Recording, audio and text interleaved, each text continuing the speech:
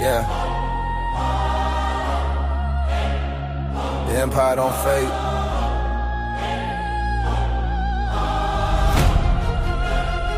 Fatty and Ali. Super panel energy. This ain't talk, this legacy. Let the orchestra breathe. They took the red pill, now they glitch in the code. Untouchable by empire, truth overload. Drones hit, heavy brass explode. Super panel rain where the kings reload. We don't trade view, we expose the light from the south side, root to the throne in the sky. Fatty Ali, they testify. The empire never die. Born in the fire, raised through the test. Crown too heavy, but it fit my chest. Red pill, boy, just follow trends. We write scripts, they just pretend. Talk masculinity, we let it creed. Work, loyalty, power, D. They scream out when we plant the seed. Truth in motion, that's our lead. They can violent ride. Baseline grab. From the gutter to the marble halls. Every bar sound like breaking walls. Ali and Fatty, we answer calls. Ali and Fatty, we answer calls. They took the red pill, now they glitch in the code. Untouchable by empire, truth overload. Draws hit, heavy brass explode. Super panel rain where the kings below. We don't shave it, we expose the light from the south side, root to the throne in the sky. Daddy Ali, they testify. The empire never die. Southern blood, black gold soul, tall revolution, we in control. They profit from pain, we preach patrol. Empire speak with the king's console. They mimic the real, we redefine. No more line, we redesign. The pill is gone, the mind divine. Untouchable empire, turn us shrine. Red pill, requiem, play that hymn. Truth cut deep, no way to dim. Super panel, crown, golden grim. That empire rise, we never slim. Ali and Fatty, legacy loud. Voices echo through every crowd. Untouchable creed, we stand proud.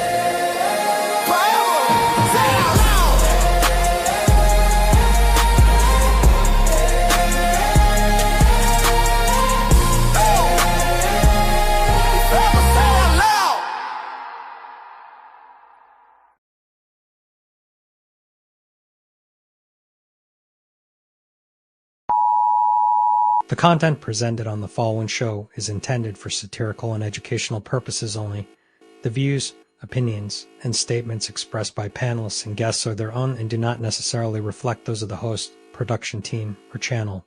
Additionally, any third-party content featured in this program is used in compliance with fair use under United States copyright law, which allows for commentary, criticism, news report, teaching, and research. Viewer discretion is advised, and we encourage independent thought and discussion.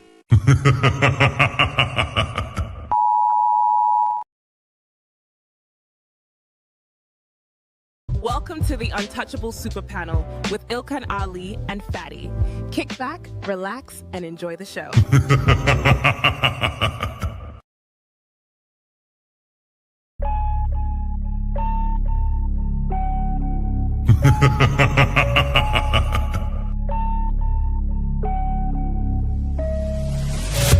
What you're seeing right now with the men is a response to your radicalization. So to try to project that onto us is absolutely ridiculous.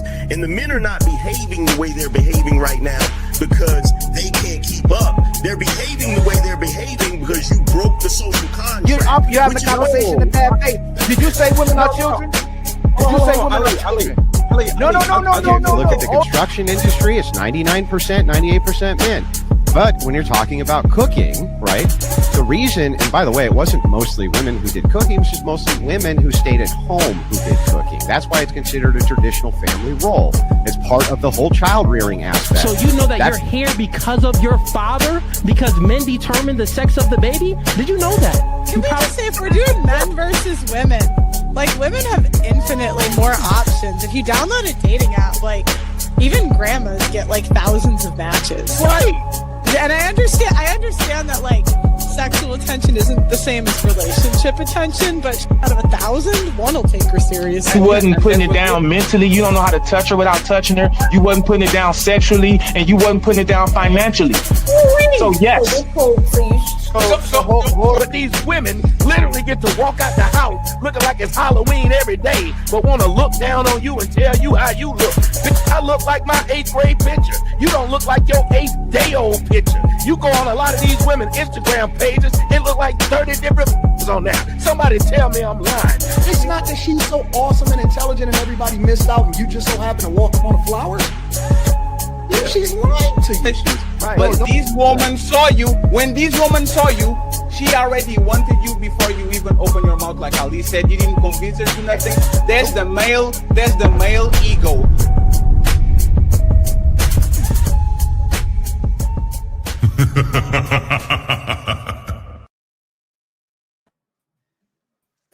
How y'all doing, family? How y'all doing, man? I'm glad to have every single one of you in the building today. Please don't forget to share the stream with your mama, your daddy, your cousins, your aunties, your favorite people, and spread the love and hype, man, as much as possible. Massive shout out to the entire Untouchable family and the legendary Untouchable chat. Y'all keep our community alive and untouchable. And if you haven't already, go ahead and spam those brand new emojis as well, too, if you can, man. We got a new one by Lou, for Fatty, and Shadow Dragon. And make sure you like, subscribe, hype the videos, and keep supporting the channel. We're pushing our goals for today for 15 memberships and 150 in the Cash App if you can, man, if you support the channel. And now it's time to bring our powerhouse panel into the building. We got the one and only Mika. We got Smell the Roses, Mrs. Ariel, the one and only Mr. Fantastic, Mr. Raphael, debating hard hitters in the space, Mrs. Bina, Mr. Jonathan with the relationship coach, and then my brother, the one and only Six as well, too, and the legendary Fatty in the building as well, too. So shout out to everybody coming through and rocking out with us again. Please like and subscribe, and don't forget to share. Make sure you show the respect to the panelists and to the people while we're having the conversations, the respect that they deserve. And as we kick off another show, let's have real conversations, let's have real laughs, real vibes, and most importantly, man, let's have fun. My brother Fatty, would you like to say anything? Sticks and stones might break my bones, but words will never hurt me. Are we gonna play a icebreaker, Fatty? Or we going straight to the first question? We're going straight to the question because actually these questions are very interesting. So I want to see if we can talk about the red pill more than everything else. So once again, thank you very much for being here. We appreciate y'all. We have a couple of goals rolling in the bottom. So if you can support the Untouchable Empire, we appreciate it. The Untouchable Empire, baby. And thank you very much for our guests for being here. So Sneeko said the red pill is dead. One of the prominent faces of the red pill movement on the last movement, praxeology, whatever you can call it, on the last few years. So this is what he had to say about it. I'm going to pause it. Like there's a 2-minute video and then we'll go from there. It's dead. It's over. It was never even clearly defined. People would call you red pill if you were a Christian, if you're a Muslim, if you were speaking about feminism, if you were a manosphere, if you were an atheist in Miami with a sleeve tattoo and botted 500K followers. The red pill became this vague idea loosely attached to anybody speaking about conspiracy theories and masculinity. It became this niche idea that anybody could latch onto for a hint of clout, very quickly turned into a cesspool of some of the biggest leeches, weirdos, and dorks on the internet. People who preach about being a real man and stand on absolutely nothing except for their fake Instagram following. I used to hold a lot of resentment because I helped a lot of these people who were poor, people who needed defending, people who needed a platform. I was there because I saw a lot of truth in it. At the time, the woke feminism craziness went so far. The red pill was the autocorrection to bring it back into the middle. But we're going to pause it just for a quick second. We have more 30 seconds to go, and then we open the panel. It was echoing earlier. The echo went away. Now the echo's back again. Is the vertical? The vertical makes. I'm going to take. Who has this? Let me see. Who has? Anyone has a streamical vertical going on right now? Because I when I clicked the vertical button, it went away, but then it came back. Yeah, yes, but sure. Are you? Because I only let me actually see this. Let me see one thing. Y'all are hearing the echo in the studio, right? Yeah, only when the video was playing. No, only when the video was playing. Not when the video was playing in the it's definitely the audio from the vertical. Let me see one thing. I need to make sure any of us is doing the vertical stream. It doesn't Now, look hey, like. even if you do vertical, you can take it down and it won't stop. So I did these yesterday, and I did my vertical on I had vertical on X, but landscape on YouTube, and you just remove the vertical. It's not gonna stop. It shouldn't stop that stream. It's just not gonna be double up in the. Yeah, but the thing is, I don't see nobody with the vertical stream. Rose, are you doing the vertical stream? Smell the roses. Well, somebody's doing it if it's up. Yeah, I am. I don't know how to take it off. How do I take it off? Don't worry about it. I will take it off, and then you go live as just horizontal. Okay? Oh yeah, I can't take it off, Fatty. Yeah, No, it's fine. I'll do it for you. It's fine. I will do it, and then just go ahead and just join as yeah, but they didn't disappear. Oh, I think he's the Ali. I'm going to take your Instagram off for 1 second. Okay, just test something.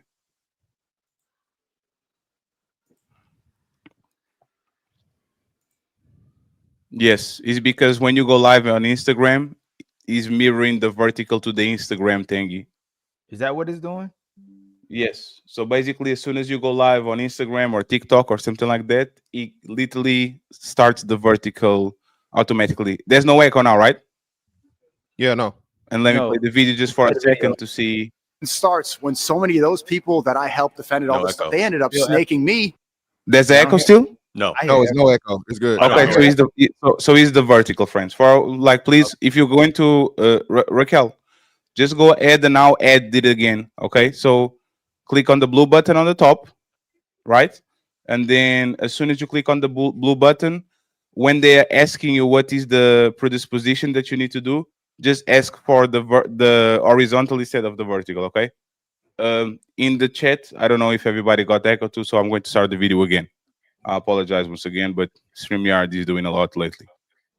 The whole idea of the red pill is dead. It's over. It was never even clearly defined. People would call you red pill if you were a Christian, if you're a Muslim, if you were speaking about feminism, if you were manosphere, if you were an atheist in Miami with a sleeve tattoo and botted 500K followers. The red pill became this vague idea loosely attached to anybody speaking about conspiracy theories and masculinity. It became this niche idea that anybody could latch onto for a hint of clout, very quickly turned into a cesspool of some of the biggest leeches, weirdos, and dorks on the internet. People who preach about being a real man and stand on absolutely nothing except for their fake Instagram. There's an echo again?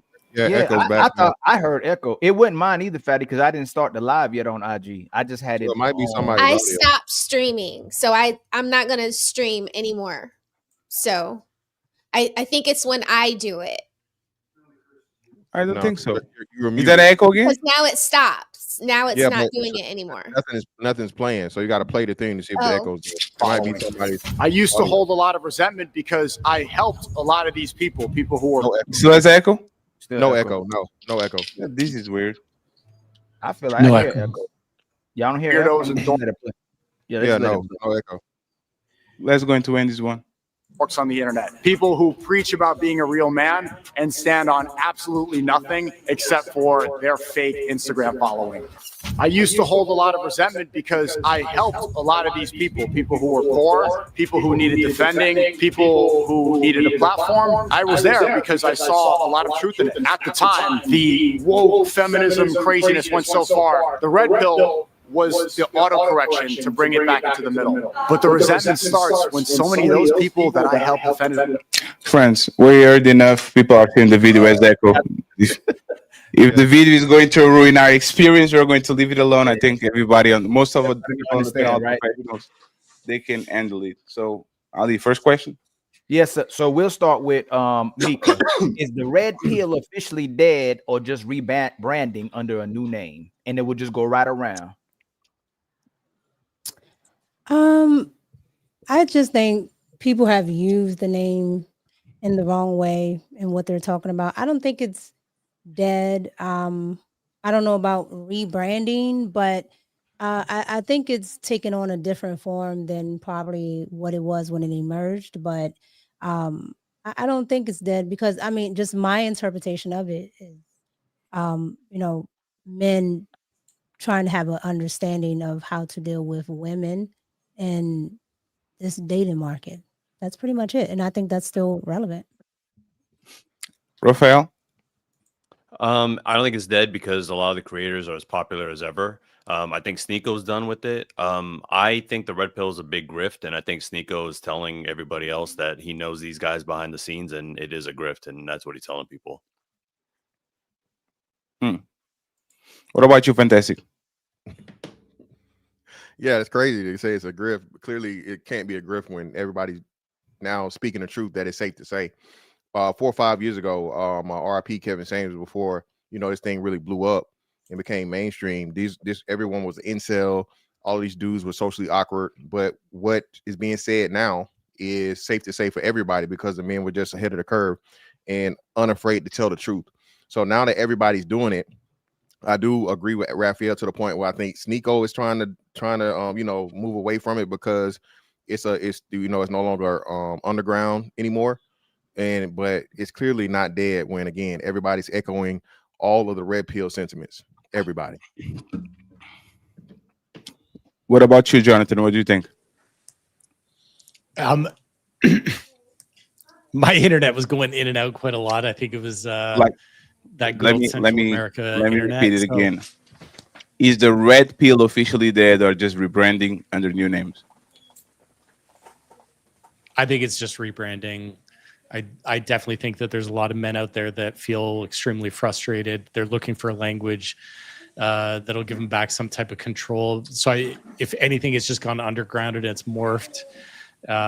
But what I think deep down inside, what they really want are tools for repair. And so it's kind of like a bunch of men that have been hurt going underground, rebranding and trying to find love, but they're almost now too afraid to even admit that. So. Can I say something? Absolutely. Okay. So I think that red pill is just as synonymous with the independent woman that claim they don't need a man. The concepts to me are the same. It's an extreme that comes from the result of being let down by others. So red pill men to me are men that have been let down. They didn't have they weren't able to garner the whatever it is that they desire, and so they had to go to extremes to achieve whatever it is they were trying to accomplish. So to the independent woman, right? That's an extreme. No woman truly desires to be independent and want to say that I don't need a man. That is blasphemy. They just say that because it is coming from a place of disappointment and hurt. And so that's why I compare the two, the red pill and the independent woman. They're the same thing. And so to answer the question, the terminology can change as much as time progresses. The concept will always remain. The experience will always be there. We can find different terminologies for different experiences, but we've been humans since the beginning of human experience. So it's all our experiences. There's nothing is new under the sun. All this shit has been going on for since the beginning of time. We just find new ways to describe it. So it could be red pill today, it'll be purple pill tomorrow. It doesn't matter. You know what I mean? But the experiences will remain the same unless we decide to change the experiences instead of focusing on the terminology behind those experiences. And I land there. What about you, Smell the Roses? Do you think the red pill is dead?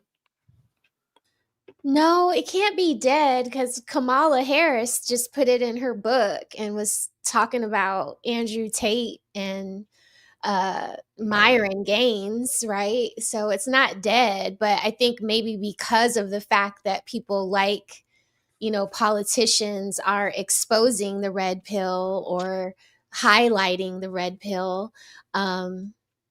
I think now it's like, when your parents catch on to your lingo and you're like, oh, now mom and dad know what I'm talking about. Now it's like, okay, so now we have to call it something else, or we have to move away from it. And I have been seeing people that brand themselves, using red pill in their names.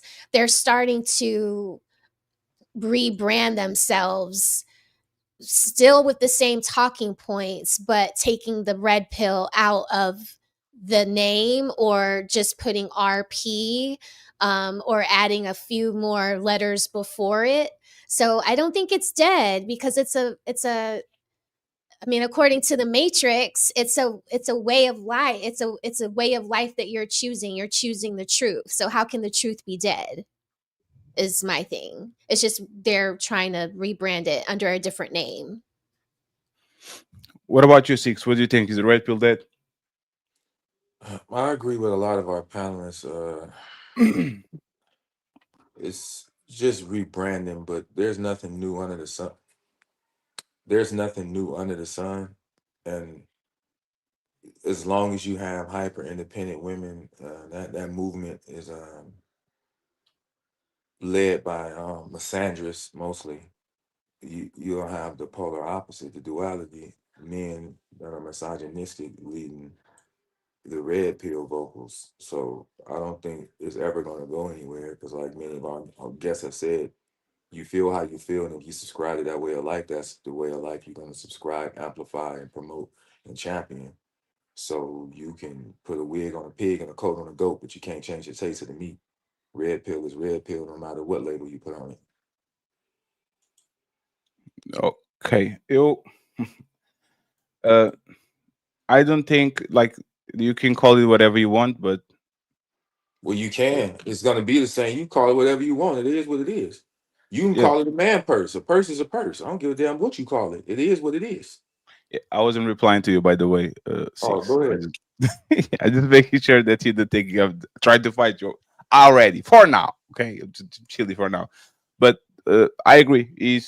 As long as you have relationships going on and relationships are not going nowhere, there's always going to be a conversation about how you should tackle the relationship issues, and there's always going to be a space for red pill ideology. The thing that I actually disagree about what y'all saying is, if you look, this first thing is you can deem a car bad because it's being driven by a bad person.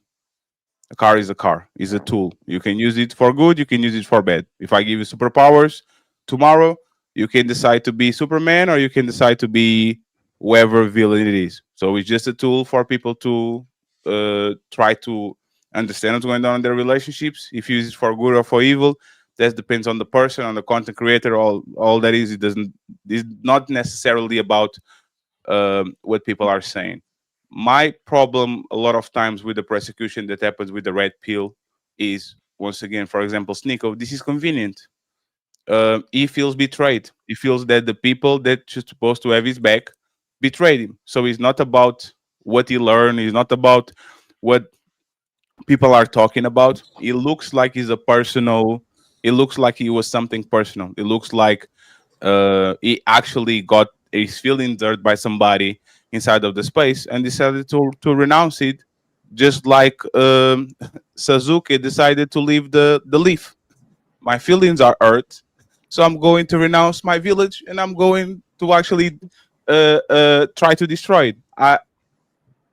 Doesn't that mean he got black pilled by the red pill? No, because these words have definitions. Most people don't understand what the pills are. Black pill is actually predeterminism, meaning if you are born and you are Danny DeVito, you are going to face the consequences of losing the DNA lottery, right? He's still married. Yeah, no, I'm saying, like, but that's the point, right? Like, we believe a lot of times that you can kind of mitigate your deficits with money, with muscles, with reading books, whatever it is.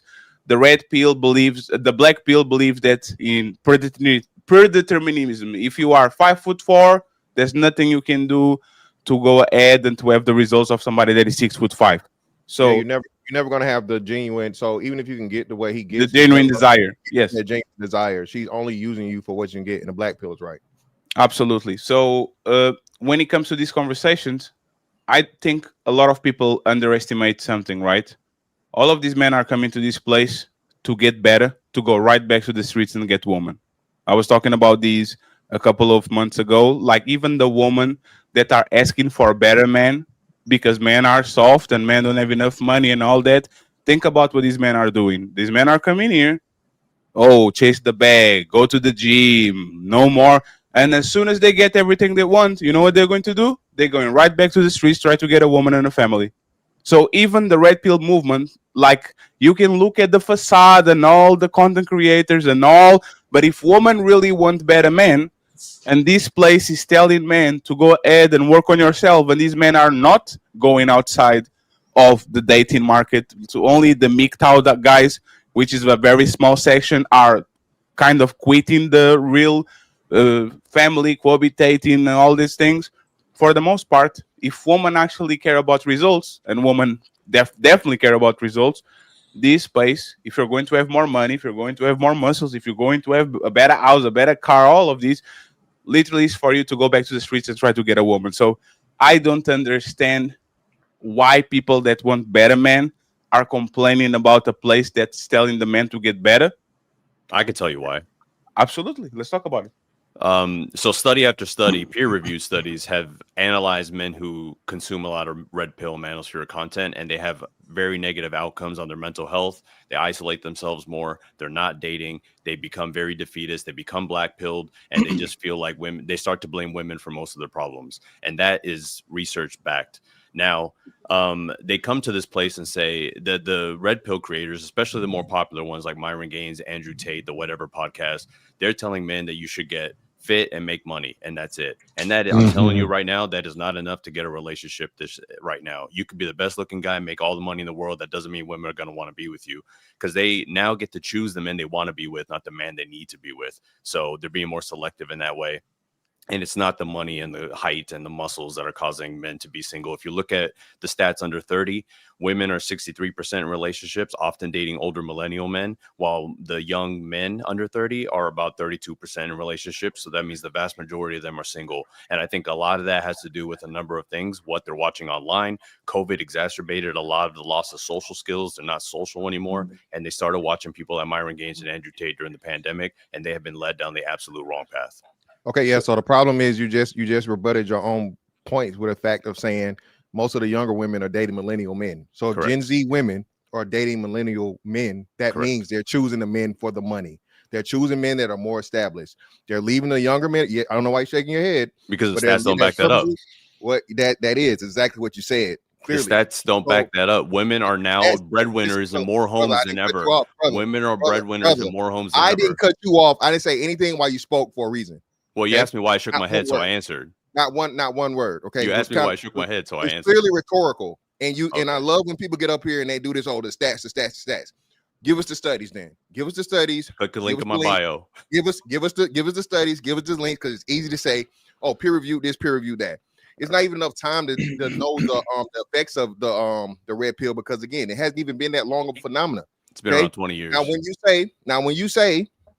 When you clearly say you shot yourself in the foot with this one, well, the younger women are dealing with these older men that are already established and have a lot more money and all these different things, but women don't care about height, which again, that's a scientific lie.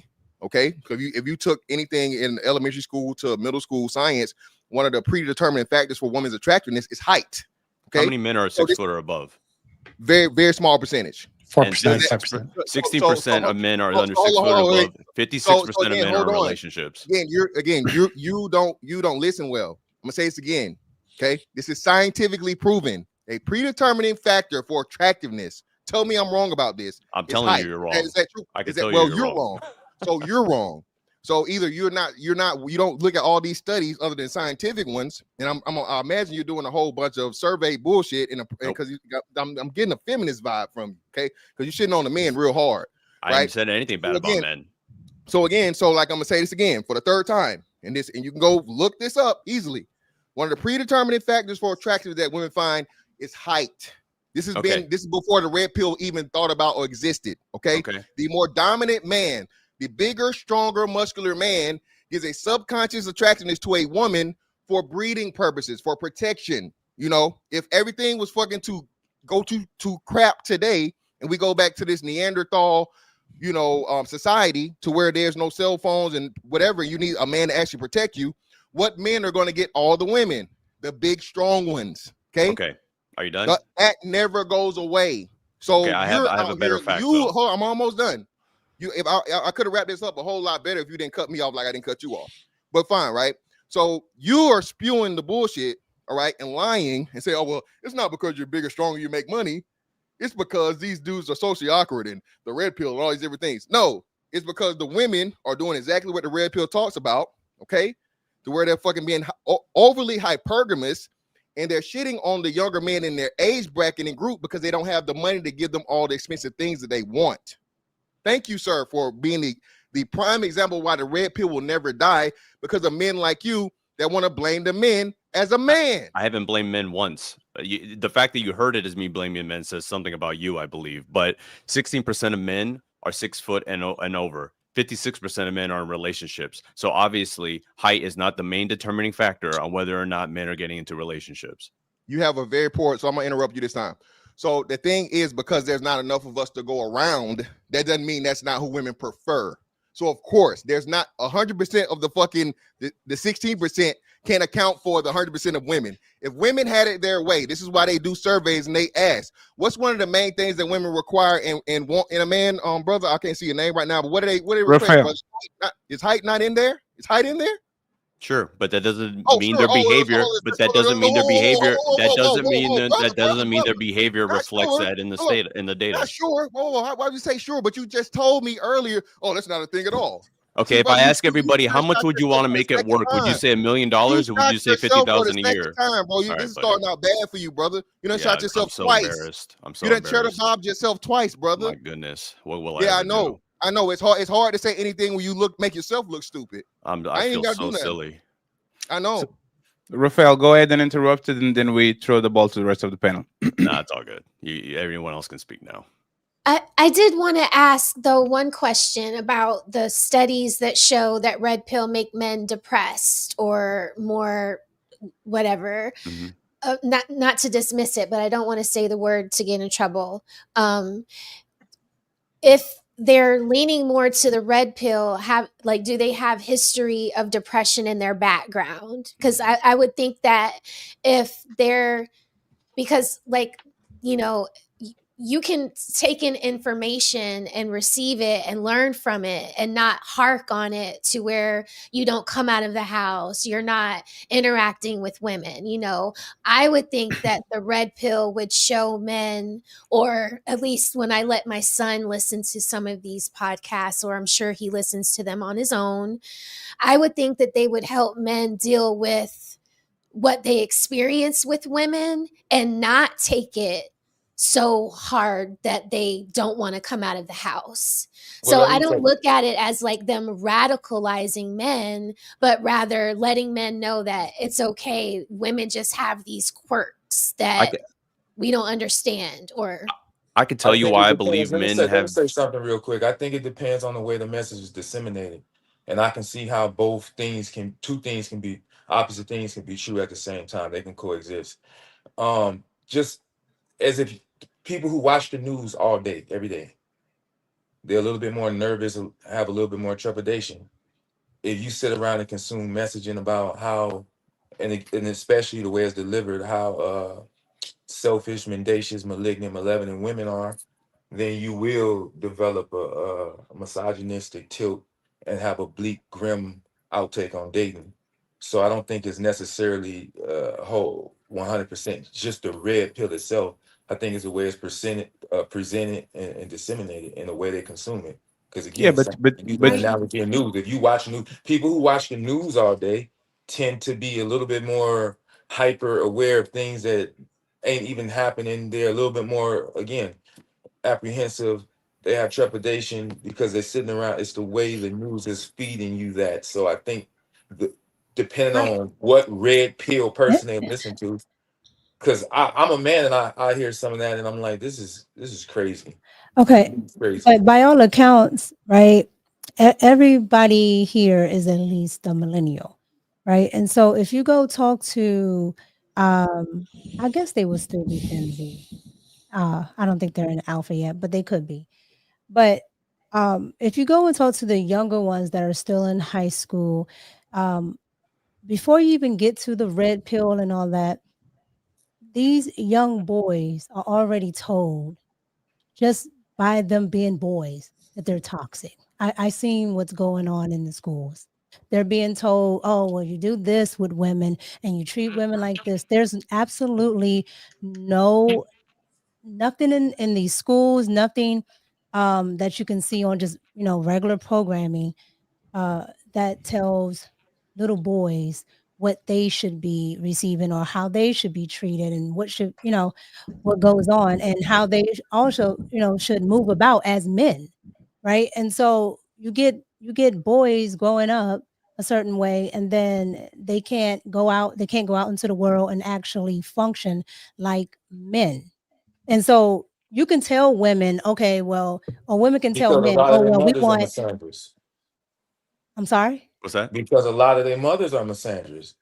They raising their sons to be Correct, men but that they that's what wouldn't I even but date. that's what I Go correct, ahead. but that's what I Go was ahead. saying with there's nothing in the programming of young boys that actually tells young boys how men should be. And then of course to that point, you have most young men right now growing up in single parent households, preferably single women led households, right? Where there is absolutely no male figures. So they're not getting an ounce of that at all. So if we want to say that, okay, they're watching these red pillars and it's, so toxic, but that is probably the first time they've actually seen a man probably stand up for themselves. That's probably the first time they've actually seen a man actually speak and preferably say something back to a woman that isn't taken, as a, well, you can't say anything to me. Like, we have to take all these things into factors. Are there extreme red pillars? Yes. But I find that most of them understand that there is a lack of education for boys and young men. I agree, but my opinion on that is that they're taking advantage of those insecurities and they're taking advantage of these young men, especially the more popular ones. I want to follow up on a couple of things. Mother Rosa said, do they have a predisposition to depression and things like that? A little bit, but I think to Six's point, if you're watching this content and you're hearing that women don't want average men, they only want high value men, they only want men who are 6 foot tall, they only want men who make 6 figures. And if you don't have that, don't even try. Don't even go out there. Don't even bother. And a lot of these men become depressed due to this. Tell Myron Gaines he's not red pill. And if you could tell Andrew Tate he's not red pill. These are things they say. They're some of the most popular creators. Yes, fantastic. Let him finish and then you can address it. It's fine. Go ahead. These are the messages that these men are hearing. And so that's furthering them into black pill, to more defeatism, to more fatalism. And they're also, again, they're just saying, well, women suck. Their preferences suck. Why can't they pick me? I'm not 6 feet tall. I'm a good guy. I'm whatever. And that makes them more upset. And it leads to a lot more misogyny. And that's what the majority of these large creators are basically spreading. Yes, but the crux of that still goes back to men not being in the house and role models not being readily accessible and available, because ain't nothing new under the sun. So even men complaining, why you don't want me, why she don't want me. First of all, let me just say this, because I'd be remiss if I didn't. I'm tired of hearing women crying, complain, moaning, bitch, and men. There's somebody for everyone. Here's the problem. You don't want who wants you. That's the problem. So even the men crying and have relationship plight, if you get yourself together and become the type of man that attracts the type of woman that you want, you won't have that problem. But a lot of young boys and young men don't want to elevate to the level where they can attract the type of woman that they want. And that's personally what pisses me off. You're not just entitled to your dream girl. There's a barrier of entry for everything you do. Just because you want her don't mean she got to want you. Because even women, the most attractive woman can't even marry the man she wants. She can sleep with any man, because all she gotta do is say yes. But she still can't marry the man she want unless he want to marry her too. There's a barrier of entry, and everybody's skipping past the barrier of entry. If you go buy a car, you can't just say, "Well, I want this car." They say, "Oh, what kind of credit you got? Well, what is your down payment?" There's a barrier of entry. So everybody's complaining about not being able to pair bond with who they want, as if that type of person is inherently entitled to be with you just because you want them. I was born either tall, athletic, or rich. But I did what I had to do to climb to the top of the mountain to create the lifestyle that I wanted and get the woman I wanted, the house I wanted, the cars I wanted. I had to elevate. Women got to elevate in a different way than men, but women have to elevate too, and they don't do only that. the men are being told. But I think only the men are being told that they have to do that, and I agree, right? But the women are getting a different programming, right? And mind you, these boys that we're talking about have to deal with those women. Women are getting told, if you say something to us, right? If we're fat, if we're this or that, oh, you're still good enough. Don't let him tell you. Don't let society tell you, oh no, you can do this, you can do that. But boys and men cannot, right? And so you have one group that, regardless of what happens and what goes on, they're fine. But men, you absolutely have to rise to the occasion. And I agree with the rise to the occasion, but there's only one group being told that they always have to rise to the occasion. But that group in the long term, let me say this, in the interim, let me just say this, in the interim, hold on. it feels like the women No, being you win already. Hold on. So this is the problem. Again, this is the problem. And what Six just said, you literally still use all the red pill like framework of ideology, self-improvement, get better, don't worry about you being too short, don't worry about this, so on and so forth, and there's a woman out there for you. All of those are red pill principles. Now, to what Raphael was saying earlier, no, he's gaslighting again, saying that, oh, Andrew Tate says just give up. Myron Gaines just says give up. No, they literally tell you, no, hey, bro, get your money up, go out here, shoot your shot, so on and so forth, all these different things, right? And again, I'm not a fan of either one of those guys. One of them promotes dealing with Transformers jokingly, but I don't play that. And the other dude just hates Black American dudes with the dev him. So I don't with either one of them dudes. But when you're right, you're right. Okay. And the problem is everybody loves to use the extreme as an example for everybody. Now, the point, in fact, the matter is this: is there somebody for everybody? Possibly. I don't believe in that. We just go historically. The majority of men have never been able to procreate in the world. Most women don't find most men attractive, while most men find most women attractive. Okay, it's always going to be that imbalance. So when we say these things, the problem is what we're not looking at is that the social dynamic contract has changed. The women have defaulted. Okay, and we are just now telling the men, hey, bro, this is not how it was 10 years ago, 15 years ago. Your granddaddy and great granddaddy, all these different things. The problem is we keep being told that we need to treat women of today like they're women of yesterday, and it's nothing of the same. Okay, we're simply out here telling the young men, hey, bro, it's a dirty game, but you got to play it. Biological imperative, survival and procreation, right? So no matter what, men are always going to pursue the women, and you're simply just trying to help the young men out and the best way you possibly can, which there's no one size fit all. Some dudes are tall, some dudes are short, some dudes are strong, some dudes are weak, some dudes are skinny, fat, so on and so forth, right? But men of all L's, top to bottom, get women. Men of all L's, top to bottom, lose women. Tom Brady got divorced. Jeff Bezos got divorced. It's single dudes, regular, smegular, everyday dudes doing the same thing. What we're simply saying is this shit is not cool, bro. Shout out to Mika. There's no love. There's no appreciation for the man in American society and Western society anymore. Toxic masculinity, right? Anything a man does is misogynistic. Anything a man does, he's wrong. Anything a man does, he says, oh, you hate women. No, I'm simply saying that, hey, this is a bad deal, all right? And in order for me to do this, if you want me to marry you, I need a better pool. And the men are constantly told, you need to get better, you need to get better, need to get better. And the women are being told, oh, you're just fine how you are.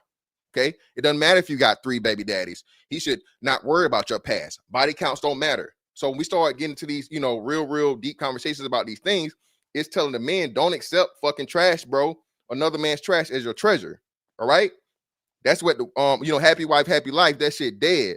that no longer exists in 2025, and that's all we doing, man. That's all we're saying. There's a lot that you said that I think is accurate. I think there's a lot of things you said that I think there is well-intentioned. A lot of people fall into red pill looking for self-improvement. They look for workout tips. They look for how do I talk to a girl. They look for grooming tips. They look for this kind of thing. The YouTube algorithm very quickly puts red pill on their page. And if you read a book called Men Who Hate Women, it is one of the best explanations of how these people get radicalized by this stuff. This stuff is well studied. And I'm saying that to Six's point earlier, there is nothing new under the sun. Telling men, work out, make money.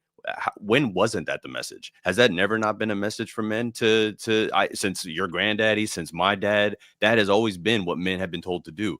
Look good, make money. Bro, nobody. Hold on, just real quick. Fantastic. Give me just 1 second. But that's what Fantastic is saying. While y'all keep pushing the men to be better and to have bigger muscles and better cars and better houses, there's a counter movement on the other side that is telling women body positivity. If he can't handle in your worst, he doesn't deserve in your best. Like there's losers every time you talk about men, but there's no losers when you talk about women. You can be fat, you can have a terrible attitude, you can be broke, you can be a bum. Like every time a woman does something that should be actually put on the slot of loser, there's society pressure, social media. Everyone is going to come in and cuddle the woman. So now we are getting the men that always have the pressure to be better, meeting a woman that always has pressure, that is always being cuddled to be who she is, even though she's a terrible person. So this existed before the red pill. Like red pill went mainstream during the pandemic, right? The divorce rates. 1 second, Six. The divorce rates were going crazy before even we got here. My divorce rate in my country on the last 10 years was 70%. That has nothing to do with the red pill. I live in Portugal, Europe, a religious country, 95% white. Like these situations on the society was already existing because now women, for the first time in the history of mankind, kind of don't need men when it comes to relationship type of environment. And the red pill came here to tell the men about exactly what's going on. My question would be, what are these prescriptions? And I would like for general prescriptions, not something that Myron Gaines said once, 50 women. Like, let's be healthy about let's not go to the bottom of the barrel when it comes to some of these prescriptions. What is like a mainstream prescription that y'all are very upset about the red pill saying about relationships? That is right. That is wrong. That is a lie. Clear lie. They're just pushing it because of it. Anybody has anything? Yeah, I do. But the problem is with a lot of red pill content, because I believe it is necessary, but the problem is, and I'll get to the crux of it, the problem is the messenger. Most of the people pushing this red pill narrative are ultra crepidarians. Like, how the hell you telling anybody anything and you don't even have the desired results? What are you talking about? Let's and go. that is the problem. The same way, the same way. 1 second. A6. No, it's not one. No. A6. A6. I am going to land. No, it's not about land. 6. It's not about landing. He's on a roll, man. It's fine. I ask you 1 second, 6. I'll pass you the microphone because I asked you a question. You decided to say what you wanted to say. So I have a question about what you said. Can Mr. Miyagi teach Karate Kid even though he's an old man and can do karate? Can Costomado teach Mike Tyson even though he's an old man and he doesn't know how to fight? Can the coach of the Patriots, can Phil Jackson, that is, Can I answer all these questions? Because I have answers for all of them. No. 1 second, friends. You're being too froggy. What I'm saying is that you can say, the person is not going to be able to give you a good advice if they are not living what is happening, because me as a fat person can say, please, Rafael, eat more salad, is good for you. There's good advice no matter what you can say about fatty. There's my name literally being fat. I can tell you, don't eat $40 of fast food every day. I can clearly give this advice and it's fine. Looking at the messenger. Let me answer your question. Your example was moot. First of all, it was moot. And it was a bunch of non sequiturs in there. And Mr. Miyagi knowing karate has nothing to do with his age. So that analogy, yes, age it does. has nothing to, let me land. Age has nothing to do with your knowledge. Can I Mr. didn't say Miyagi teach? Let me land. You want to interrupt me because you know I'm about to run you off. I want to interrupt you. Hey, talk. Hey, one second. A6. 1 second. A6. Come talk closer to the camera to me, please. Because I think he's your predisposition. You like streaming like this, and this makes you be a little bit like reactive, right? Like talk to me like that. Okay, you got me on the Mr. Miyagi. Get me on a fat person. Get me on a fat person giving health advice to another, saying, "Hey, you should eat more salads." How is that bad? Fatty, please demonstrate some patience and let me land. But can you say? Please demonstrate. I can't even get a full. Can you say the word patience in a more flourishing, like a little bit trepidary? Patience. Thank you. Go ahead. That was sophisticated enough. You're welcome. Taking advice from someone who doesn't have your desired results, that in and of itself is unwise. Okay. Let's just start there. And every example you gave sounds like a person that is on the other side of that knowledge. Oh, what if I'm fat? I can't get. If you fat, you shouldn't be giving nobody advice about fitness because you don't live up or believe or work your own system. Okay. So again, I blame the person that's listening. But when we're talking about adolescents, they don't know no better. These men ain't got them results. All I'm saying is, why don't you go get advice from somebody who have the desired outcome of yours? Because again, when you get on here, whether you a man or a woman, and start talking about a relationship and what you need to do, and you don't have a happy, healthy, fruitful relationship, they have an actual word for what you are. It is called an ultra-crepidarian. And those are the people that is at the forefront of this movement, which is why the movement is not really making progress. Because with all the advice they give, if people were actually doing it, they're being happy, healthy, fruitful, flourishing relationships. Most people don't. One second, please. 1 second, please, because he was replying to me. 6. Are you married for how many years? I've been my wife. Next year be 20 years. So why are you talking about so why are you talking about single people when you are on MSN Messenger and on MySpace when you have no idea what it is to be on the dating market on the Instagram Tinder era? You are an ultra crepidarian. Can I answer that? No, you can't.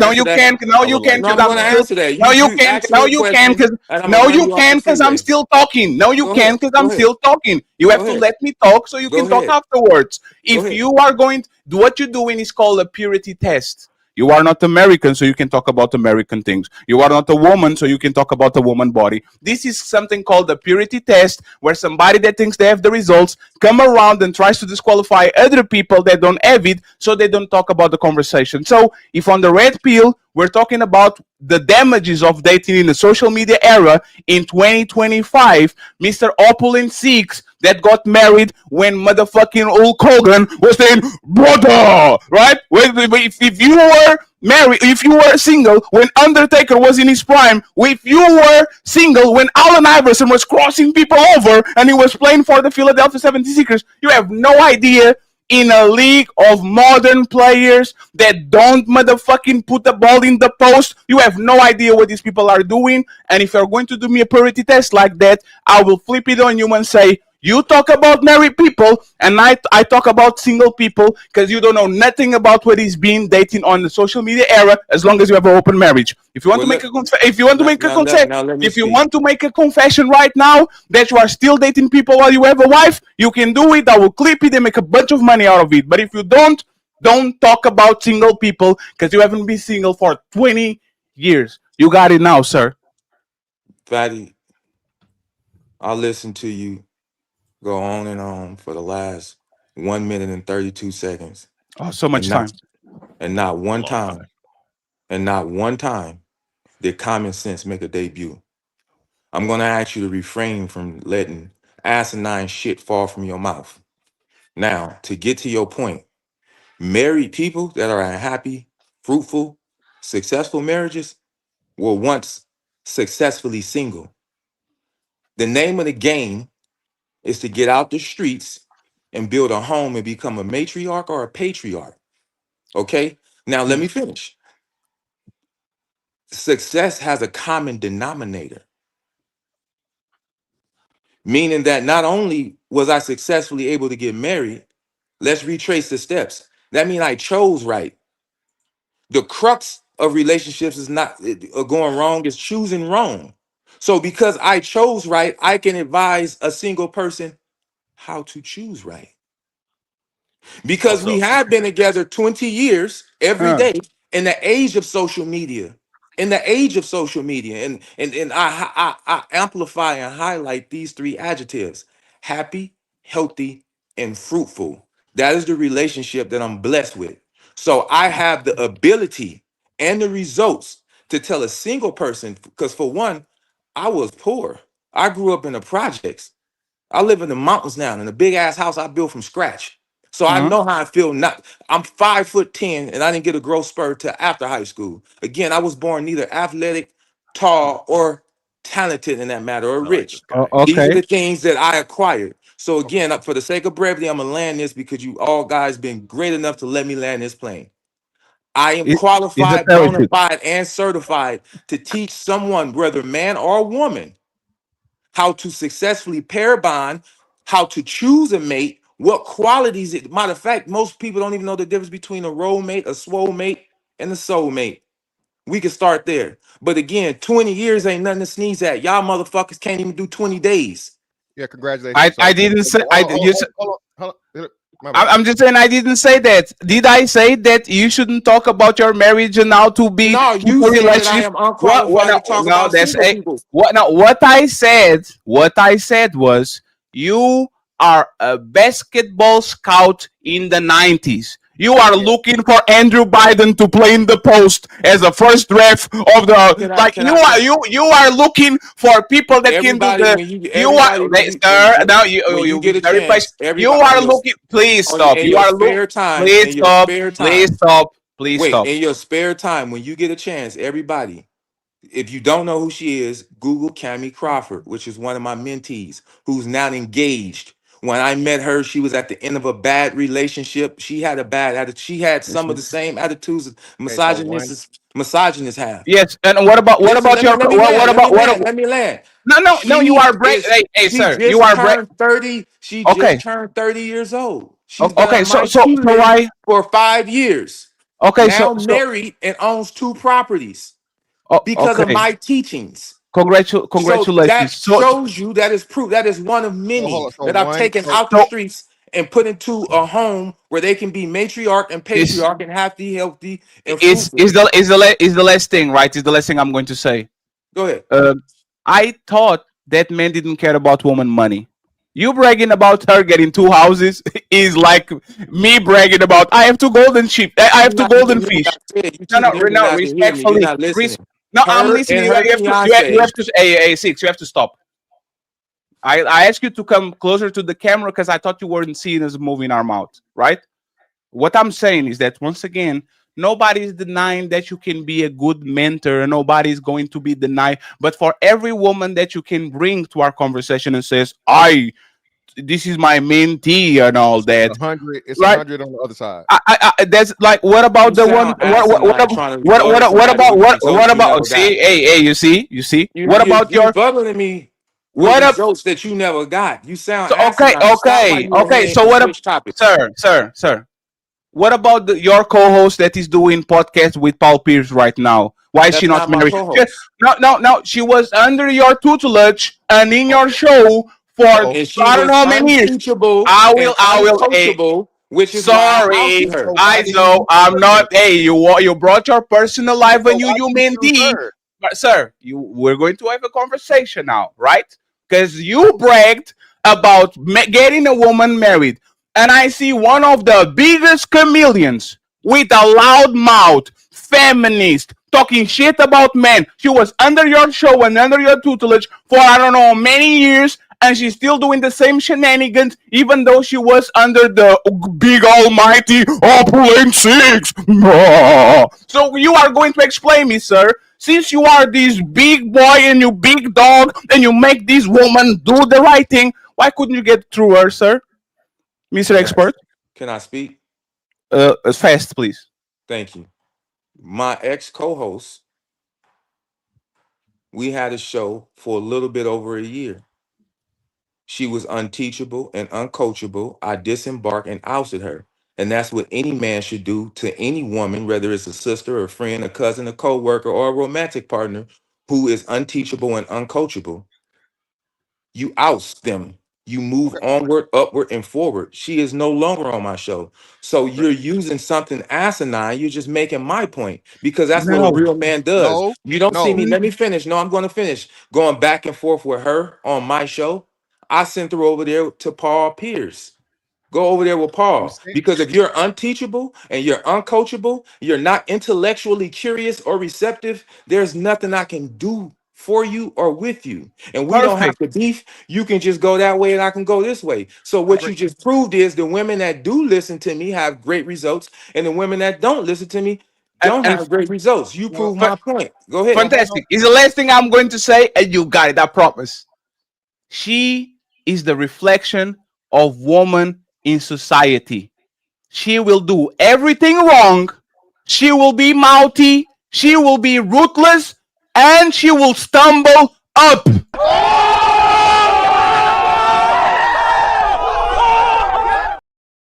This woman was so bad that she stumbled into Hall of Famer Paul Pierce podcast. She was so bad and such a bad woman that instead of actually getting repercussions by society for being fat, for being mouthy, for being ruthless, she actually stumbled up into a bigger man than you, taller man than you, have more money than you, have more bitches than you, and actually have more influence than you can ever have in your life. So again, respectfully, this is what we're talking with. I didn't. No, because you just said something that was I didn't interrupt you, sir.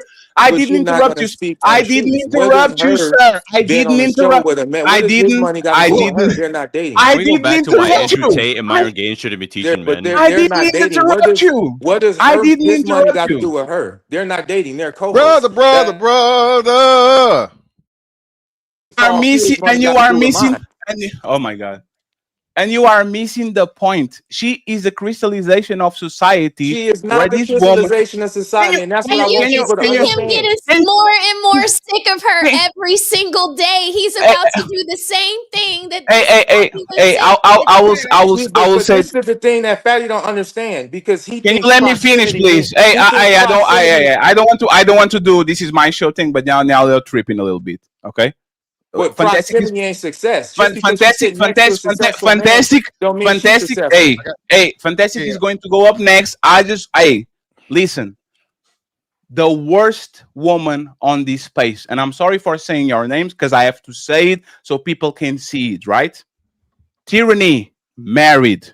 Y'all complain about Jazz. A bunch of Sims trying to get at her every motherfucking time. I'm not going to go extra because I'm going to leave it alone by now. But if you look at the woman that displayed the worst behavior, that y'all say is the worst behavior, always find somebody. Matter of fact, they have a line of men every day, all day. If you go on TikTok, if you go on Instagram, if you go on Discord, the woman can be fat, the woman can be mouthy, the woman cannot have and they're getting kids, all of that. Are you mad about that? Is that what it is? Absolutely, no, absolutely not. And that's the red pill. Is me acknowledging reality. I have nothing to be mad about. If this woman have 70 bodies, if this woman doesn't know how to cook, if this woman is denying me sex, me knowing something about the red pill actually helps me contain my feelings, because if I was blind and my woman starts to deny me sex, if I was blind and these women are not cooking for me, if I was blind and this woman is bamboozling me and using me for dates, I will have a visceral reaction that is dangerous for a woman.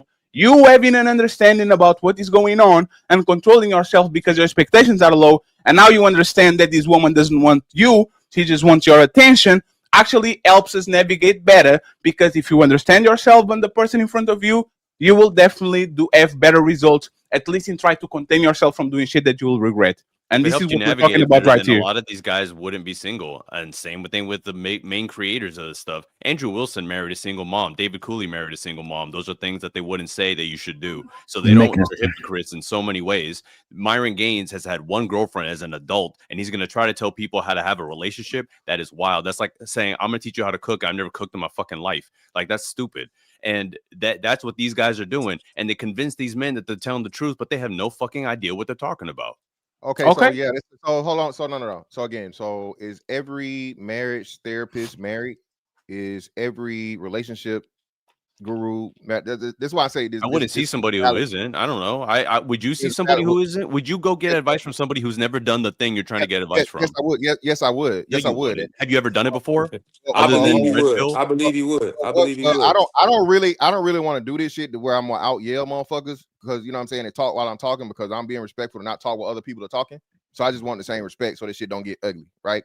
So what I'm going to say is I know for a fact is marriage counselors, couples go to licensed people that may not necessarily be married themselves. Okay. And the fact of them being married or not is trumped by their certification and licensing. You know, if you're a psychologist or a psychiatrist and you have a expertise in relationships, whether you be married or not is secondary. Sure, okay? Myron has neither the certification or the expertise. I don't know why. Again, I don't know why you're talking when I'm talking, but I'm not done. I promise you, there was a gap. It's best. Well, I had to breathe, brother. Okay. Now, what I'm saying is this, right? Shout out to Oculus Sense for 20 years of good and faithful marriage. That shit can end tomorrow, bro. Every nigga that's married, okay, think that their marriage is the perfect one till it ain't. Every marriage is great until it's fucking not.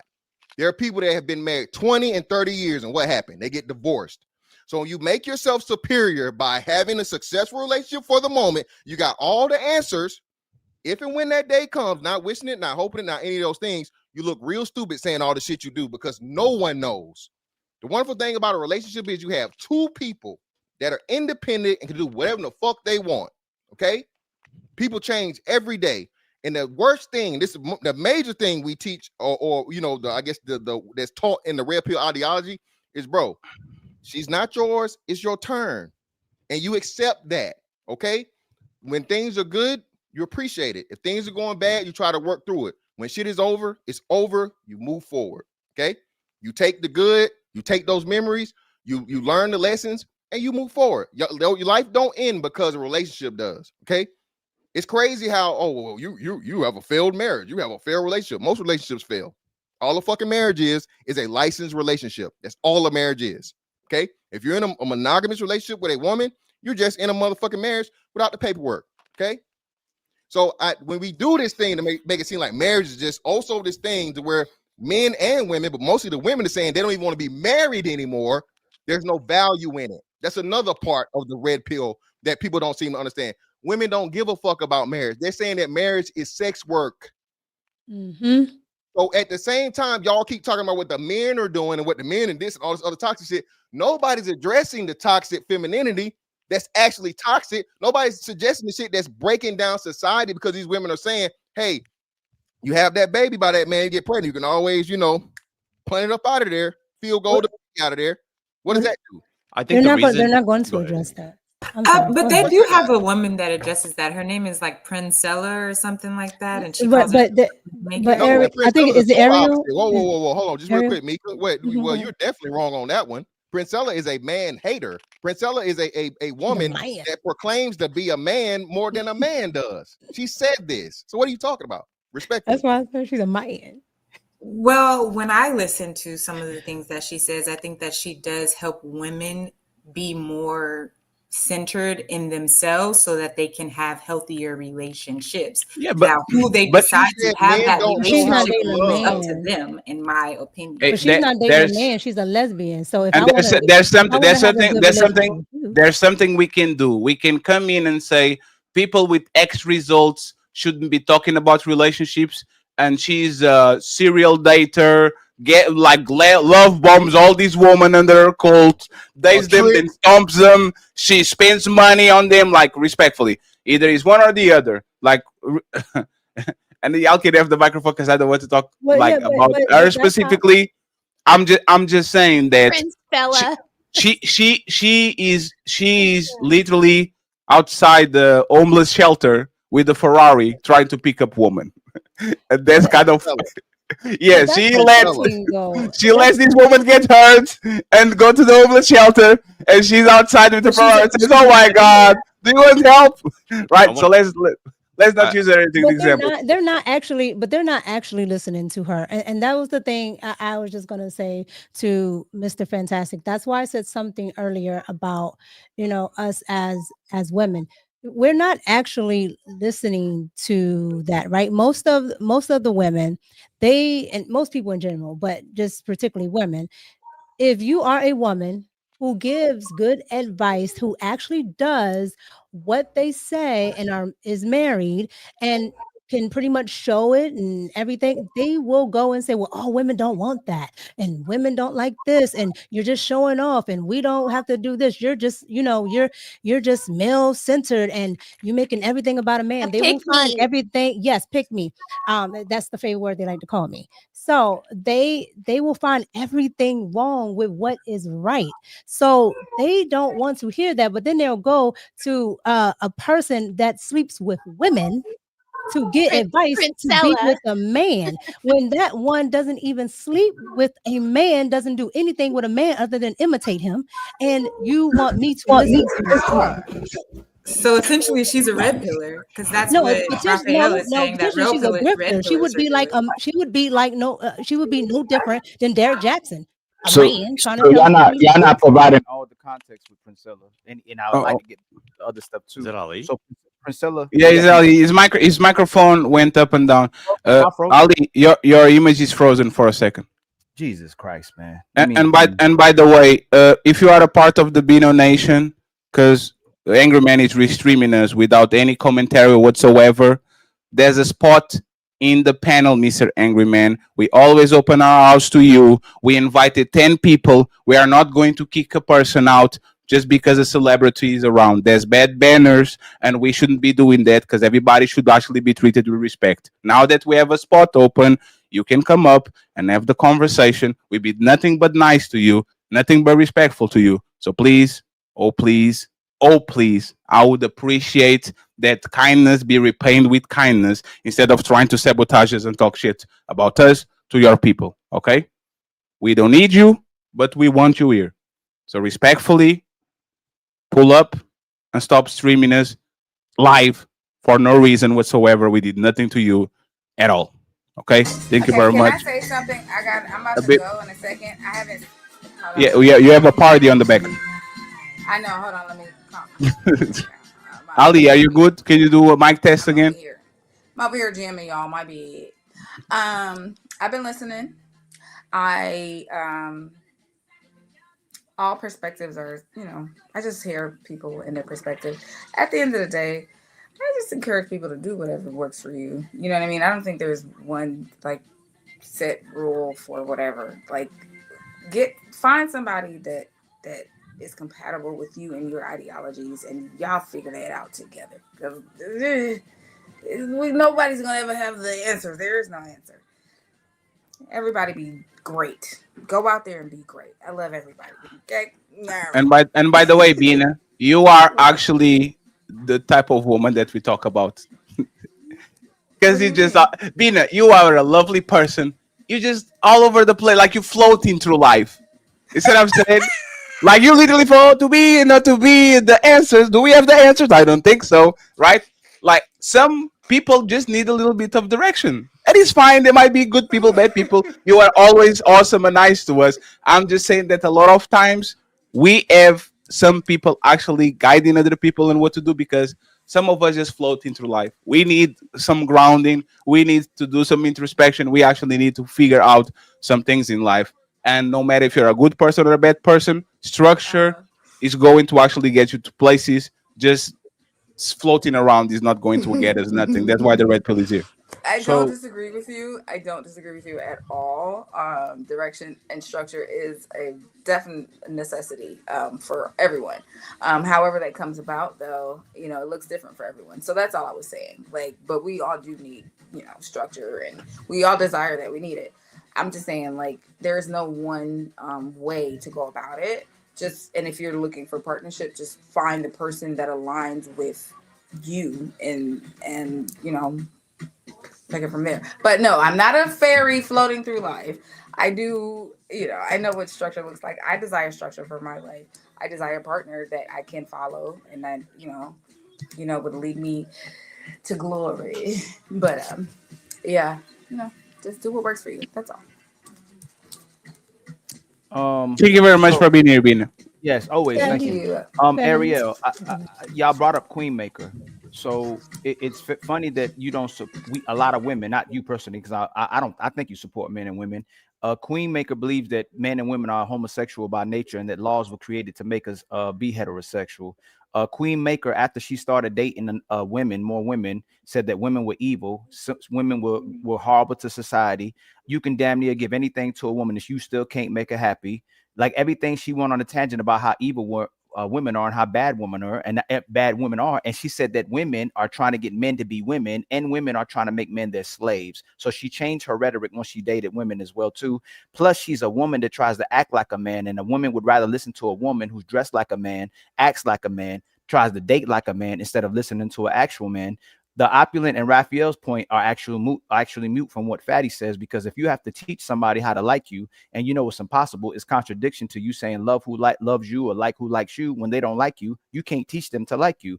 And then if you're telling someone to enhance something about themselves, whether we know you can't enhance your height, we know you can't enhance your size unless you're gonna get fat.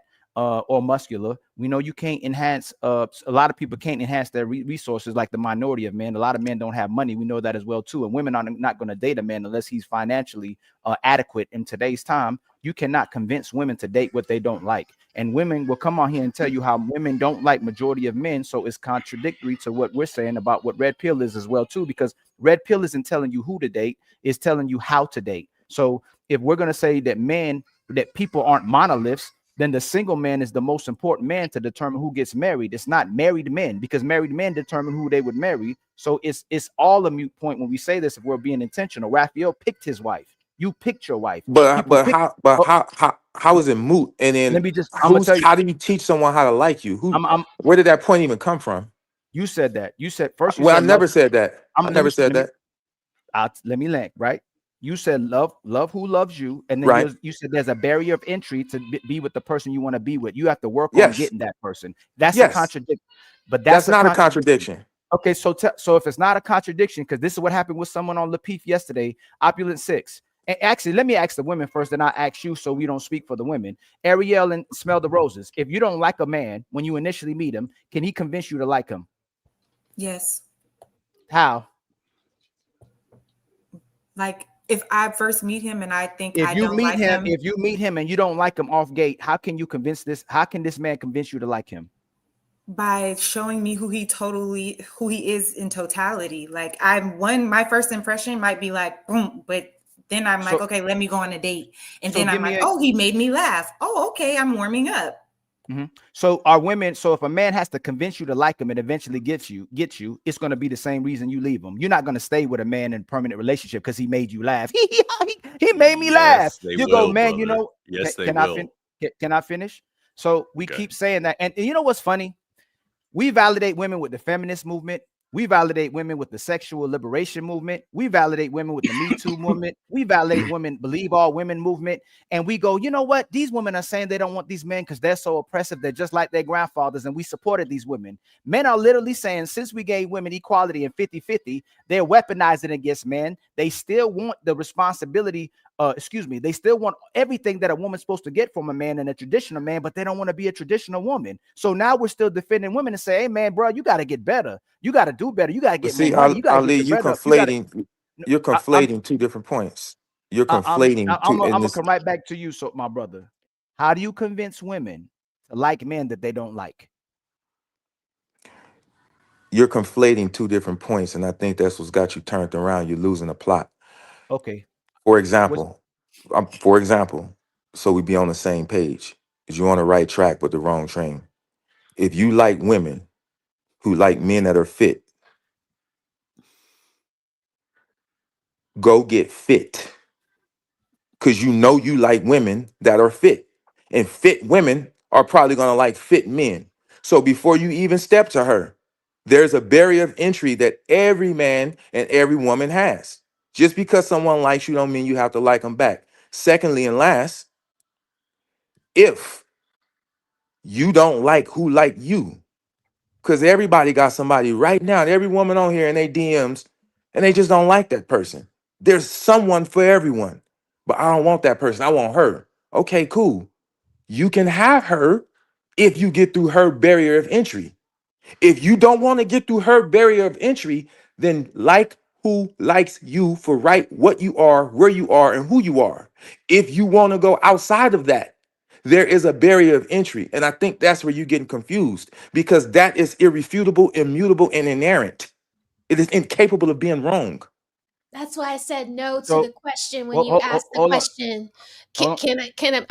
Can a man convince me to date him if I'm not, because he hasn't met that barrier of entry. So like, there's no convincing me. Like you're automatically in a box of friend zone, or If you can convince a woman to like you, you already have that presence of pre-selection. A lot of times when women don't go with the guy that they actually like, they're in a certain place in their life where may not be entertaining men. You cannot convince women to like you that don't like you. That's a moot point. No, I leave you right. Well, I leave you wrong. But let me reword that. There's a possibility. Majority of times you can't do that. So let's stop playing with the word can. Hold on. Let me land. And I'm gonna ask you, since you want to go there. If I'm fit and I find a woman that's fit too, but she doesn't like me, how do I convince a fit woman when I'm a fit woman to like me? Because you said it's a barrier entry. I'm still trying to convince her. You're leading men astray and misdirecting men because let me finish. I'm not. So here's where a lot of men, man that's misdirected. You ask everybody else to land, you land, right? Me and you, this is the first time we talking. I don't ever cut you off. You cut me off. Go ahead. How are you convincing a man to get how do you convince a woman to like you when you already said there's a barrier entry? You have to meet her demands, which means you're already setting up the man for failure. He has to always go through her obstacles and prove himself to him. But if I do what you said, I'm fit. Dang, I like this girl. She fit too, but she doesn't like me. Let's do that barrier entry. I'm fit. She fit. How do I convince this woman who's fit too to like me? So to answer your point, one, we're on the same side. Here's the problem with everybody in this era. Y'all comprehension skills is lacking. It's very reading and comprehension was a thing when I was growing up. Go off track when y'all throw little digs at each other. No, because it's I'm not being funny. I'm not being funny. You're not answering my question. I'm about to answer the question. There's no. I wanted to. If I'm a young man, if I'm you're not answering. Listen, I'm about to answer. I wanted to preface it like that because I don't believe. I'm only stopping because me and you do this for a living, and you professionally, I watch you address people when they don't answer your question and run away from it. Please. I'm going to answer your question. I want to. If I'm a young man and I'm trying to date a fit woman and I'm fit, how do I convince this woman that doesn't like me? Let me answer your question, but I have to preface it like this. It's vital because I don't think, and I just generalize because I'm not trying to be malignant or point out anyone. I don't think in this era people are using their comprehension skills. So when someone says something, they're not really comprehending. They can hear the words, but they can't comprehend the message, probably because they have a very rudimentary understanding of whatever the topic is. So please try to comprehend what I'm about to say so that we don't lose the plot. If you're a young man, your example, and you like a woman that's fit and you're fit, if she don't like you, there is a reason why she don't like you. If you get to the crux of that reason, there is a possibility, using your language, listen, let me land, that you can bypass that. Here's the caveat. For every action, there's an opposite and equal reaction. The caveat of trying to, this is what I teach my mentees, of trying to convince someone or contort, bend, and meander to what they like, you might get them. But the downside of that is you definitely gonna lose them. If I was Bali, you look confused. I'll say this, and then you take the floor. You look confused by the end tell of that. Just because you could don't mean you should. You could convince somebody to be in love with you. You could convince somebody to go on a date with you. It's possible. But just because you could don't mean you should. See, you conflating the fact that there won't be consequences for doing what you're doing. That's a different point. We weren't talking about the consequences. Can you do it? Sure. Should you do it? Probably not. Because on the downside of that, you saying what I said. I said you're on the same page. I said that. I did not start off by saying Ali. Did not start off by saying we weren't on the same page. Now we're on the. No. We were always on the same page. I just lacked. I wasn't able to convince. No, we weren't always on the same page. I know. Well, they were. They make it true. They make it true. I said it, my brother. You just wasn't comprehending, so I tried Brother, to don't find do the that. language So to bridge the gap. I no, just tried to there's find the there's language to bridge the gap. Yeah, there's no. Hold on, so brother, please, first and foremost, brother, please stop throwing jazz with short arms. Okay, all right, just stop. I Like, love that stop. platitude. That's one of my Stop. favorite platitudes. Yeah, stop throwing jazz with short arms, brother. You feel me? I love that platitude. Good job. You Figuratively use your and whole literally. frontal cortex for that one. Figuratively and literally, brother. Again, like you said, you're a little fella. But anyway, let's do this, right? I know. You must ain't seen my page. You a little guy. I know. You a little, and you little financially. No, never that. But again, listen, bro. No matter where my motherfucking wallets in my pocket is, I'm bigger than you in every way, shape, form, or fashion, brother. So Well, again, it's cool to use your imagination. Let's not make this about size, brother. Little fella. Is that what you're called, Mr. Fantastic? This is so entertaining. Don't bail this little nigga out. No, I'm not trying to. I'm just trying to bring light Smell to the roses. the. Stop. Smell the rose, baby. You didn't jump in when he was talking shit to me, so don't jump in now while I'm talking. My nigga, you lose your money, you lose everything. You a little nigga that likes. You have nothing to lose. No, you the little nigga. Likes to fucking. I got 2 businesses and 4 properties. What do you got? Dark-skin T.I. We don't care. What do you got? Dark-skin T.I. What do you got? Brother, what do you I have? got enough to be on the same panel with you. No, you are the patriarch of nothing. I got you are the patriarch of nothing. Right now, dark skin T.I. My man, you couldn't. You can't pull out $50,000. Don't mean shit. You can't pull out $50,000. You sitting in a little hot ass apartment, bullshit. You ain't got 50,000 in the bank. You ain't got 50,000 in the bank. How much money you got? I got more than that. We got 50,000 in the bank. Why would you assume again? What makes you assume, brother? Because you're on the internet complaining. Because you're on the internet complaining about women. You on the internet too, little nigga. Big dog complaining about women. First of all, I'm not a nigga. I'm a king. I'm not a nigga. I'm a king. You a nigga, and you're the patriarch of nothing. You're the ruler of nothing. You're unimportant. You're unwedded. You have a rudimentary understanding. Talking about your house. That's why I keep talking about your money. You are insufficient in your own mind, little nigga. Okay. That's why you keep talking about what you got. I don't got to do that. Okay. I'm me. You don't have anything to talk. You have no accolades.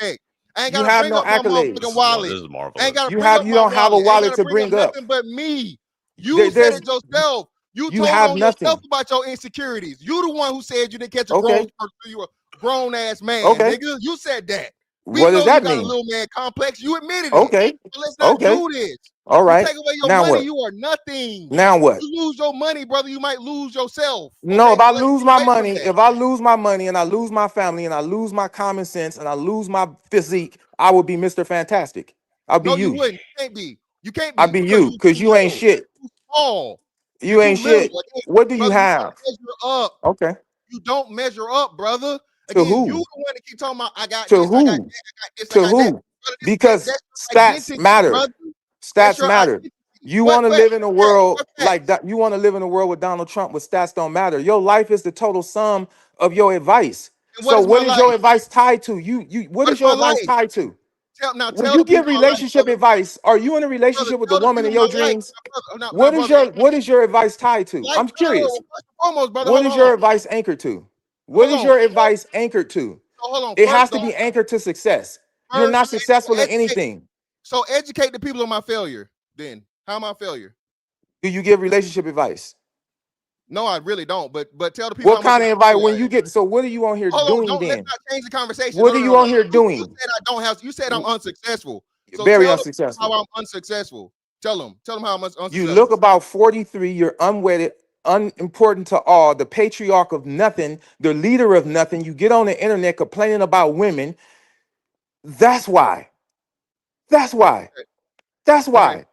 You're Okay. complaining You about the look- very thing you're trying to give people advice on, and you look have no about- success attached Okay, to that. now it's my turn. Now it's my turn. You have no Now success attached to that. Now you look the same 43 with a Beijing beard, some Okay. big ass motherfucking sunglasses, a Right. fucked up motherfucking hairline, Right. 5'11" as a grown man. Right. All you do is talk about. Hold on, brother. I didn't give no Right. ad libs. I don't need no Young Jeezy, brother. I got this. Right. Okay. Go Now, ahead. as a patriarch part, brother, Okay. I got 3 children. 3 of them. Okay. You got That's 3 what? children, brother. Children. I'm from Who? Georgia. All right, children. Also, you bragging about creating broken homes. Go ahead. No, not at all. So no, I'm not. Go ahead. About Go ahead. You know how my children were made. Go ahead. So, but again, brother, listen, what I'm saying. You know, even my gene pool is superior to yours, bro. Okay. Even my gene pool, my brother. Okay. I got 6 foot tall, 20-year-old. Okay. You feel me? So, brother, again, I walk into a even room, with all that being said, your height ain't got you nothing. You have nothing. What advantage did your height give you? It's kind of like slave talk right there. I am retired. I am retired at this 42, by the way. You almost got close, brother. But you know what? I don't have the Beijing my beard. I let the You also don't have a wife that loves you either. I don't need one. I don't need I know, one. and that's the problem. It's men like you that get on the internet that don't believe they need women that is advising young men. That is the problem. No man that don't believe he need a woman should be giving advice about women. It's already wrong and skewed.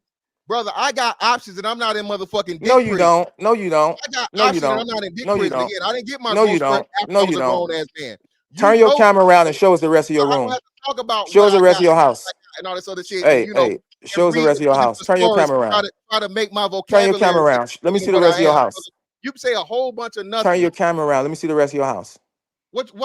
I'm mad at my fucking desk. How am I turn around the camera? What are we talking about? Let me see the rest of your house. I thought I had an apartment. Let me see that little Kind of shoebox. behavior that red pill content incites. I thought I had a well, no, he's not a red pill dude. But anyway, let's get back I to the am point. not a red. You should not be a red pill dude because you say you don't think you need a woman. No man, no man that don't think he need a woman should be giving advice on how to get a woman. You just said you don't think you need a woman. You got to listen like you say yourself. I never said I don't need a woman. I said I don't Yes, need you a wife. did. You don't need a wife? I said I don't need a wife. Yes. Then you shouldn't procreate. You don't have a wife or a woman though. You don't have a woman either. How you know what make you think, brother? I'm 6'5", tall, handsome chocolate. The fuck you that talking has about? nothing. You reciting your height 10 times don't make you not a loser. You a recited 6'5" your money loser. 100.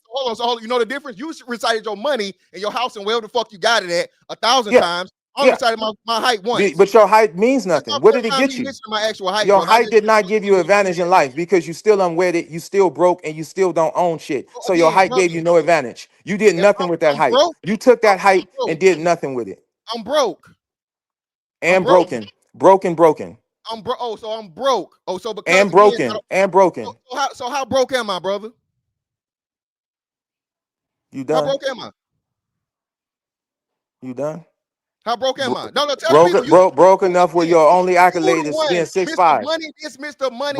Broke enough. Your only accolade is you 6'5". Niggas like you. I'm not a nigga. I'm a king. You end up getting yourself exposed. You a nigga. I'm a king.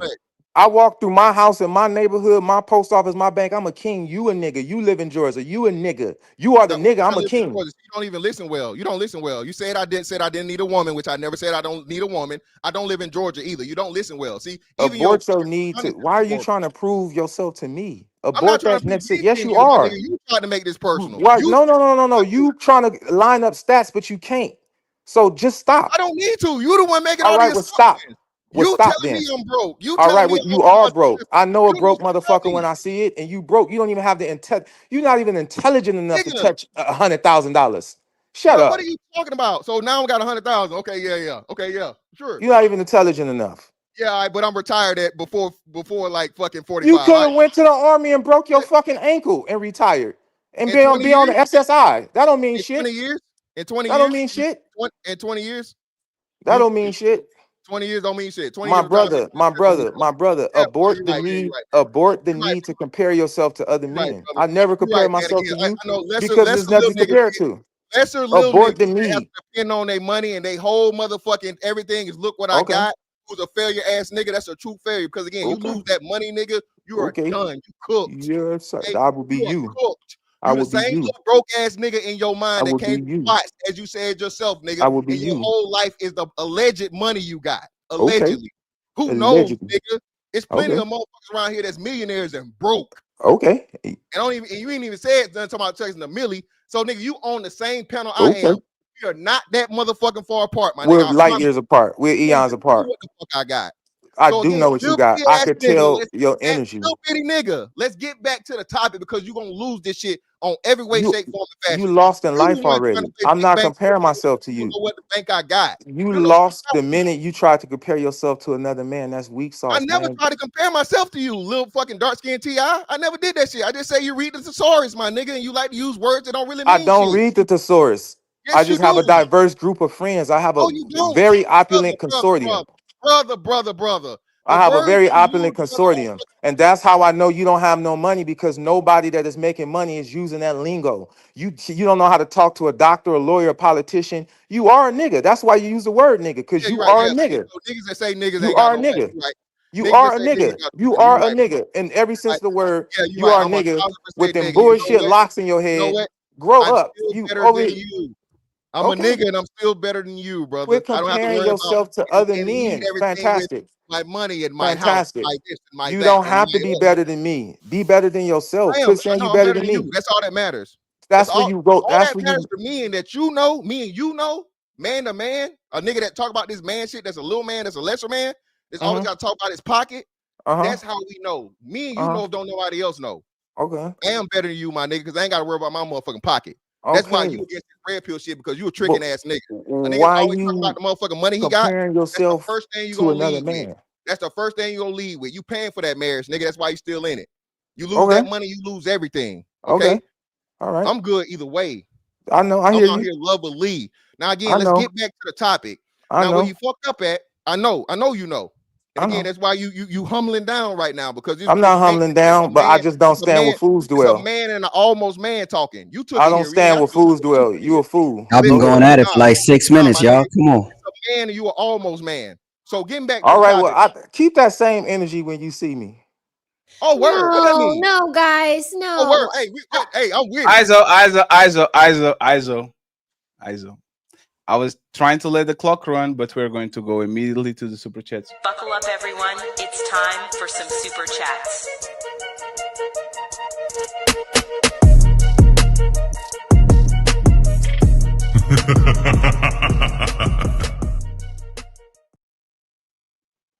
And I will say this, I will address it in public. I think Ali is fine with it. Okay. Hey, friends, Beano Nation and all that. Come on, man. All love. Respectfully, man. Y'all can be doing us like that, man. Every time we get the upper end, every time we get a little bit of noise, somebody always tries to sabotage the shit. Angry man, respectfully, man. Come on, man. Like, what the hell are you doing? Yeah, he's cussing us out. It's It's- so weird. I don't It's understand mad why. It's mad disrespectful. So you know, What were you supposed to do? Kick everybody off for him? let me just say this real quick, right? So this is actually what truly happens. Angry Man being invited to the show via email more than 20 times. Start He with that never part. accepts the. Start. He never respond, accepts. don't respond to nothing. He never accepts the invite ever. So we kind of figured out that Angry Man, he sees the show. If he likes, he jumps on the panel, right?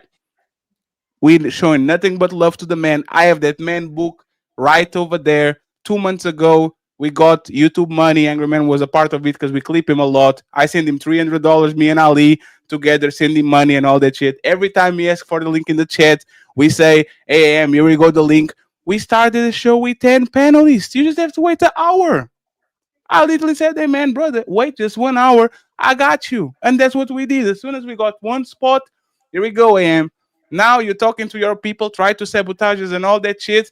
When we show you nothing but love, nothing but respect, no motherfucking content creator goes ahead and sends as much money on a one. Like, we're just showing love. If we're winning, you're winning. If we're losing, we lose all together. It is what it is. And We now can have he's gonna triple down, quadruple down because you're Right. wrong. You won't just admit you wrong. Right. We're not gonna Like- kick nobody off the panel. I don't care who it is. If we invited them on the panel, they took their time to come here. So once people drop, then we let people up, man. And like Fatty said, we've sent countless emails, no responses, and that's okay. He has the right to. We're not gonna beef with you because you're not responding to emails. Now you want to go on a tangent saying that we're not letting you up, or we got one red pill on the show. We got dead pill is red pill is dead. Ali disrespecting red pill, and Ali now they disrespecting men. That's a topic. We're addressing the topic. Like, it's crazy, regardless of what the topic is. And to say we can't defend men and women all inclusively together and just pushing that narrative is wild. You should apologize because nobody did nothing. Nobody throwing no ad hominems to you, nobody disrespecting you, but you going on the tangent disrespecting us, and your people might support you too because they might just believe everything you say. The people here will at least criticize us, but we did nothing to you, man. This is happening live right now. We send countless emails to him, but we don't Fatty get mad dropped at a him. link in the chat twice. That's how I got the link the first time, and I waited, and then he dropped it again probably like 15 minutes ago. And genius, this always happens like this. The panel starts full, but in 1 hour people have business to do. We drop the link, so he comes up. But that's the thing. We have to have some level of integrity because one day we're going to have a full panel. Andrew Tate comes around, and now I'm dropping you AM because I want to talk with Andrew Tate. That is foul as fuck. That's actually foul as fuck. Always drop me. You can always drop me. No, but it's Rose. It's not that. It's about principle. Y'all went out of your way on a Friday to give us at least 1 hour. So even if I'm fighting with you, I will wait until you bow down so we can bring the bigger content creator up. That's usually how it works. And the thing is, it will be very foul if we had a panel and now whatever Andrew Tate, Nick Fuentes, whatever the pulls up. And now, hey, Angry Man, I'm sorry, man. I'm going to drop you because I need to talk with Andrew Tate. That shows character. We could bring him up, let him blow up on everybody, get a bunch of money. We tag everybody. You know, everybody. We tag everybody. We collab with everybody. We give everybody opportunity to do that. Everybody don't do that with us. The big content creators don't do that with us either. They don't be clicking our collab button, but they'll come to the show to get views from it too as well too. But nobody want to give love. There's so many people because the positions we in would rather instead of shoot us up, it's still trying to hold us back when it's convenient. All we do is show love to everybody. The only time we're gonna blow your head off and cut your head off and cut your feet off, arms, legs, everything is if you try to do that to us. But even then, Fatty ain't even doing as much as he used to do. I'm not doing as much as we used to do. Like, we show love to everybody, so you people should show love back instead of just creating. And no, it's not even that. Is I should, just like we talk about women, I should be a mind reader. I should send 20 invites, get either no response or a no, and then on a particular topic that the person that told me no 20 times, I should read the environment in the world, and I should know that on this topic this person wants to be on the panel. So if I invite too much, sorry, Ariel, you have to go because I was not like that. Shit is foul as fuck. We're being nothing but nice. We're being on panels with Angry Man. Like, come on, man, that's crazy. Man, I bet if y'all emailed O'Shea Duke Jackson, he would give you he would reply. It's respectfully, Rose, that was that was an interesting shot. I'll leave it alone and I'll go from there. Okay. Sorry, I have to defend you because you are very, very you have been diplomatic. It's fine. And you know, hey Rose, let me just show you something before we actually y'all. This is something that I want y'all to see, right? This is something that I actually want y'all to see. Do you see that wall over there? Like, do you see that wall over there? This is how much love we actually show to Angry Man. Mr. Fantastic, and Angry Man are people that usually pull up on the show and people that usually are always here. You know what he did? First people outside of the Untouchables that actually got the wall, it was Mr. Fantastic. He's right there. If you want to see it, is Mr. Fantastic right here. Right? You can see it. That's sorry, wrong place. It's Mr. Fantastic. Cool. Right there. This is the first person that got was Mr. Fantastic. And you know the second person that got the again, he's not untouchable. This is the first person that got the panel out of the Untouchables. Like, guess who was the second one? Angry Man. I will give you $1. And then this is actually now he's messing me up. Okay, because he's casting voodoo on us from wherever he's at. So who is this person?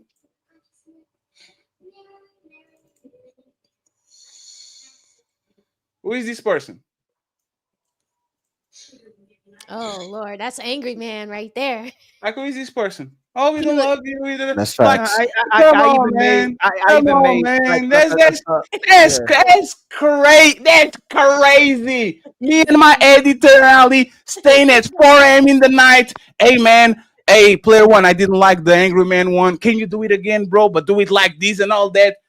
And it's the first opportunity to show the claws first. Like he did, motherfucker stay 2 hours trying to do this shit. That's crazy. Like, I don't know what we're doing here, but y'all as bigger content creators have to show a little level of respect because we're trying to make it, man.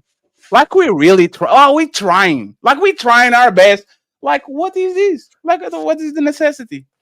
I mean, But it that's also crazy. doesn't count when you punch down on people, and that's what people don't understand about leadership. It is what it Punching is. down is not a good look. It is what it is. But once again, we are not going to say a lot. I'll tomorrow see what's going on the chat, so we can have a conversation if you wants to. Let's go to the super chats. Once again, I appreciate y'all support and being here. Thank you very much. We have a couple more questions for y'all. It's time for some super chats.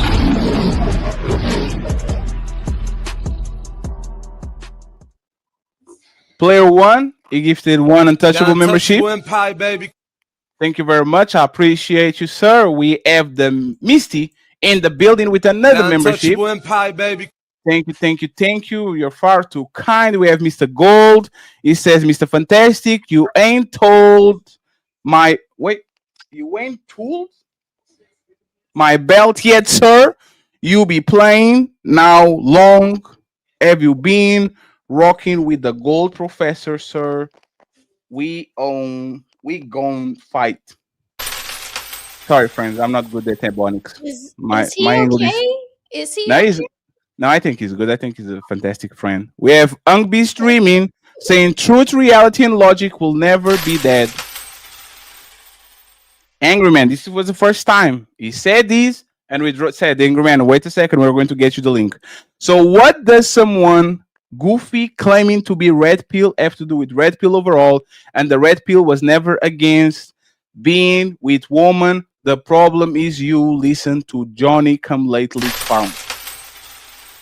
Thank you very much, Angry Man. We have Ungby streaming. $5 says weak man ate Red Pill because they don't want to compete, and woman ate it because they will have to compete for those men. We have Freezer in the building. He says nothing. He gifted one membership. Untouchable Empire, baby. We have Mr. Raphael Williams saying, I came for the eat, bring the eat. Thank you very much. I appreciate you. We have King Kato saying, let Angry Man join this biased panel. And I reply to King Kato's, yes, we will.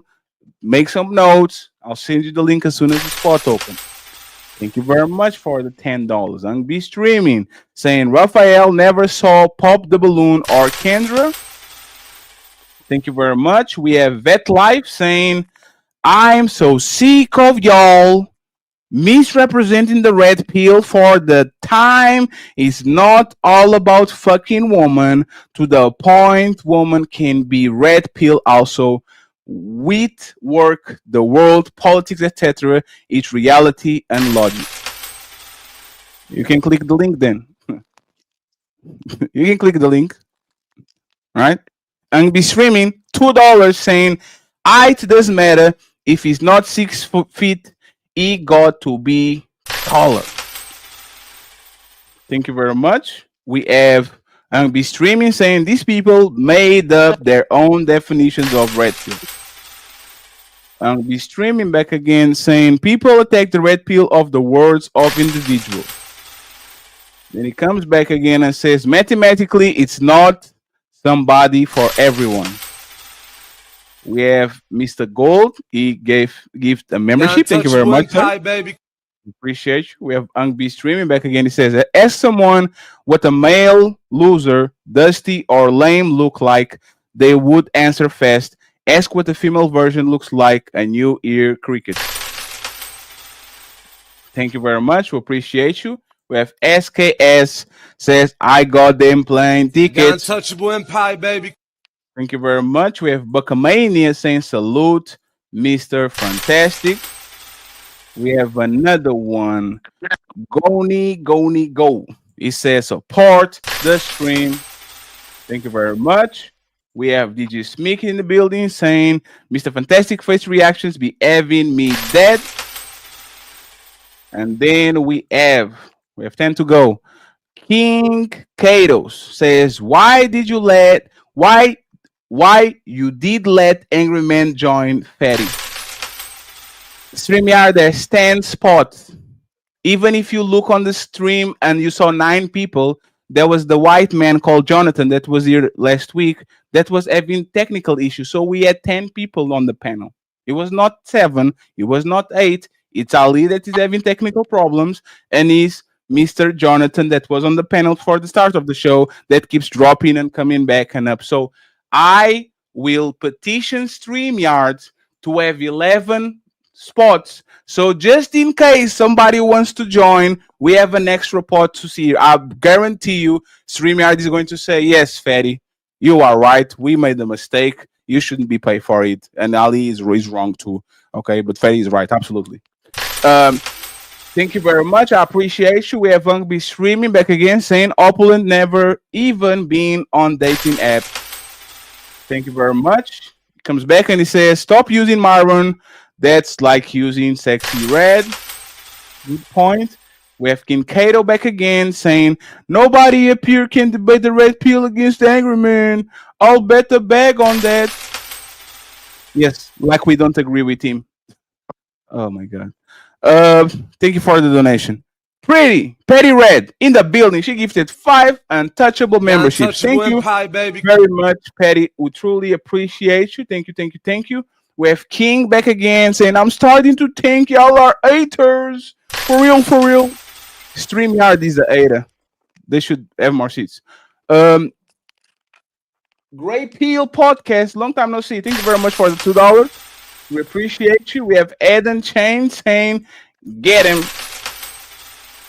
We have Petty Red in the building saying, why 6 licking his lips at... Fantastic. Oh man. Hey.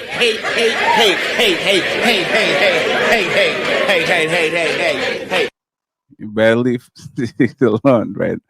Dolomite 2000 says, you got that boy tight. He ready to fight. We don't fight over here. The Prophet of Thought says, peace, brother. Fantastic. Appreciate you, sir. Thank you very much. Brother. Oh, that's him. I just realized that. Duh. Oh, you didn't know that was him? That's brother. Oh That's Mr. Fantastic. That's so Lee funny. Turner gifted 1 Smell the Roses The membership. untouchable empire, baby. Thank you. Thank you very much. We have Obam saying Ali didn't finish his argument. I want to hear it. And finally, we have Curtis saying, Mr. Fantastic, FM set up a boxing match. So, 6, refresh your stream because you probably got a call. And let's go back to the show. We have Melanie. She says, you are going to make it. Yes. Thank you very much, Melanie, for the Cash App. We appreciate you. And then finally, we have my boy Carl Anderson with the PayPal. He's saying $35 to become the sponsor of the show. And he said, support. Okay. So thank you very much, Carl, for always having our back. We appreciate you. If you guys want to get all the goals, please make sure you become a member on Ali and my side. We need 15 members each, and make sure that we support the hamburger and Ilkan Ali fund. We need $150. We are $45 in, so $95, $10 at a time. Small donations, grassroots. Let's get to $150 today. You can check it here. Yo, we outside tonight. Support the movement. Support your boy Fatty. Hit that Cash App. Team Fatty 8. You heard the Untouchables in the building. Like the video, hit subscribe, and show love to Ali at $Ilkan. So, friends, We appreciate you. I don't know if Ali wants to say something. If he's not, we go back to the show. We go back to the show. It's time to do. Shout out to Uncle Rick, True Blue, and Mr. CEO for joining the panel. We appreciate y'all, fellas. Thank you very much. We have more 5 questions to go. Of course, we have no more show to have. Like, it was only 6 questions, right? We couldn't just get the first one and then give space to other people to actually have more 5. Did it ever truly help men or feed resentment online outrage? Did the red pill ever truly help men or feed resentment and online outrage? Let me know who wants to go first. Who believes that the red pill never helped men? It only fed resentment and online outrage. What do you guys think? I think And Ali, you correctly, bro. You're cracking 6. And Ali, go ahead because you haven't talked, please, before everybody goes. No, I truly believe red pill has always been good intent, and it also broke down the aspects of what men and women both should do to get certain results. And it tried to help people to get better results. It tried to teach people a little bit of how to date better, to do self work, to get the so-called results they were looking for, but they couldn't determine the conclusion. So and even now, I still believe. Well, I know it's good intent behind it. Whether it's the women is speaking on red pill, whether it's the men speaking on red pill, it's still good intent. It's the people in the retractors or the people who supposedly grifting, who are tired of the pressure that they're getting from society, that's trying to change red pill into something else. But it was and it still is. It has good intent, even if sometimes it's misguided or some of the information comes out may be able to be addressed. And we can come to a different conclusion. But I think it's still good. It still is good intention for men. Who wants to go next?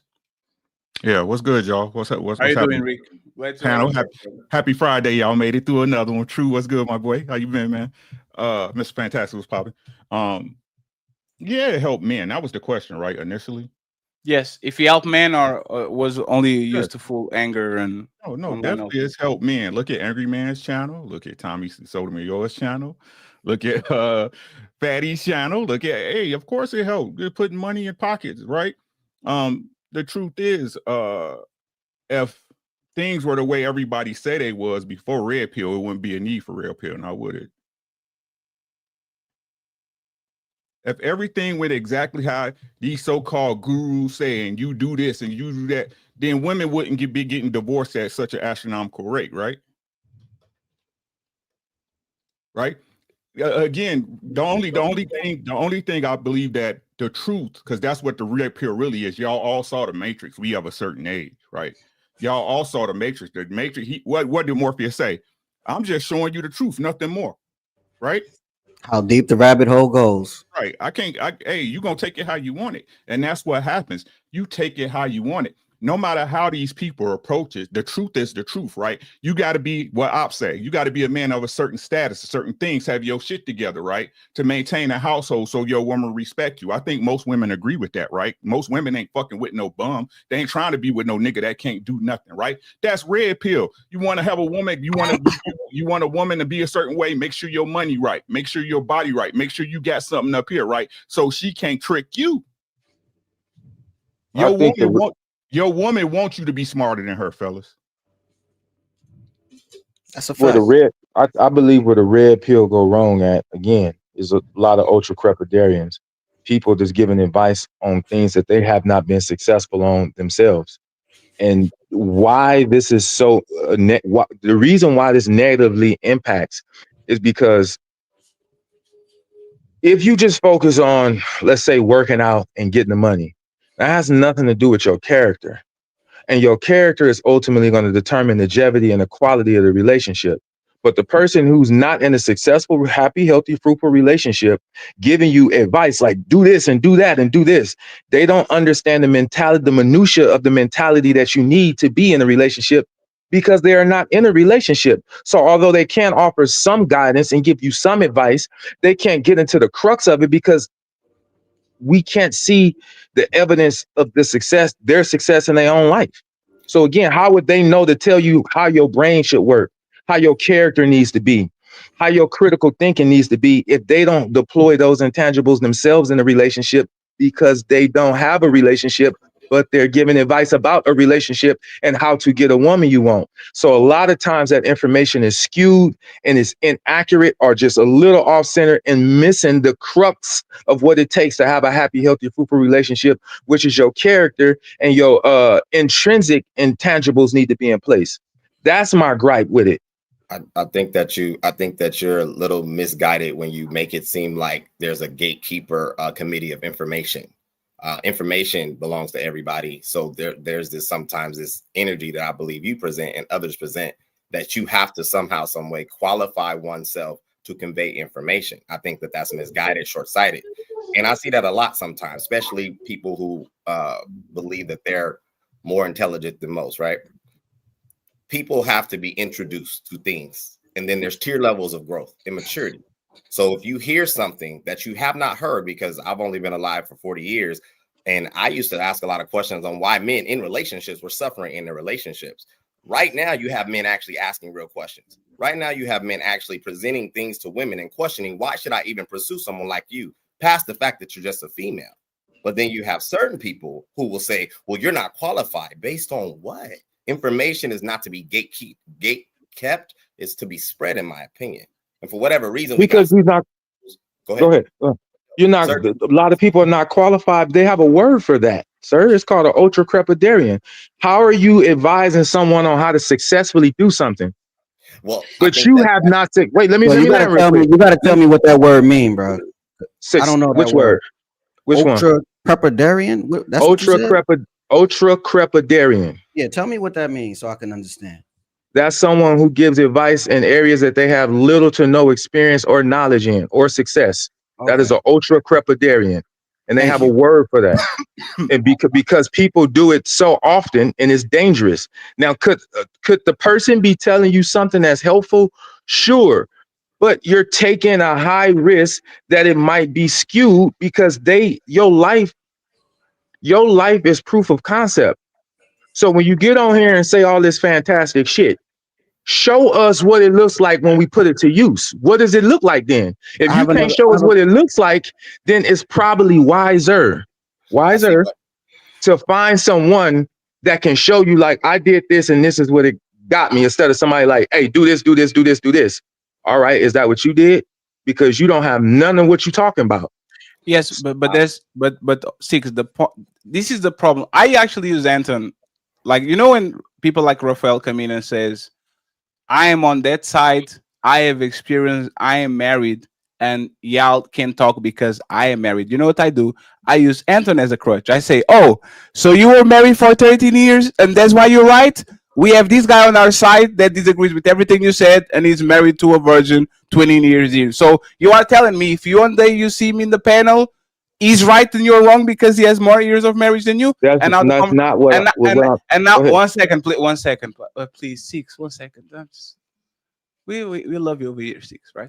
I'm just saying. I love you guys too. Like it's once again, it's a purity test, because the best coaches were not the best players. That's the reality. The best coaches in the planet were not the best players. Look at what Magic Johnson did when he was head coach of the Lakers. Look at what he did when he was. That man is probably top 5, top 10.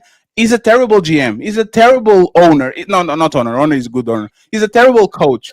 So you saying just because I played in the league, I am a better analyst than you is ridiculous, because once again, Nick Young is not a better sports commentator than whatever they have a professional like that. So why do that? So you're kind of conflating, and I can see how that be. I can see how you would feel attacked by that comment. I can understand. You are an old man. I'm way above what you were when you were my age. What the fuck are you talking about? I didn't hear what you said. Can you repeat? I'm glad you didn't, so I don't have to fight you. Go ahead. Nah. Here's what I'm trying to convey, because I'm not saying if you don't have blank, fill in the blank with the accolades, that you don't have no good advice. What I'm saying is, because I've sat around and listened to Myron, a lot of these people, and it's off skewed. It's like you are almost there, but you're leaving out some important stuff you should be telling them. But I can't blame them for leaving it out. They don't know. They're not using this in real time. You're not a patriarch in real time. You're not running a household in real time to know, like, hey, no, this is an intangible you need. That's all I'm saying. Sometimes it's skewed because the person giving the advice is not actually living their advice. They're not living proof, so it can be skewed or just off by a little, and they would have no idea. So let me ask you a question. Let me ask you. I'm gonna ask you a question. I'm gonna relent. I'm gonna ask you a question and relent. If you had a choice, and you was having open heart surgery, and you had a choice, and one surgeon is like, "Yeah, I've done 106 of these successfully," and the other surgeon is like, "I've never done this before, but I can do it." It's a horrible. Who would you choose? Yes, I would choose the surgeon with experience. What's the point? The point is experience matters. So by trying to defend yourself, you're inadvertently, which it comes across asinine. You're inadvertently saying experience don't matter. No, just listen to anybody. No, that's not what I said. I agree. This is how it's coming. This is how it's coming across, Fatty. No, six. I agree. Go ahead. I agree with your point. So this is what we're going to do to see if you have consistency or not, right? You said that you are married for 20 years. If I bring an old simp that was married for 40 years and says, happy wife, happy life, you have to treat him like princess. You don't even need to, when woman eat you back, you should put your hands on your pockets and walk away. You don't even need woman with the flower. Woman need to be, it's okay if the body count of woman is 70. As long as you love her, it takes a shower, it's good to marry her afterwards. If that man says that, and he has double the years of you of marriage, is his opinion more valid than you because he has double your experience and he did way more surgeries than you? Go ahead, sir. Answer that. So that question is nuanced because I always say, and I'm going to answer your question. I know how y'all don't like when people answer your question. But first, we have to acknowledge that question is nuanced. And what I always say, there's 3 adjectives that I love to amplify because they're important. Words have meaning and words matter. Happy, healthy, and fruitful relationships. I would not listen to that man because his relationship don't sound very happy. Happy wife, happy life sound one-sided.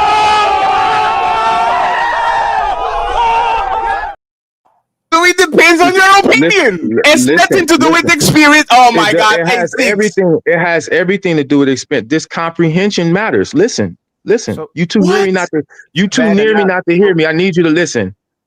I teach people how to have a happy, healthy, fruitful relationship. Just being in a relationship ain't good enough, in my opinion, because you could be with somebody for 10 years, but y'all ain't accomplished shit.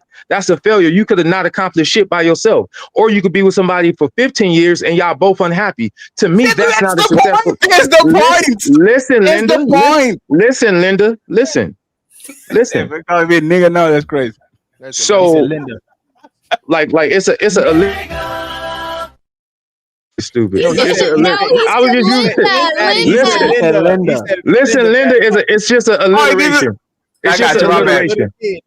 My bad. I thought they called me a nigga. That's crazy. No, Linda, it's an alliteration, but it's nuance. It's nuance. What if I said, so for example, if I said, hey man, I want to buy a Dodge Charger, you go, all right, yeah, cool. You got $7,000 down? Yeah, I got $7,000. Cool. All right, I want to buy a Rolls Royce. I got $7,000. That ain't enough. But you said all I need was for that type of car. It's nuance. For that type of car, that's all you need. And so if you just want to be, I'm gonna land real quick because it's nuanced. And y'all try to separate the nuance, confuses people who are consume this information and don't know. For that type of car, that's all you need. So all you want to do is just wake up next to somebody every day. Cool.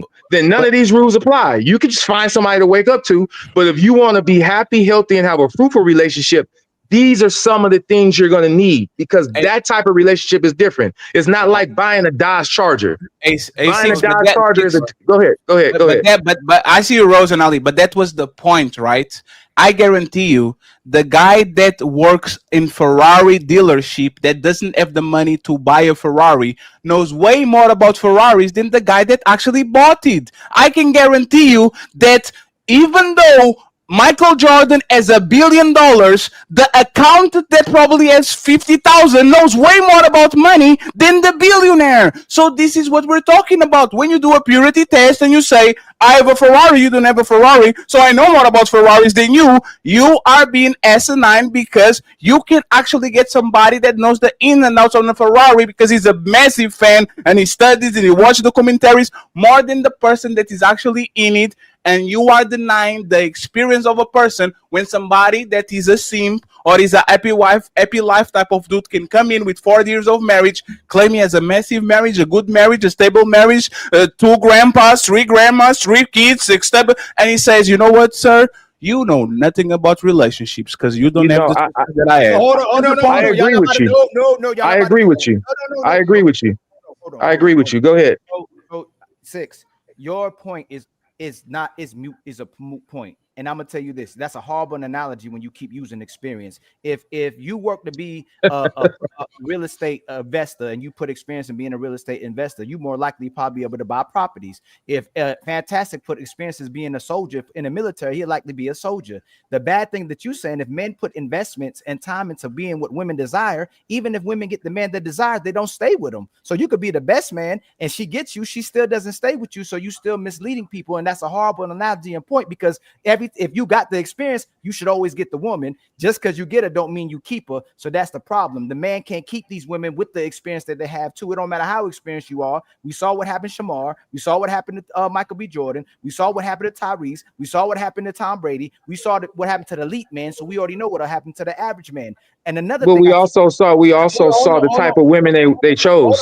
Another thing that I told you, your point is mute, is women come on here and complain about the majority of men putting their hands on women, beating women, deleting women, hurting women, and you turn back around and go, how can you tell anybody about what they're supposed to do and you ain't got no results? That's disingenuous to tell the men when they come on here and say that women don't like us, whether we do good or not, whether we're elite, whether we're not elite, poor got money, we can't get women, and you do what the women do. I can't listen to this brother because he ain't got no woman, he ain't got no results. He's saying he can't get results because the women don't want him to have results. So both of those talking points need to die this year. If it's red pill as well too, if you're trying to tell the truth, those red pill points are that's not even red pill points. Those are things that women would tell us. A6, where's your results? When we say that a man is a man without having a woman, you don't need the woman to be a man. Is that the fact that you're a man, that what a woman desires if you're a man? The point is when you become a man in today's society, the woman doesn't want you. She wants the men who come on this panel and start lying. She starts regurgitating feminist points. She wants the man that enables her and puts her in power. Matter of fact, if you find a woman that is experienced as you as well too, and equal or higher, she don't need a man anymore. It's only the so-called broke women who at least desire a man to get resources, but the woman with resources, she still wants you to make equal or higher, but a lot of them don't need men anymore. So those points, it's a moot point, my brother. Well, let me say this. You're right. But here's where we differ. You're right. Fatty's right. Mr. Fantastic was right in some of the things he say. You can also be wrong too. It's not like take it all or take it none, is what I'm trying to get you to understand. So using your own example of like, oh, well, you become that man. You see what happened to Michael B. Jordan. You see what happened to fucking Tom Brady. Using your same examples, I'm going to show you why successful experience matters. Using your same examples. When you use Michael B. Jordan as what happens when you become that guy and you still don't get the woman. Somebody should have told Michael B. Jordan that's not the type of woman you try to put a ring on. That's where he made his mistake at. And as a married man, the man that played this game and won, I would advise him, man, that's not the woman you put a ring on. Now, your next point, Tom Brady. The woman told him, hey, 17 seasons, you said you was going to stop. Don't do it no more. He said, give me one more. She gave him one more. He said, I'm going to go one more. She said, I thought you said just one more last. Ain't no woman that don't play football, even though she's living like she played she's living like a pro football player because her husband is a pro football player. But She's lonely. What? You can't replace, let me just say I'm a land. You can't replace a human body with money. Some women think you can. Some women want it until they get it. Then they realize I made a bad choice. So again, to that, I would have told Tom Brady, because it's about the intangibles. Bro, trying to win a Super Bowl ring, maybe in the next 2 years, is not worth losing your family and losing half of your fortune to go after one more maybe ring for 2 years. That was, and I don't know what kind of shit they had going on in their house. I'm gonna land real quick, but they made mistakes that have to do with them and not necessarily the woman. Their critical thinking skills was off-centered when they made the decision that collapsed both of their relationships. So that's the point I'm trying to make. It get nuanced, and that kind of nuance can be mitigated with proper guidance. Red pill gives great information. And again, because women became so mendacious, I kind of, it's a necessity. But we have a due diligence to make sure whether we are married in a relationship or not, if we're going to give advice, do your due diligence to make sure I'm giving somebody some sound advice where they can get great results. That's all I'm saying. So my brother, you walked all the way away, and I'm always come back. You walked all the way from my main point, and so I use the sisters. What was your main point? I'm sorry, my apologies. Is that you're telling men to get experience, and that it's still not going to work for them in today's market. You're telling men to do what women want, it's still not getting, is not going to get them what they want. You said that Tom Brady, even though women's supposed to cooperate with you and submit to you after you become this amazing man, you let her find an excuse to leave that man. Oh, you want to go one more year? Okay, I'm gonna leave you. You allow the sisters, you deflect from what the sisters are doing, and still tell the man, just like the sisters do, to be better. Adhere to what women are asking. No, Don't interrupt him. Don't interrupt him. Ali, isn't giving up your profession to appease your woman happy life, happy wife? Yep. Yeah, let me, it's two women. It's two.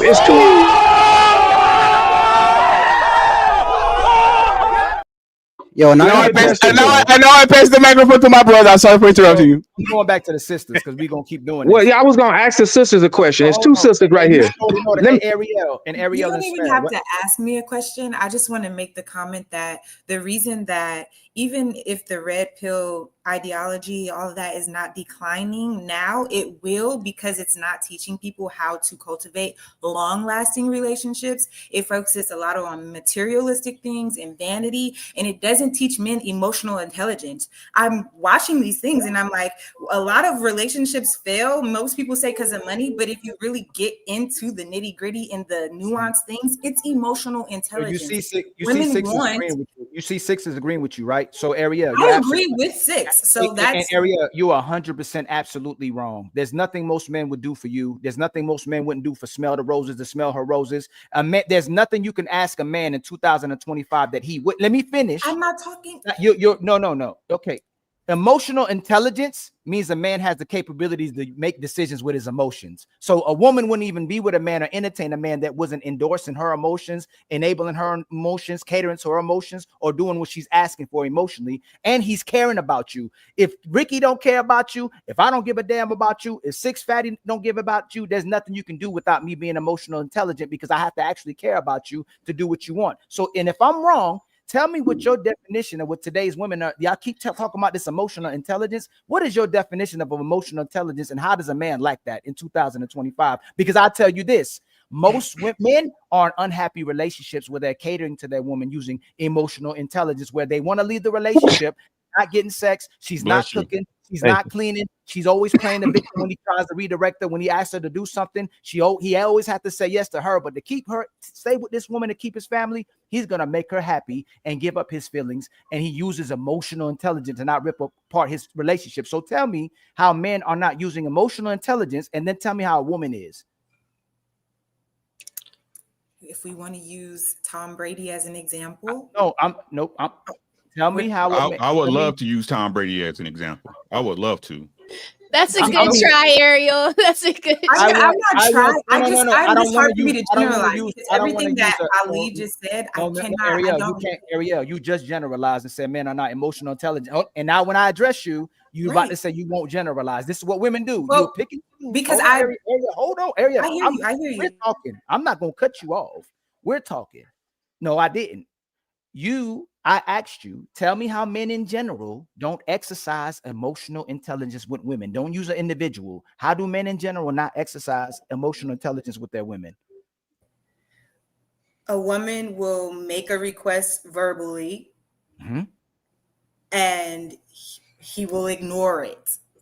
Tell me what it, give me will an example. ignore it, Give me and an he example. will Give me an check out of the example. relationship. Give me an example, because this is the rhetoric women try to use. It's actually projection from women because they won't do what their men ask. Tell me I what. don't know that though. Hold That, on, and I Ariel, can't- Ariel, hold on, Ariel, hold on.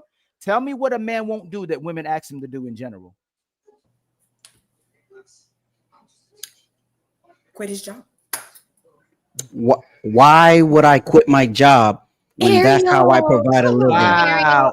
The job that finances your life, the job that allows you to get a Hulu, Amazon Prime, Disney Plus, shop on Amazon all day, get your house, get the car. You would tell a man to quit his jobs when y'all complete this. You see the contradictory? You call I men don't- broke. I would never Hold on, request Ariel, a man Ariel, to don't- quit his Ariel, you job said unless it Ariel, logically makes Ariel, sense. you said what you said. Women are calling And men I'm bums. clarifying Hold on, what I Ariel, said. Ariel, women are calling men bums. Women are calling men brokies. Women are saying they living with their mom and daddy. They can't get no house. Do women want men without jobs?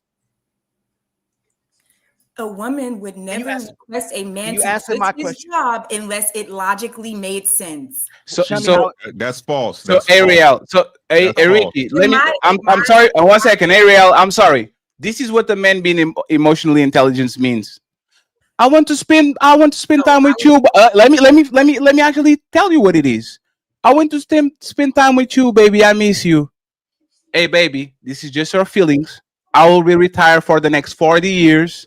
Let me play this one more year, and I will be with you for the rest of the 40 years, the rest of your life. We do whatever you want to do. This is what emotional intelligence is. You have a bunch of people that are making emotional decisions around you, and you explain them logically. We are both 40. We have more 40 years of life with $1 billion together.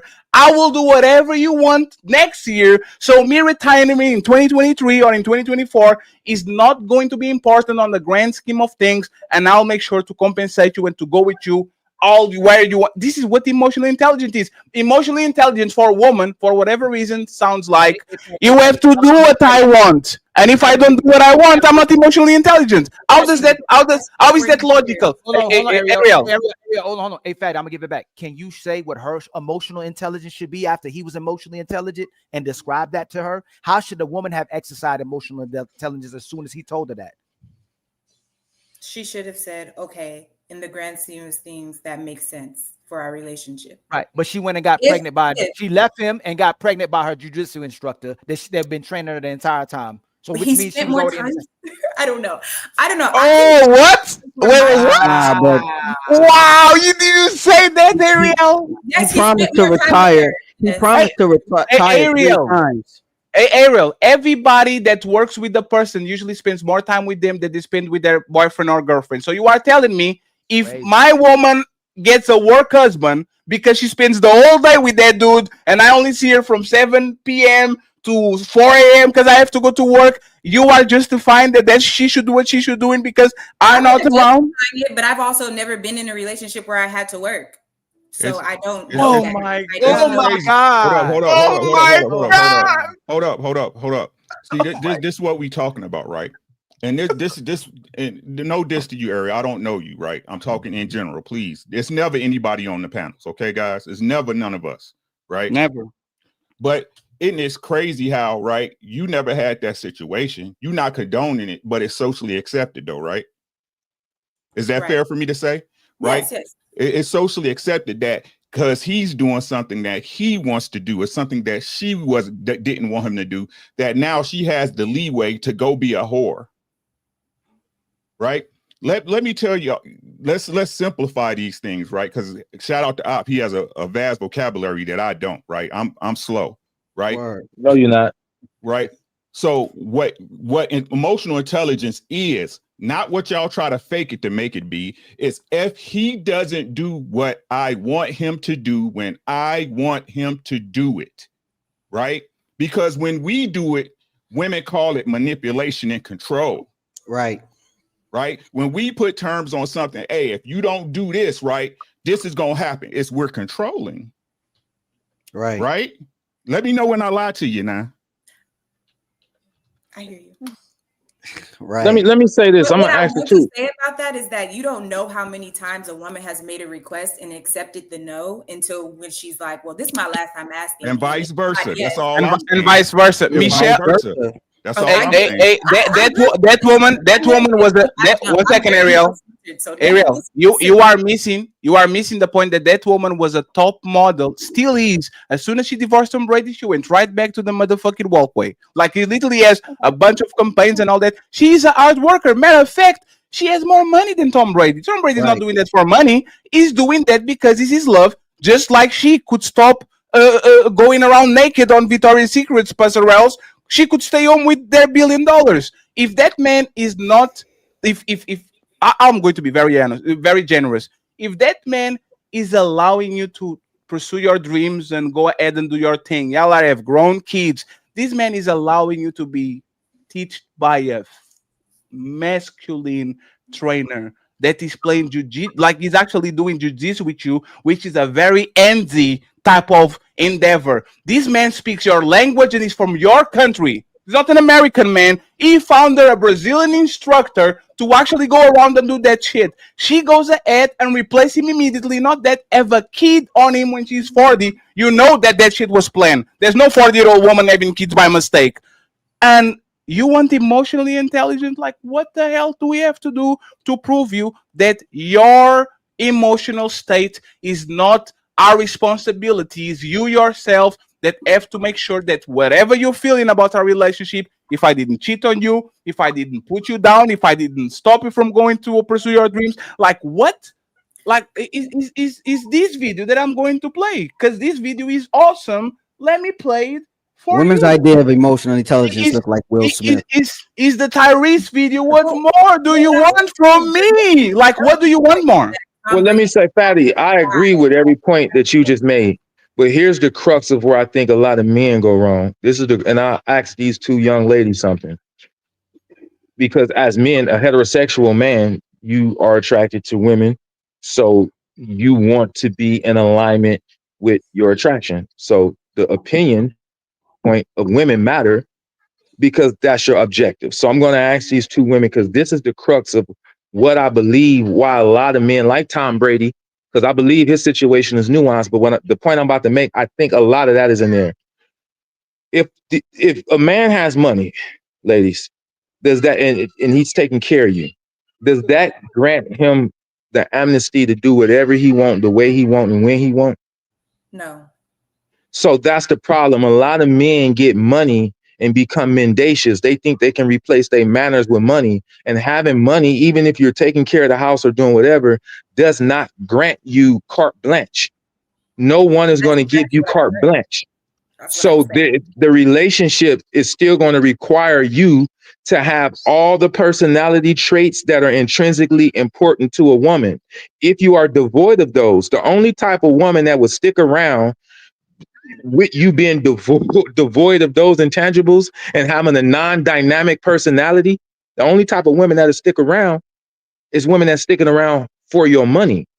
A woman that wanted to be into you is going to split.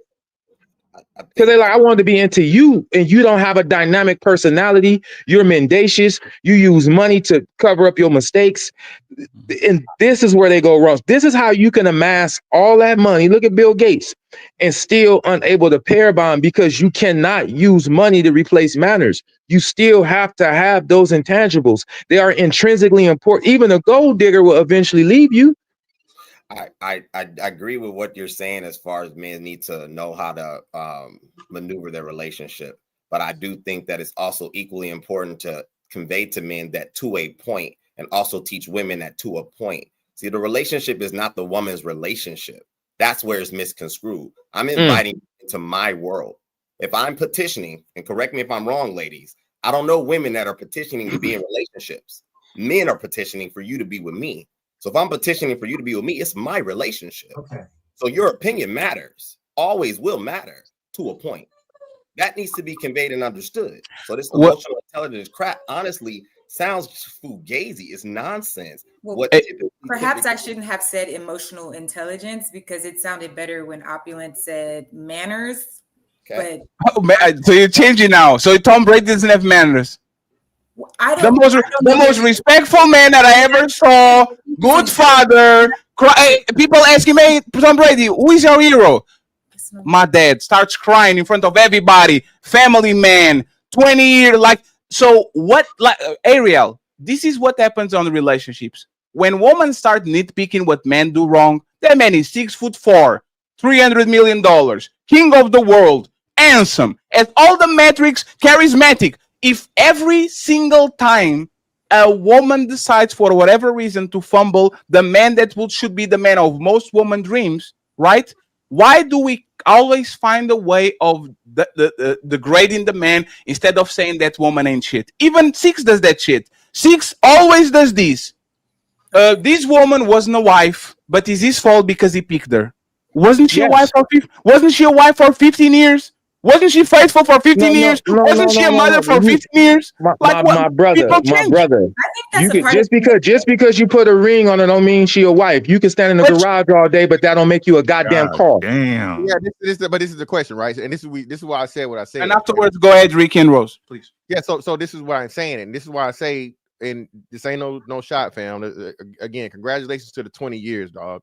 But every marriage is good till it ain't. At what point? So if Tom Brady was married for what was it, 17 years, Fatty, or whatever? How long? Yes. 16, 17 years. Yes. So again, 17 years, one of the greatest, if not the greatest fucking football player of all time. And now he's a failure because his wife decided to leave because she couldn't do one more year. Do you see how that's what we're talking about? When you talk about this thing, when you want to put a man's success, when clearly one of the best leaders in the history of sports, you just want to do sports, not to mention everything else.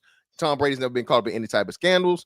Tom Brady didn't fuck his money off. Tom Brady is like the man amongst all men, right? This man's successful in everything except what? Marriage. Why? Because his wife said she don't want to do this no more. And this is what I be saying when people try to predicate your value as a man or your ability to lead or anything what you do in manhood has to depend upon your successful relationship in a marriage. That is faulty logic, brother. It's illogical. Because I'm not conflating his success in the world with his success. I'm about to land it. This is what I'm saying.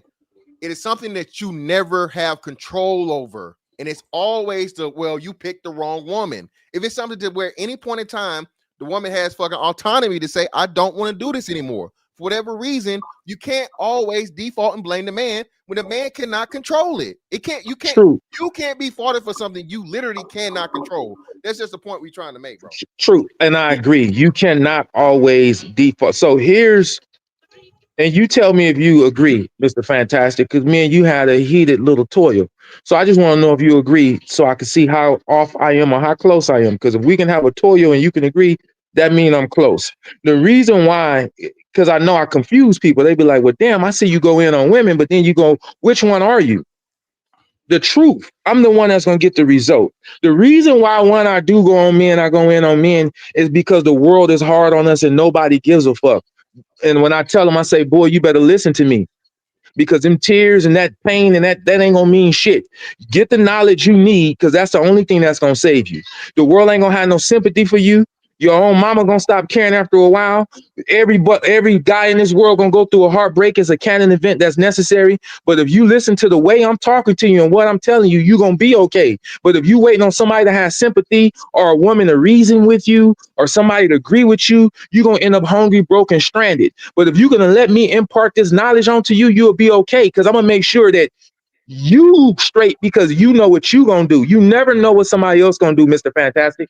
But you should always know what you gonna do. So any room, any situation I go into, I walk out a champion because I don't care what they're gonna do. I know what I'm gonna do. I have the right intangibles that's readily accessible. So when I'm talking to men, I'm not being as sympathetic. I'm empathetic. I have a whole lot of love, but just a little bit of empathy. So I'm being a little empathetic But I want them to understand no one is going to care, bro.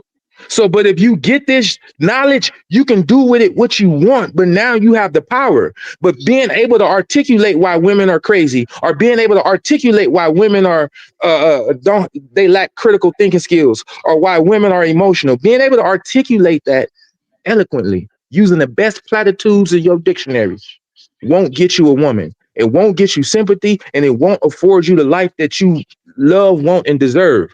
But using this knowledge I'm giving you will, because you got control over you.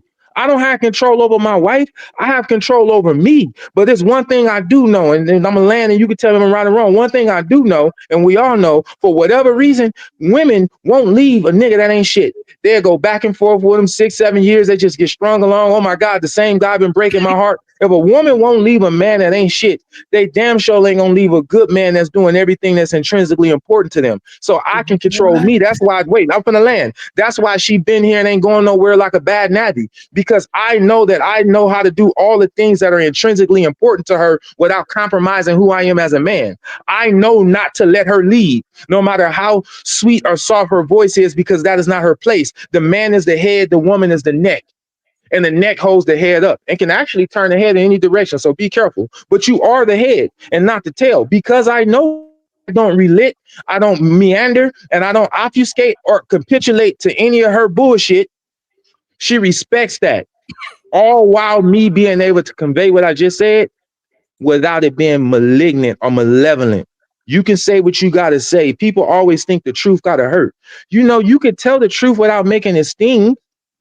The truth, oh, that was the truth. Yeah, it was. But I made your favorite meal, Mr. Fantastic, whatever your favorite meal is, and I put it on top of a trash can top and gave it to you. You probably wouldn't eat it. But I'm like, this your favorite fucking meal with your favorite dessert. And you like, it's on a trash can top. I'm not eating off a trash can top, because delivery matters. I teach timing and tonality. It's a lot of the shit y'all saying is true. Some of the things are a little off-centered, but a lot is true. But if you don't know, if you don't understand timing and tonality, or just understand the intrinsic nature of a woman, you're going to be lost in the sauce, because a woman is going to be a woman. They're neurotic. They are emotional. So complaining about a woman being emotional is like buying a dog and being like, that motherfucker always barking. And you go, well, dogs bark. What do you mean? That's what they do sometimes. Women get emotional. You don't know how to navigate that? Because that's going to be a real thing no matter what woman you get with, no matter how much money you have. Tom Brady is a parable for that. A woman is still going to be a woman, and it only helps you to know how to navigate them successfully so that you happy and have what you want. A lot of these women get in the car they want, the man they want, temporary, the house they want. Men should be able to go out there and get everything they want. That's all I'm saying. I have when I say my accolades, it's to let you know I'm not an ultra crepidarian. I have everything I want. And these are the intangibles I deployed to do it. But at one point I was on the wrong side of information. I did not have what I want. But when I realized, like, look, I'm a little mean. I'm in these streets. The type of woman I want don't want me. I'm too gangster. I'm not intelligent enough. I'm too aggressive. I don't know how to convey what I need to say without offending someone. So it didn't matter if I wanted a hood rat chick or a corporate chick. Those qualities that I lacked was going to come back and bite me in the ass. And it was only through self-development that I made myself invaluable. My wife can leave if she wants to. She's attractive. You've seen her. But I can leave too. It's checks and balances. We both have she have her own money. I have my own money, and we have our money. My woman is here because she wants to be here, not because she have to be here.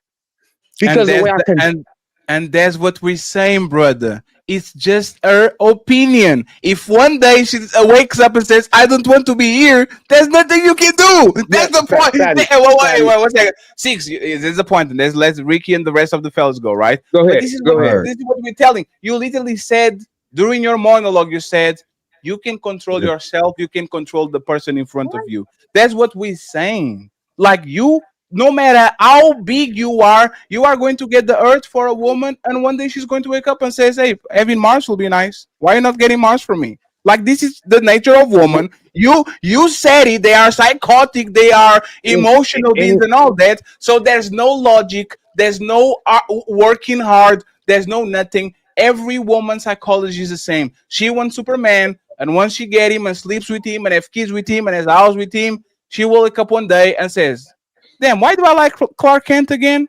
Because that motherfucking Superman, you're just used to Clark Kent. So just like everybody in nature, you really crave the Ferrari. You really crave the mansion. It's the best house in the world. But once you get on it for 5 years, it's just another car. It's just another house. There's nothing special about that shit because you are used to it. That's what we're talking about. So please, Six.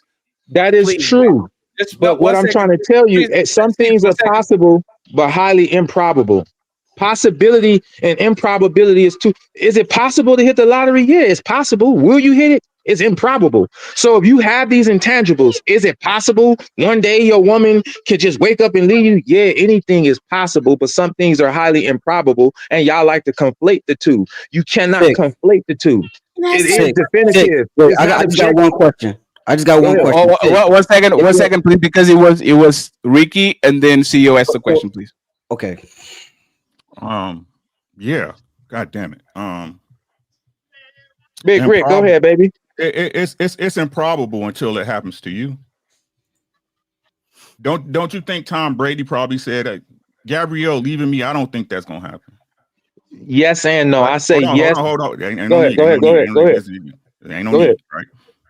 My question is this to the ladies, right?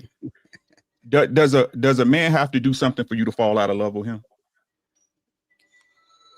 Yes, he has to do several things over and over again. Are you sure? One thing, there's one thing that'll definitely over. No, it don't have to be no other thing, no another thing. What's that thing? No, listen to what I'm saying. Listen to the question, ladies. And no disrespect. I ain't here to disrespect nobody. I didn't say leave him. I said fall out of love with him. Fall out of love. Okay. Yes. No. He has to do multiple things. For you to change your feelings for that man, he has to do something to you. Or do something, not even against you. He has to do something for your feelings to change. No, my love is unconditional. I understand, but you get to change it when you want to, right? You get to fall out of love when you want to, don't you? No. I don't think I've ever fallen out of love.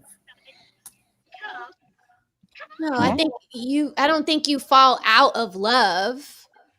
What would you call it then? I don't think you've ever been in. You probably never loved the person that you claim that you might have said it, but you weren't actually. It wasn't authentically in you. Okay, so Ariel, you said you believe you never fall out of love, right? Yeah, you don't fall out of love, but you lose patience for a person. Hey, Unc, do they still love their ex-boyfriends? Yes. If you never, wait, Ariel, you have a man right now, right? No, I'm single. So you still love all your ex-boyfriends? Yeah, I left before. No. You only had one ex-boyfriend? No, I have 3 ex-boyfriends. You love all of them? Yeah, I still have. Are you going? So you no. So, wait, now we're playing. Hey, Rick, you got it, man. Because either no. Respectfully. So you're going to meet your future husband, and he's going to ask you, "Hey, I love you. I appreciate you. Do you still love your ex-boyfriend?" You're going to say, "Yes, sir." All the 3 of them. Yes. Oh my brother.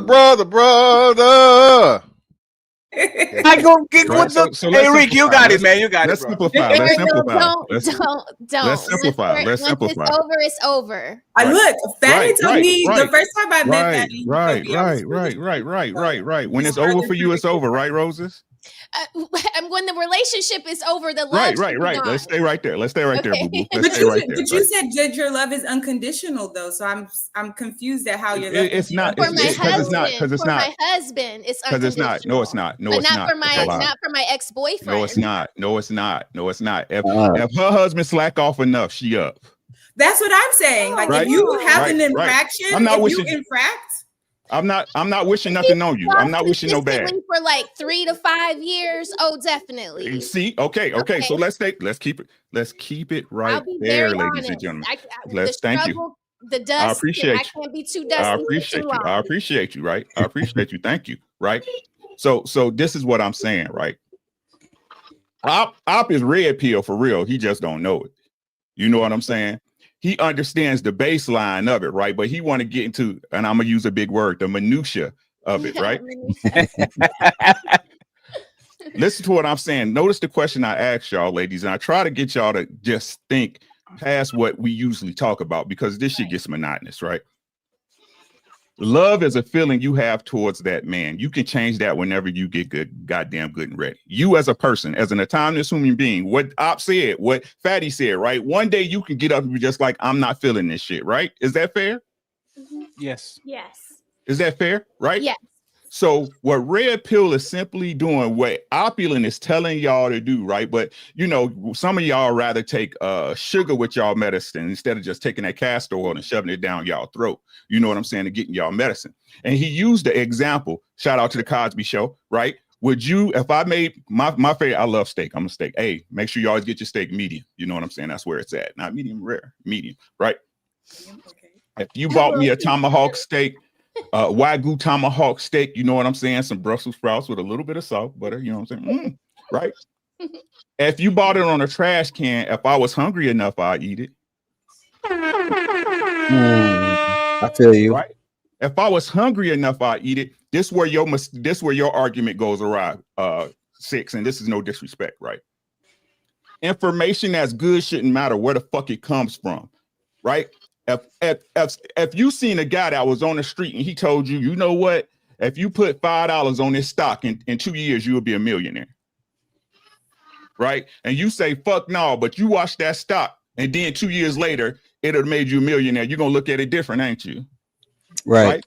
Because it doesn't matter. The information is the information. If it's good, it's good. If it's bad, it's bad, right? What matters is what you do with it.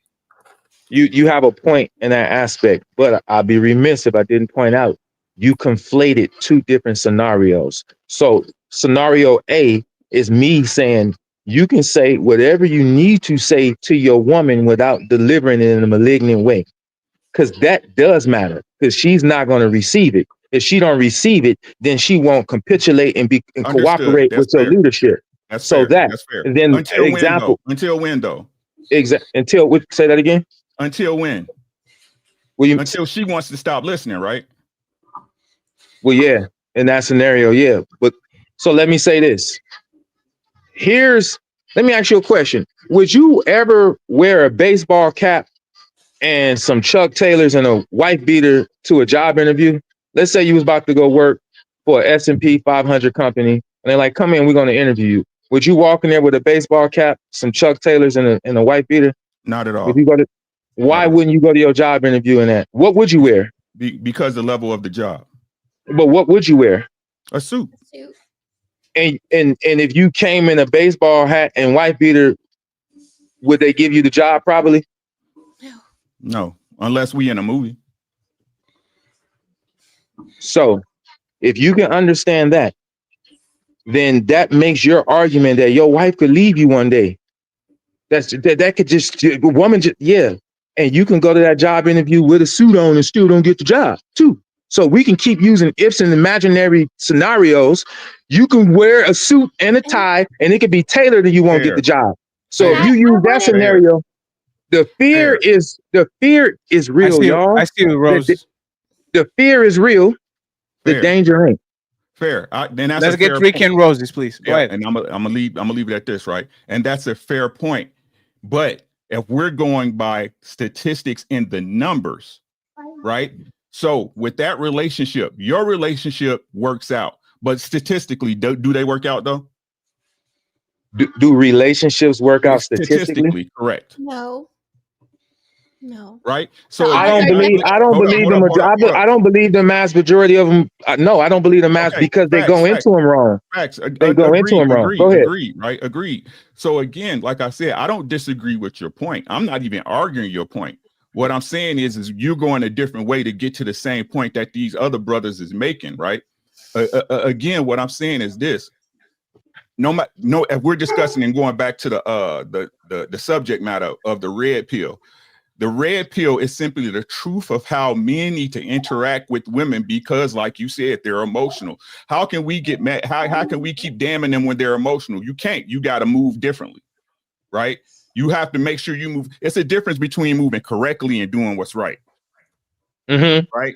We as men have to move correctly, right? The right thing to do, like you said, right? Hey, deliver the message so she can understand. But when she's emotional, when she's blowed out, or she continues not to listen, sometimes I'm gonna have to lay the law down.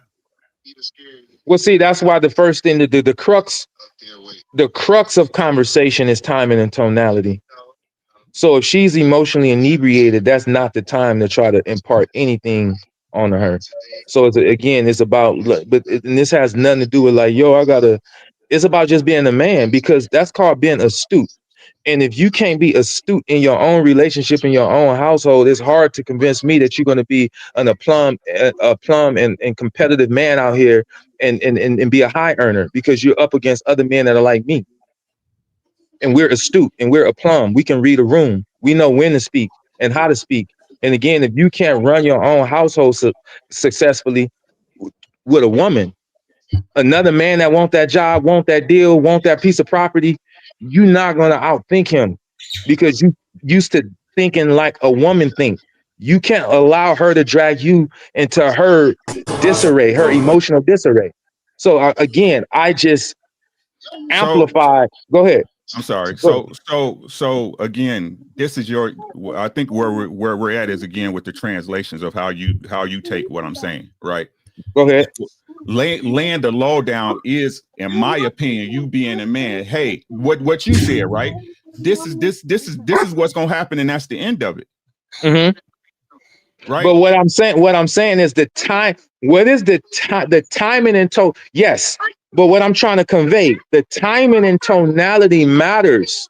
It matters. And a lot of men, the crux of it, think when we have money that now grants us carte blanche. We now get to do whatever we want to do it, however we want to do it, regardless. And that doesn't work for a happy, healthy, fruitful relationship is all I'm saying. You can have the money, because taking care of someone ain't the same as them being cared for.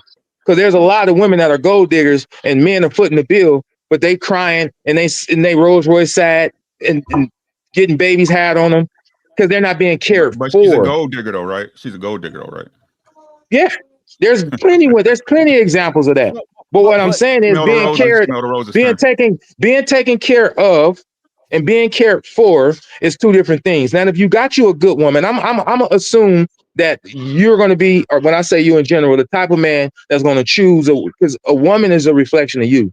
Who you choose as a woman is a reflection of you. Men choose women based on a level of consciousness, and women choose men based on a level of self-esteem. This is why you can see a woman getting mistreated, but as long as he's providing for me, I'm going to accept it, because she don't hold herself higher. She has granted material things and profligate behavior as her master. So I'll suffer and endure anything as long as I can get that.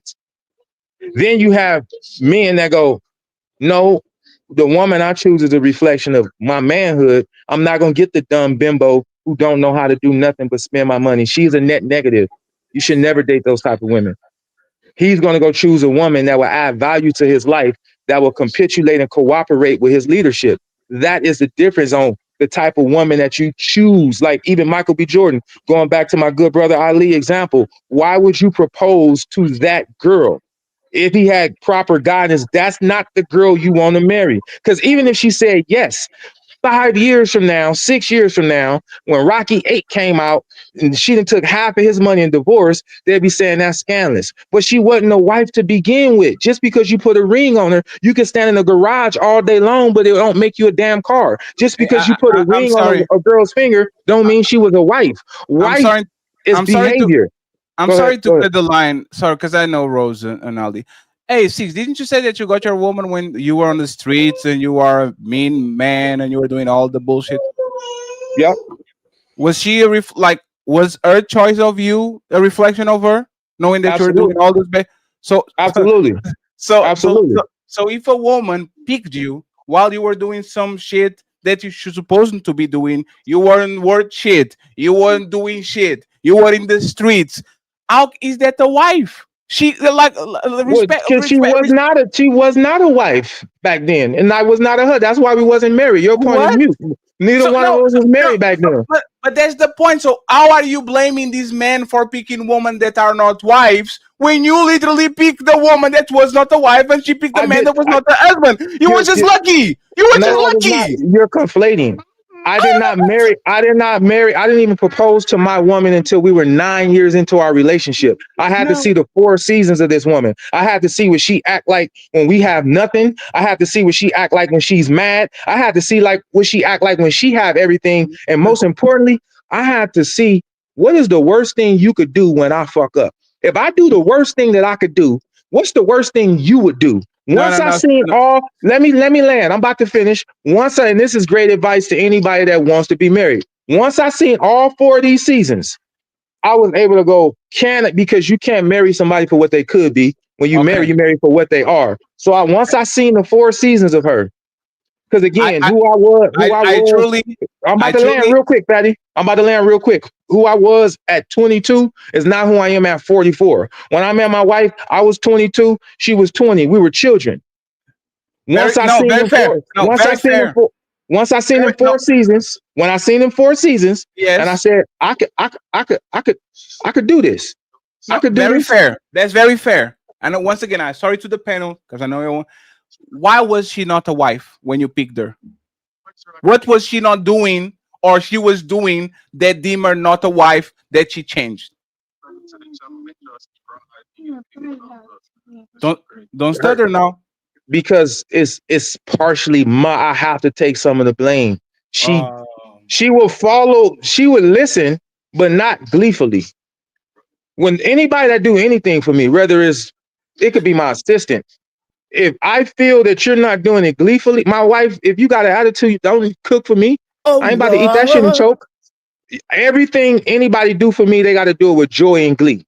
So would she capitulate to my demands? Yes, but it would be done begrudgingly, and I never liked that. But I didn't realize it's the way I'm conveying to her. I'm talking down to her instead of just talking to her. It's like I'm talking at her, and I didn't understand that. I'm like, yo, I'm the man. I'm bringing a little money. I'm the man, though. I have a dick. I'm the man. Listen to me. And I know what I'm doing. Listen to me. And she would, but it feel begrudging. I don't want to feel like I'm twisting your arm when I'm like, yo, I'm trying to get this bread. And I got to twist your arm to cooperate. But it wasn't that. It's nuance. It was the way I was doing it. But see, I was a boy. I didn't have a mother or a father in a household with me. Yeah. So I had to learn manhood the hard way, which is through trial, error, and intentional self-development. So I can know how to be a man. A6. I'll say this. I'll be quiet the rest of the show. Thank you very much for your patience, friends. She was lucky. I'm not a hater. 6, you live a great life. You are in shape. You are an example of somebody that comes from your background. That's what people supposed to do. I will give you your flowers, bro. But she was lucky because she got with the demon, and the demon turned into a saint. Most women don't turn into a saint. They get 2 babies by the motherfucker, and then they go back to look. Fatty, do you want to get married now? I'm ready. I'm ready, Fatty. I'm good to go. Right? Like, it's the outcomes. A lot of time we get outcomes by pure luck, and you were lucky that that woman actually was a faithful woman, a dutiful woman that turned her way, and she won the lottery. She was so lucky that she met a man that, by your own admission, was a boy doing some boy shit and doing things that literally could jeopardize her in the relationship, and for whatever reason you snap it out. So it's not about, once again, picking the person right, because y'all she held me down. No. Let me just finish. Y'all picked the wrong person, both of y'all. You admitted you picked her. You picked the wrong person, and she picked the wrong person, and y'all stumble into greatness. But picking that's the part I have to read. We didn't stumble into greatness. Let me just finish. So your analogy about the job is a bunch of bullshit. Because you have a lot of people that come to the job interview and they look awesome, and then they start working and they become pieces of shit because they are not interested anymore. And you have a lot of people that go to job interviews nonchalantly with the cap on, and and then as soon as they sit on the table, they are beasts. They are winning. They are getting you business, doing a bunch of shit because, once again, How you start a lot of times is not how you finish on this shit. A lot of times you finish strong when you started slow. A lot of times you start extremely hard and then you go look at your relationship and say, where are we? What is happening to us? So just to wrap it up, once again, this is your statement, Six, because my memory is impeccable. You can say that men are to blame because they never picked the wife and they should know better when you didn't pick a wife and you still got the results. That statement. That's not all the way true. When I married her, she was a wife. Men marry behavior. And I didn't marry her until I knew I was a husband, until I even knew what that entailed. Neither one of us grew up where we saw a man and a woman in a household. So we was two kids playing house with and crashing into one another. Until Did me as the man. y'all have kids before y'all married? Did y'all got kids before y'all married? No, hell no. That's actually a good point. That's actually a good point in your favor. And I'd be remiss if I didn't tell the truth. I made that mistake already. I know what that feels like. Wait. Wait. So you had kids before that relationship? I was a teen dad. And she decided to follow you anyway. And she decided to be with me anyway. Amen. Y'all killing me with this. This is why children should not play house. And this is why I'm overqualified to speak both points, because I've been on both sides of the coin. And anybody on the other side of the coin, I am a beacon light for them to say that that's not where it ends. If you become intentional about your growth, if you become intentional about your manhood or your womanhood, then you can evolve into the person that you want to be and have the life you want. Every saint has a past and every sinner has a future. So when people look at me, no matter how low they are, it's a beacon light where he used to be low. So that don't mean this is my last stop. Right. In the end, but you're contradicting yourself. In what way? Because you were still able to get somebody to lead you, and you were still able to get results, and you weren't somebody who was qualified because of the mistakes you made. If you're saying you who did I get to lead me? Who led me? Who did I get to lead me? You got your wife to no, you got your wife to follow you. Yeah, but you want like what Fatty said. What Fatty said, there's some truth in that, because you know what happens when most women follow a man that's on a path. I don't even want to make that my point, because we keep no Six. There's not this point. This point is you don't have to be a leader. If she fucks with you, she will follow a trash ass man, no matter what. So that's no Six. So listen to what Ali. No, listen. True. No, you're you right. don't have to say, but you're right. But so that all doesn't of you contradict. are right. All of you are wasting- right. I'm married 19 years. I've been married since 2007. All of All of y'all are right to a all of us degree. ain't right. To a degree, it depends on where you're at in your journey on pair bonding with someone. What the red pill is talking about is structured bonds. They're saying you can't pair up with a woman that's a harlot, and if you see these red flags, don't attach yourself to her as for her to be your wife to start a family with. Mr. Fantastic brought up great points. Ali, you bring up great points, and you was cooking last night, but y'all sit up here and say to Six that it don't matter that he been married for 20 years, but all of these single people are talking about marriage, what wives are not, and what husbands are or are not, and they are not husbands. So in a point, just because I've been listening. I thought you paused. When you paused, I thought you was done. And I'm not trying to be rude. I just know everybody else is going to come up and say their piece. I think the point or the great part about the red pill is that you have so many men, whether they're 6 foot, dark skinned and fine, or medium height, bald headed and fine. You got all these men up here giving women game, because I'm looking at it as far as a woman that's raising a young man that just turned 15. It makes me proud when I hear him listening to other content creators in this space and I don't agree with everything Angry Man or a Fatty says. There's been times where I've been really mad at Fatty on the outside looking in. But sometimes Fatty is right. Sometimes Mr. Fantastic is right. It depends on the woman, the maturity, and the space that you're in. There's not a one size fits all for everything. And to the gentleman, I'm happy to be here, Mr. Ricky. Like, I'm glad you said that, and what you said goes with what Fatty just said, as far as like following you into a cardboard box. You know, if the woman fucks with you, she'll be on the side of the road with you in that cardboard box. Yes, and I don't think that is something one man in a red pill space could explain. I think it takes all of y'all to explain it, and then all of us come back into our labs and we figure out how we can apply it to our lives. So I think that even though you guys headbutt each other, you guys are coming from the same place. Like, it's just different angles of the same viewpoint. And that's it. I land. Go.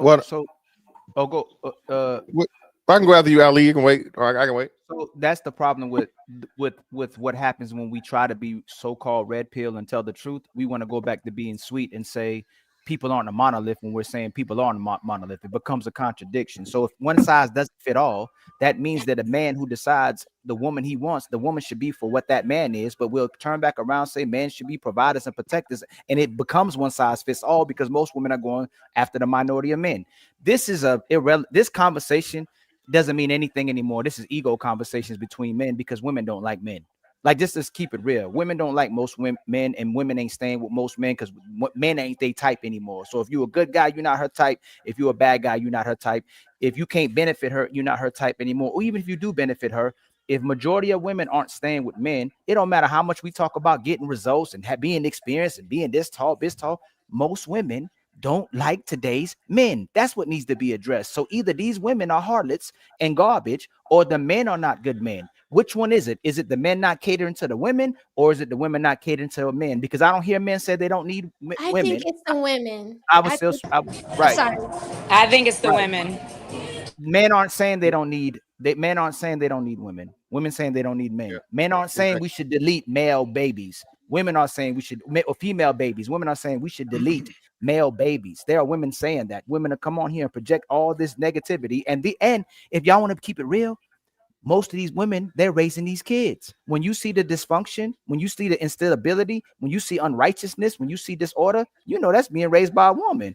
If the man is in the household and can't parent that child, it's the same thing. That woman is leading that household. So majority of these households are being led by women, and most women are picking themselves. So either a guy to be with a woman, when Fantastic says this over and over again, is weaponized against men. We have two biological imperatives. We have to connect with each other and reproduce. A man is never going to stop trying to go after a woman. My sons, as young as they are, they can't stop chasing their mama. They never going to stop chasing a woman either. They're going to listen to a woman no matter what, right? So when Opulent 6 says that his woman needs to listen to him, we can't contradict ourselves and say, hey, why that woman left him? Because he needed to listen to her. We contradicting ourselves all the time. So as long as today's market is led by most of today's women, which aren't actual righteous women, orderly women, feminine women, loving women, catering women, traditional women, we're gonna lose. All this is a D conversation. We just seen measure who D is bigger than the other person's D, and you guess what? It don't matter whose is the biggest, it still can't satisfy her. So that's the point. Most of these women can't be satisfied, whether it's physically, emotionally, spiritually. Ariel talking about y'all not emotionally intelligent. Somehow 6 got her to change it to y'all don't have no manners. A woman can be as disrespectful as she wants to men, and she's gonna still get results. A man, if he becomes disrespectful to a woman, she's out the door. That's the point. Women can do everything they want to the men, and men are still being there. This conversation is because men care. If we stop caring, we don't have these conversations anymore, and women going back to the streets, and they're going to beg for relationships from men and marriages from men. In this side of the country, women are entitled and privileged to act how they act because the roles, if you leave your man, you got 10 men ready to go. DJ Bonita leave her man, she got 10 men to go, and that's why a lot of women don't end up even being in relationships because they believe they can always go back to the market with their youth. Soon as they get older, They go, I'm ready to settle down now. And it's not to get a man, it's to rebrand their reputation, and they're looking for a retirement plan. They still don't No, like I the guy. agree. They're just looking for a retirement plan and somebody who will rewrite their reputation. And I blame their mothers, the grown women's mothers, because they watch their mothers do it. I think it's a generational thing. I don't think men ever, told their daughters, even if they had fathers. Most of them don't, but most women don't have good relationships with their moms either. But I will say, in the space, I think that a lot of women, what they do is they watch their mother's behaviors. And even whether their father was in the house or not, but I'm talking about these certain women. I'm not talking about all women, but it's a certain demographic of women that do not need a man. Those women that as soon as they get a man, do anything to leave the man. That is a different type of woman, and that woman is scarred from her childhood. And I will say, regardless, it doesn't mean that she didn't have a dad. I kept tired of hearing that. She could have had a dad, but that mother could have ran. Like y'all say, the woman is the foundation of that household primarily, whether the father's there or not. So it's the woman. So the woman is the one that daughter watched. And so that woman right there is that same woman that didn't get attention from the mother. So she's trauma bonding based on what she lacked as a child from her mother, going to find that in men. And as soon as that man don't step up and be what she needs that man to be, because in reality, you're delusional, any man, to think you can please and save a woman. And La Bonita, would you say that mentality is of the majority of black women? Because I'm black, right? Or would you say it's the minority? I don't do it by color because I come from too many different backgrounds. I think it's all women. Yeah, I feel you. I see it too. I got white family, I got Cuban family, and I'm around black family, and it's everybody. It's the in-laws, the outlaws, the side laws, and the other laws. Right. Yeah. So let me say women. this, right? So would you say the dichotomy is actually backwards, right? Would you say that people growing up to teach their daughters how to be safe from men, that sons should be getting taught how to protect themselves from women? Why do you think I have my son listening to this and listening to y'all? Because I want him to. There are things that I'm not going to be able to teach him because I'm not that kind of woman. I wouldn't do certain things, but y'all talk about women I'm the furthest from. Part of me like joining these panels and getting up here is because I'm so sick of men thinking that every woman is a gold digging 304 that's just looking for dinner and hair money. All y'all hoes though. It's not just I'm not going to step on that. Every woman is a hoe, right? It's just who you hoeing for. Right? Only my husband, yes. Exactly. Right. Right. What y'all say? We love especially hoes. on vacation. Especially on vacation. Right. Listen, y'all tell Shoot, me. I wrote a song back in 1995 called Hoes Be Winning. Right? Y'all, we love hoes. Listen, we love hoes. Ain't that what y'all say? I said I'm gonna Hoes become be a hoe winning. in 2027 if my husband don't find me. Right?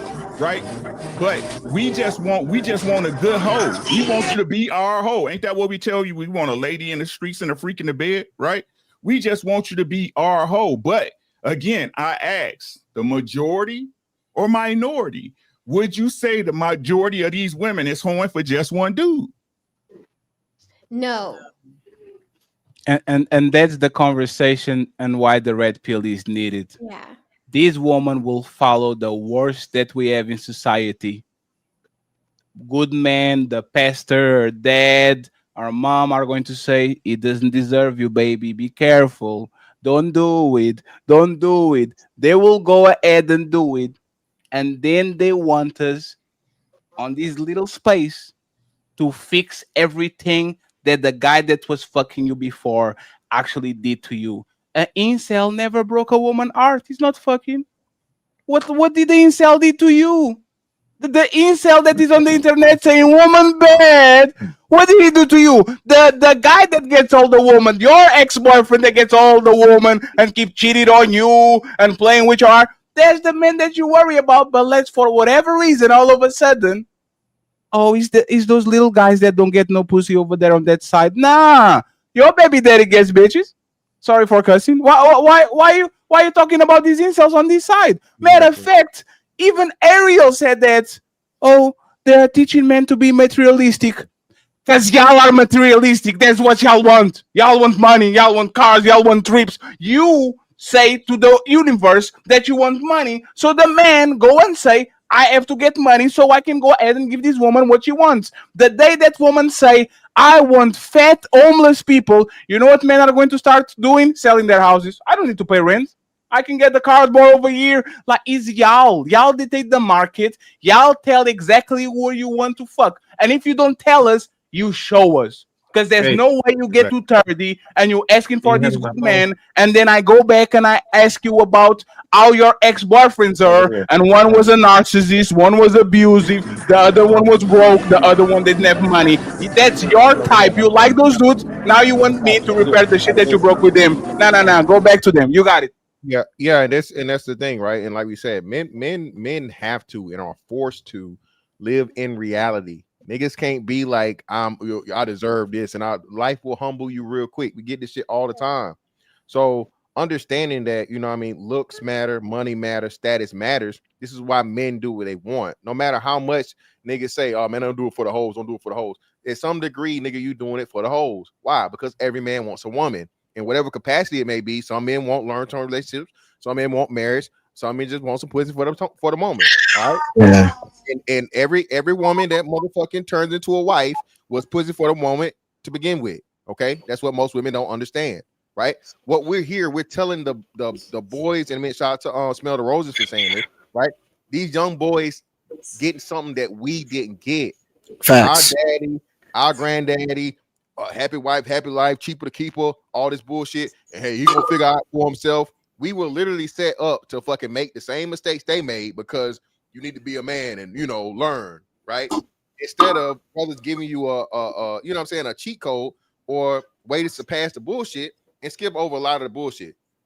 Again, man, I was a baby daddy also. Why? Because I didn't understand that if a woman starts dealing with you and she sees you as an asset to her life, and you start playing daddy to a kid that's not yours, right?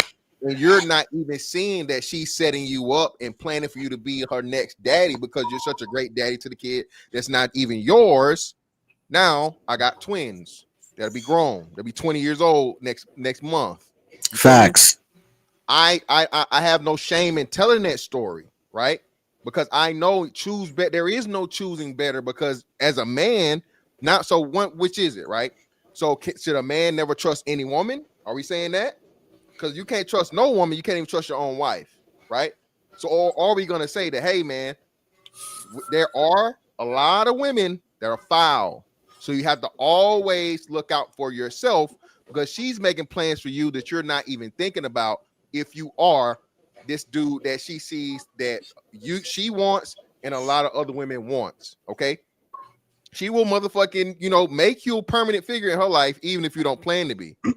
So this is the stuff that we're willing to tell these young dudes because we weren't told that, right? And then now you got to make up shit on the way and figure it out and be a man, be responsible, provide, protect, be a father, be there, fight through because the shit don't work out. Now she want to keep you for them same kids that she purposely had on you. You see what I'm saying? So this is, again, the big part of this stuff, man. It ain't just getting pussy. It ain't just getting females. Bro, this is literal life advice. This is literal long-term relationship. This is fatherhood. This is relationship. This is business. This is fitness. This is health. This is all this thing that the red pill is, you know what I mean, turns out to be. It's this whole motherfucking jambalaya or whatever you want to call it. But motherfuckers only want to focus on the thing because the safe thing to do, the safe shit is to do, man. These niggas just incels, man. They can't get no women. They broke. They ain't got no money. They fat. They dumb. They this or that. It's all this negative shit because it's like it's easy to shit on men. The world shits on men. So what do? If a man makes a complaint, you just shit on him, right? You discard him. But like I say, what people don't understand, and this is a historical fact. Everybody hates slavery, right? Nobody gave a fuck about slavery till the white folks started saying too, hey man, slavery kind of fucked up.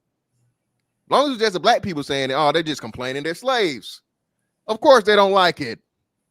You have to have somebody from outside your group to agree with you for people to start taking it serious. And how you know the red pill is not only alive, but will never go anywhere. Everybody's doing it now because it's safe. You go on TikTok, go on IG, see how many women saying, I literally just, I don't even, Kevin Samuels was right. Just look, all these women saying Kevin Samuels was right now, fucking five years later, right? Hey, fantastic. Go even deeper than that. They are mad because some men are pause. Yeah, there's a gigantic pause. They are afraid that their men get up to game. God dang. That's literally what it is. They are afraid that the man. They are afraid that the man that they bamboozling for 7 years finally understands why she denies sex every time she wants to do something and he doesn't want to do it. Like That this exactly. is right. This is a scheme. This is knowledge is go power. ahead, you got it. This is why That's a knowledge woman is power, thing, and this is though. why- Knowledge is power, and it's why they have to fucking kill the knowledge and the power. It's why they have to shut niggas up. Shout out to Uncle Rick. Uncle Rick been married for some time, right? Uncle Rick tell you everything. Uncle Rick need to put that shit on a t-shirt. Every woman is a hoe. Just who you hoe is hoe, right? That's a fact. So, but you know, if you say that to a woman first without her understanding the context, this is the married Right. man saying of plenty years. Oh, what the fuck you mean? Ain't no hoe. What's They wrong? understand it in the songs, though. Ain't that ironic? Exactly. But that's what I'm crazy. saying. So it's They'll what a twerk woman- to it so fast as soon as they get off work and before they go home to their husband. See, I'm Rose DJ, know how to trust me, do I it. see it. I see Rose it all know the how to do time. it. You gotta put I your see, hand I up. see it. Right. And for the right nigga can buy your wife a drink too at my while I'm DJing. You see what I'm saying? And that's what I'm saying. Like, and this what I mean. Like, Only y'all if love his wrist broke. Only if Yeah. his wrist broke. y'all love is based on condition, right?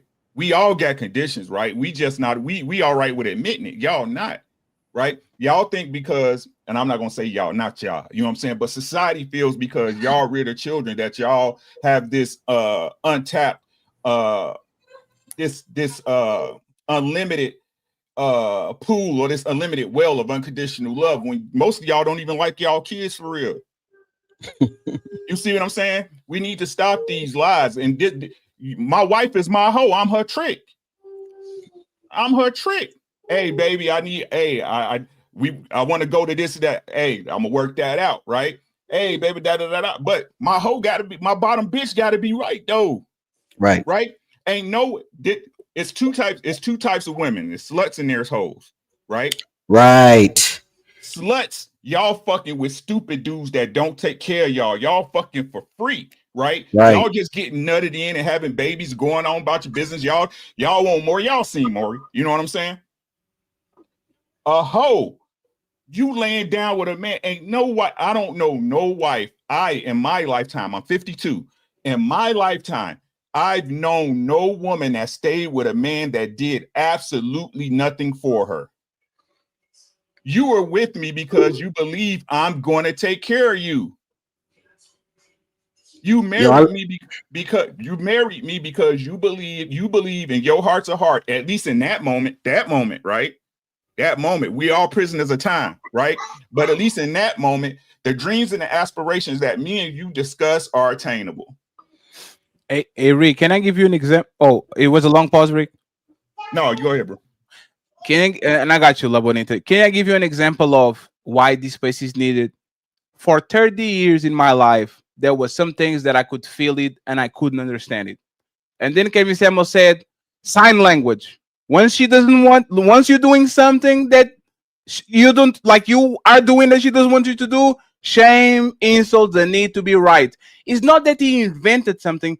He just crystallized the concept into something that you're like, oh, so this is what my ex was doing every time I say I want to play PlayStation or go outside and do this, and she didn't want me to do it. She shames me and says, oh, if you love me, you would be with me. Then she insults you. Are you a boy? Why you keep playing PlayStation? And then she the terms are there. So men that are feeling a lot of things finally crystallize ideas and understand when this woman is asking you for a break, it's not because she is confused about her feelings and she's thinking about working on herself. Nah, she's going to out, try to fuck another dude. If the branch is strong enough, she's going to stay with him. If he's not good enough, she's going to come back and says, I had time to think and I miss you and I love you. Y'all been running game on us for centuries.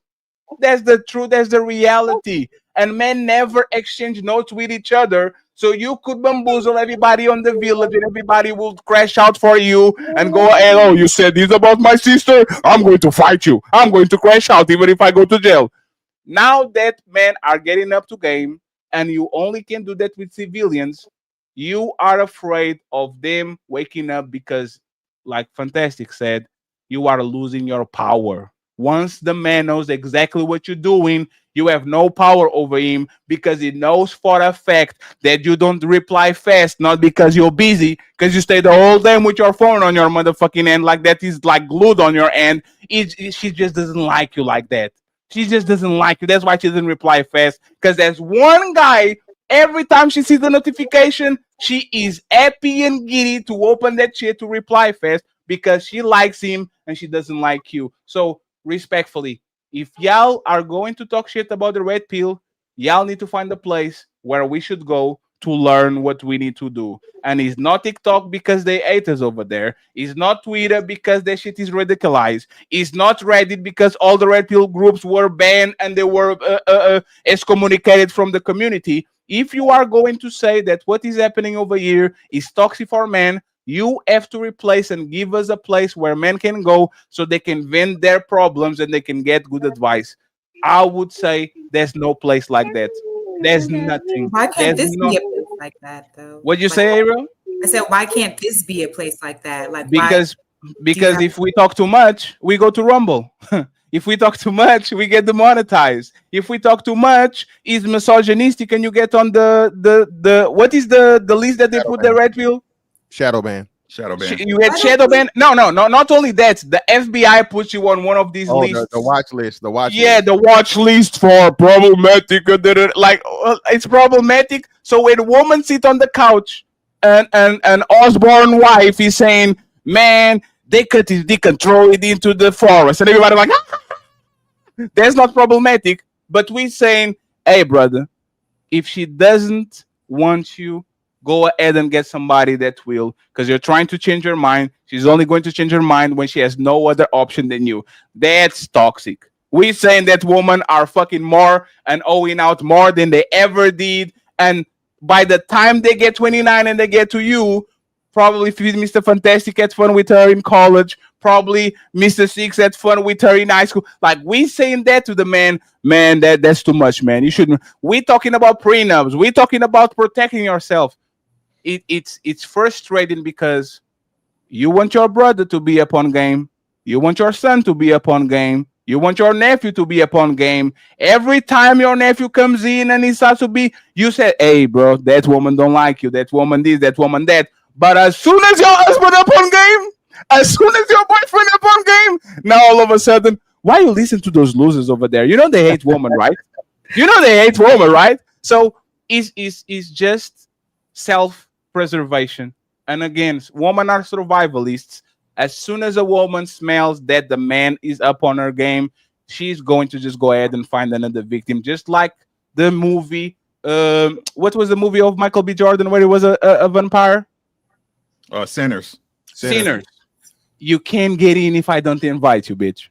I'm sorry. You can't get in. Oh no, I'm just here because I want to sing with y'all. No, me. This is what vampires do. They will find somebody that is not up on game so they can suck their blood. You are mad because we know that fat motherfucker, he was a vampire. He was full of blood. No, me. I'm just playing security. No, let me in. I got you, brother. You're going to do me like that? Now you know exactly what it is. Once a man knows you are a vampire, there's no blood to be sucked, and you are afraid that everybody on the neighborhood notice and actually is on game and knows that you're a vampire too. So you're trying to make sure that you eliminate the whistleblower, because if the whistleblower is gone, now you can go ahead and you can go up to your shenanigans again. I'm not talking more today, and shout out to Mr. John Henry with a big $100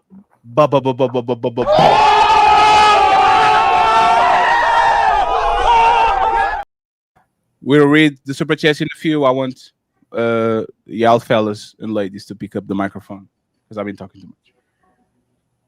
I wanted to just say that, like, sometimes this conversation feels a little redundant, and I think that's because that everybody thinks that marriage is for them. And I just think that we should accept that marriage or relationship is not for everybody. We need to stop forcing it on everybody. It ain't for everybody, especially when you have unhealthy, unhealed, and not well-raised human beings in society. So, like if we could just kind of bring that bar is high and most people are here. Like let's not even include everybody in this conversation. And I think that's a part of what makes red pill sometimes seem toxic. How do you know? I was lying. I'm going to keep talking. You said that you love you said that you love the three men that you love all the old all men. proposed to me, and I do not think that would be Ali, you have to do something about this, Ali. I'm going. Yeah, she did. Three Yo, times? Yes. And you Hold said no to all three proposals? All of them. And God one second. damn. One How second. old are you if you don't mind me Hey, Rose. I got these, Rose. I am be your hero, baby. Hey, Ariel. Crazy. How do you love three men that you didn't accept the proposal?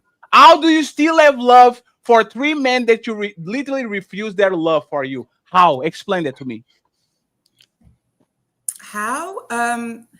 I just didn't think that either one of us coming from single parent homes had what it take to be in a successful marriage. Okay, but hold on. So you said all three men, different men, correct? But none of these three men were capable of fulfilling a successful marriage, and you don't see yourself as the possible. I said we too. I said we both parties came from single parent households. I don't think that we had what was equipped to be in a successful marriage. And I needed to propose until I started to leave the relationship. So should we include you on the conversation? Because that's what you said, right? Not all people should be included on the conversation. Yes, the very first conversation. One second, please. Knowing that you, one second, Ariel. I said this. No. Listen to what I'm saying, Ariel.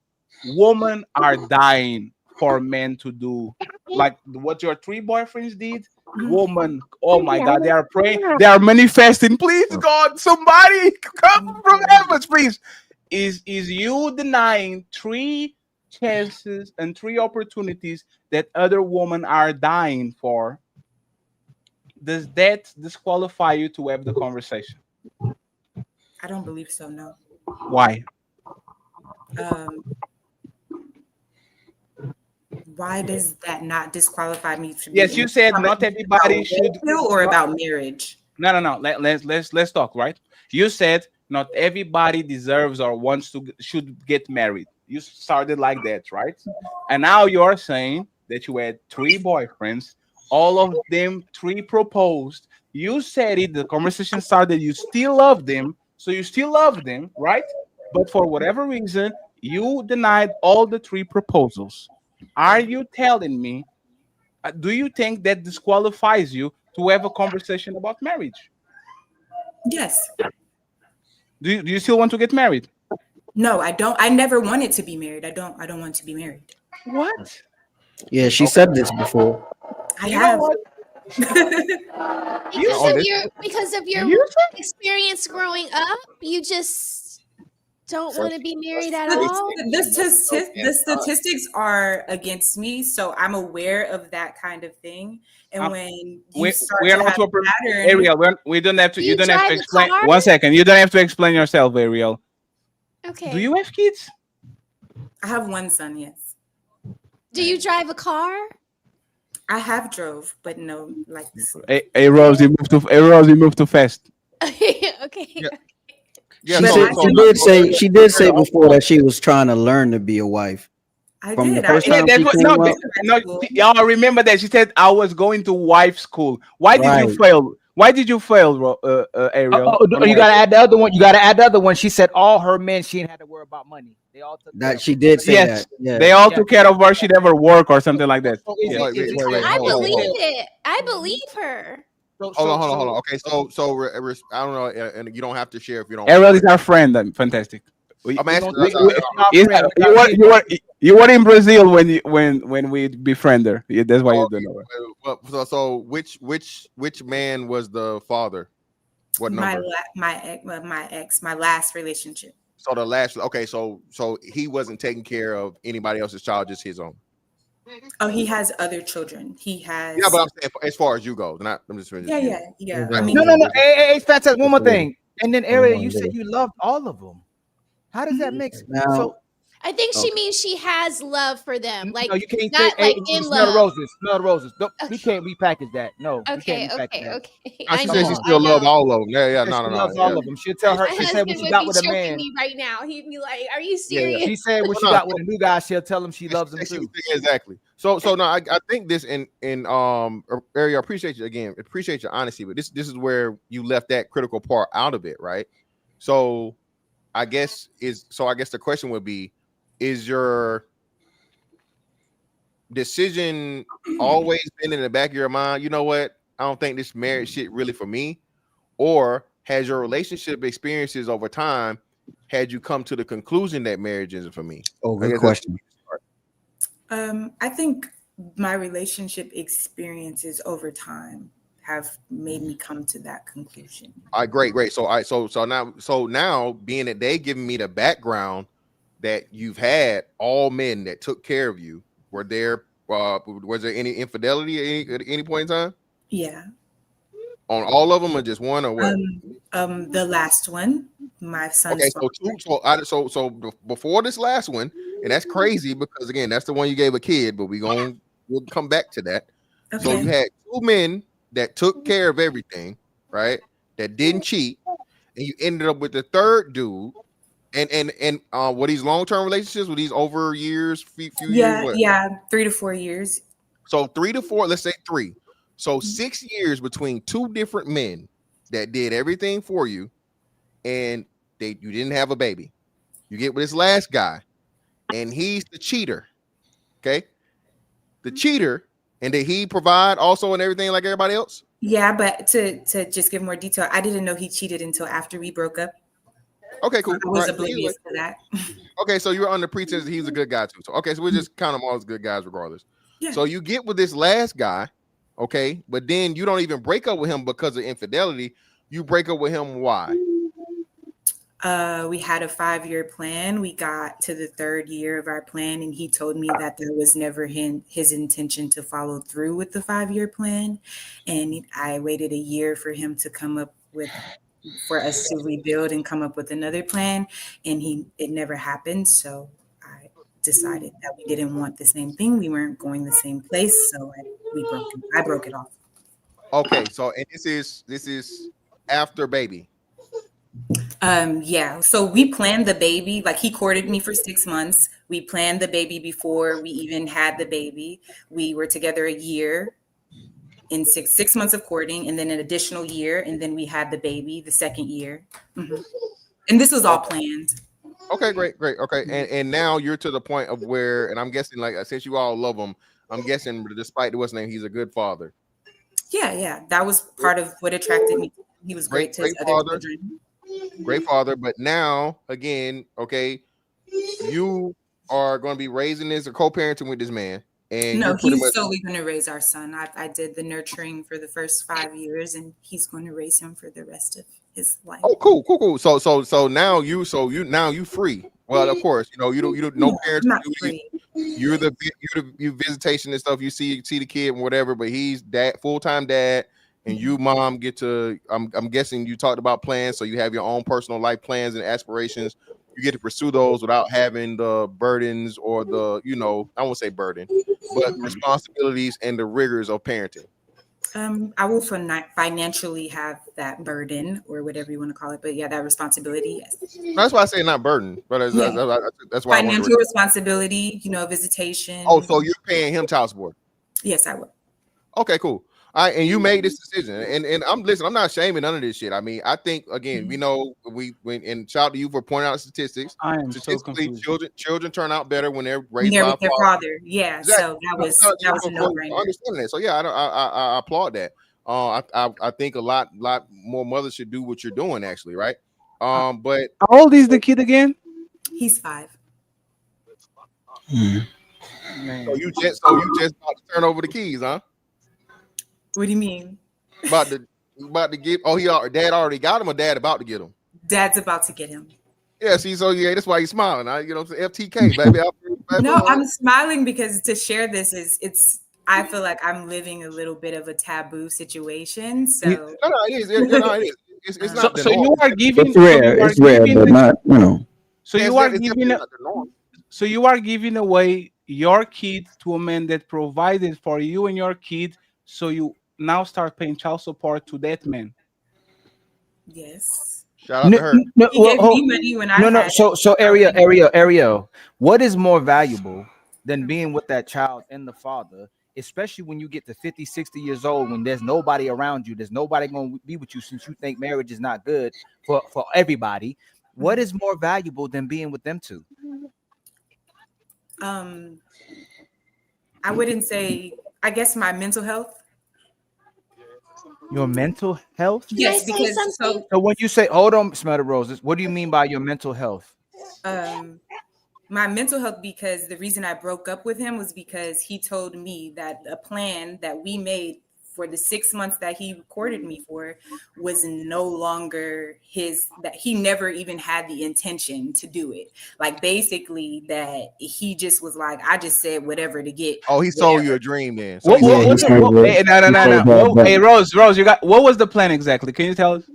Okay, so we were going to be together for a year, have a baby the second year. The third year we would move to be around family so that our child could be acquainted with cousins, aunts, uncles, grandmas, grandpas, because we were living up in New York, but all of our family lives down south. Then the fourth year we would go to explore Africa, have another child. And the fifth year we would work on dual citizenship. So what was the part of the deal that he broke? Yeah, what was the part of the deal that he broke? He was a hotep hobo. No, hold on. No, hold on. Hold on. I thought the plan. Hold on, Ariel, you moving too fast. I thought the plan was gonna lead to like marriage or something. You said African citizenship was the main plan. Yeah, like building a family, having more children, having dual citizenship. Yes. Hey, Ali, you know why this is confused? Like Ariel, thank you for being genuine. We don't want to look like the woman beaters, right? Yeah, kind of. That doesn't make sense, right? The wording. I mean, No. It's the wording. It's the wording, like the woman bashing, right? But think about this. Your plan was to move to get closer to family in year 3, and on year 4, it was to go to Africa, 7,000 miles from family. Yeah, that was the whole point of getting our child acquainted with their family. Ariel, so you want to move like y'all living in New York. You want him to relocate your whole operation to go to the south for 12 months and then get the whole relocate, like going to Africa. Like you guys don't know how far I live away from y'all. Like y'all have no idea. Like for the people that are well traveled, I am so far away from y'all. If I move to your place, I will never see my parents probably. If especially because the trips are expensive. How every 2 years? Yeah, like why do you want him to move closer to family and then do kind of a permanent decision, which is take the family that y'all build and go live in Africa? I don't know for how many years. Like, isn't that contradictory? His idea was to move to Africa, not mine. It was a joint plan. Like we planned this together. It wasn't just. How old were y'all? How old were y'all? He is much older than me. He is about to be 60, and I am 32. So, oh my God, hey. Oh, he was definitely a hotep. You cannot leave this, Ali. You going to jail, Ali. This is Ali. You going to jail? I will. Going to jail? Ali.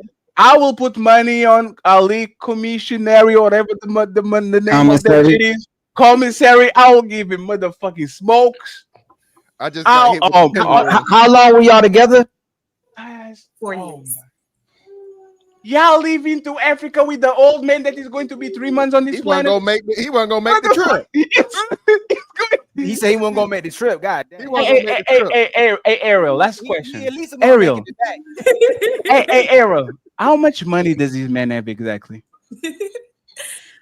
Enough. No. Let's go with a little, a lot, or no, a bunch of it. Like which, like Hold rating? on. So just real quick, before so you literally had a baby with a granddaddy daddy or great granddaddy daddy. He doesn't have any grandchildren, but he does have. Black You his grandchild. Shit. You That's a fact. Hey, this is nice. Now you go Everything. down, now you go down. Hey, this is nice. Hey, Ali. Hey, listen to Nobody to be married He's so to. sweet. listen no to idea, hey, Ariel. hey, Fantastic was like, yeah, man, you need to move the kids to the father so they can have better results. But to the grandfather that is going to stay here until the kid, like what? How can he possibly keep Look, a this is, 5-year-old? I'm saying that I'm not qualified to be choosing nobody to be married to. Kids finna be, listen, man, them kids finna be all fucked up. That's- They finna be wearing Kangos and corduroys in motherfucking kindergarten.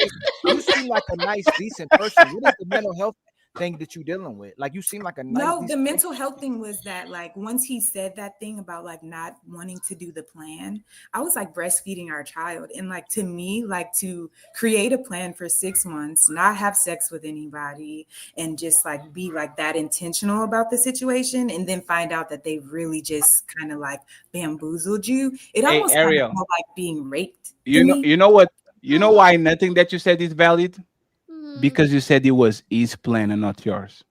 No, I said we planned no, it no. together. No, you said it was not your plan to go to Africa. He was the one that wanted to go to Africa. So if I say I want to go away from everything we built over here, from the country we were born in, leave our friends, our family, and then in the middle of it, I said, you know what? I changed my mind. We don't need to go to Africa. He's saying right here. How did he fail you? We met at a West African drum circle. I was a West African dancer, and he was a drum Hotep Hobo old nigga. I'm telling you, like he told you whatever he told you, whatever he had to Hey, tell you. is your baby daddy named Dr. Umar Johnson? What's beg going your on pardon? here? Don't do her like that. She's I being beg your transparent with her story. She's Ariel, sharing. so you met the Shiki wearer, and like you were all into the African stuff and all that. He told you a dream. Yeah, the motherland. Like the white flowy dress. I have a personal desire to go to Africa. It resonated with me. I wasn't just agreeing to anything because it did not Yeah. resonate with me. Damn, I respect But that. this I leads respect me it. back to letting you guys know why I don't feel like marriage is for me. Understood. I got a question though. Ariel. Okay. Like whenever y'all get ready for freaky time and he took his clothes off, did he fold his clothes? No. Oh my god! Did he keep the socks on? Did he keep the socks on? Probably. I don't know. Hey, I keep my socks on. With the dress sandals. No, Ariel. Ariel, Ariel, how are you? You're so sexually- beautiful. You have to be a wife. I'm very confused because that's the guy say Ariel. Baking from scratch every day, like You're a wife, Ariel. You're a wife. You need to. Nah, be don't do it, Rosie. Don't do it. Let her do that, You know no. it better than me. You know what I'm saying? Hey, Ariel. Last question. I'll be nosy as fuck. Go. How did you get, like, if you put Madonna in front of me, my shit is going to do the tom tom tom tom. Like it's like I don't know, Ariel, how did this man raised you so bad that you had a kid with him? How did this 6-year-old man? This man has to be something going on. How did it wasn't Africa. He was a good dad to his other children because he had like a 16-year-old and a 12-year-old and a 9-year-old. So he was a good dad to them. How many baby mamas? He's also like, How many baby mamas? Where is it? What? Damn, that's a good. and he's also he's also vegan, so he's very fit. He's like been vegan for like 30 plus years. Oh, he wanted Like, them. so- He wanted them like cut grandpa. Yeah, he looks good. He doesn't Okay. look so. But yeah. Okay, Neither here nor there. I should have known better. But the fact that I didn't know better, I'm like, I don't know. I shouldn't be choosing nobody to marry. I need to get some better Okay. skills on choices. So he was better than the other two guys that proposed to you. Like, if you actually had to judge them by, like, was he better than the other two? Yes. Were the other two your kind of age or older too? Like Six said, he had more experience. You know what I'm saying? This nigga is 60, fit. He knew what to eat. He probably, yo.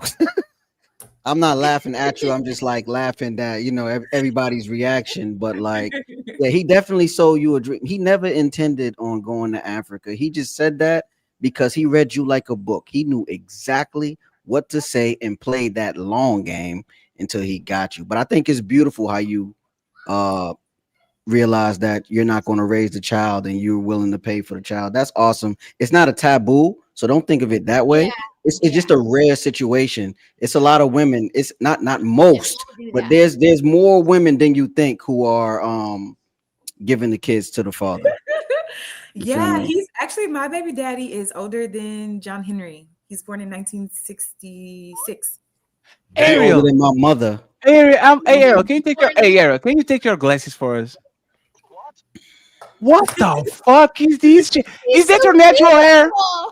Yes, it's my hair. What the? Hey man, we lost to a 60-year-old. That's crazy. Hey man, I lost to my grandpa. Hey, I respect your honesty. This is what I'm saying. I know nothing about woman, bro, because nothing makes sense. But once you kind of get close to it, oh, I think I figured the shit out. Like they threw a wrench into the. Now you have to start all over. It makes, I don't know, makes sense. It made sense for you, so I'm not going to judge.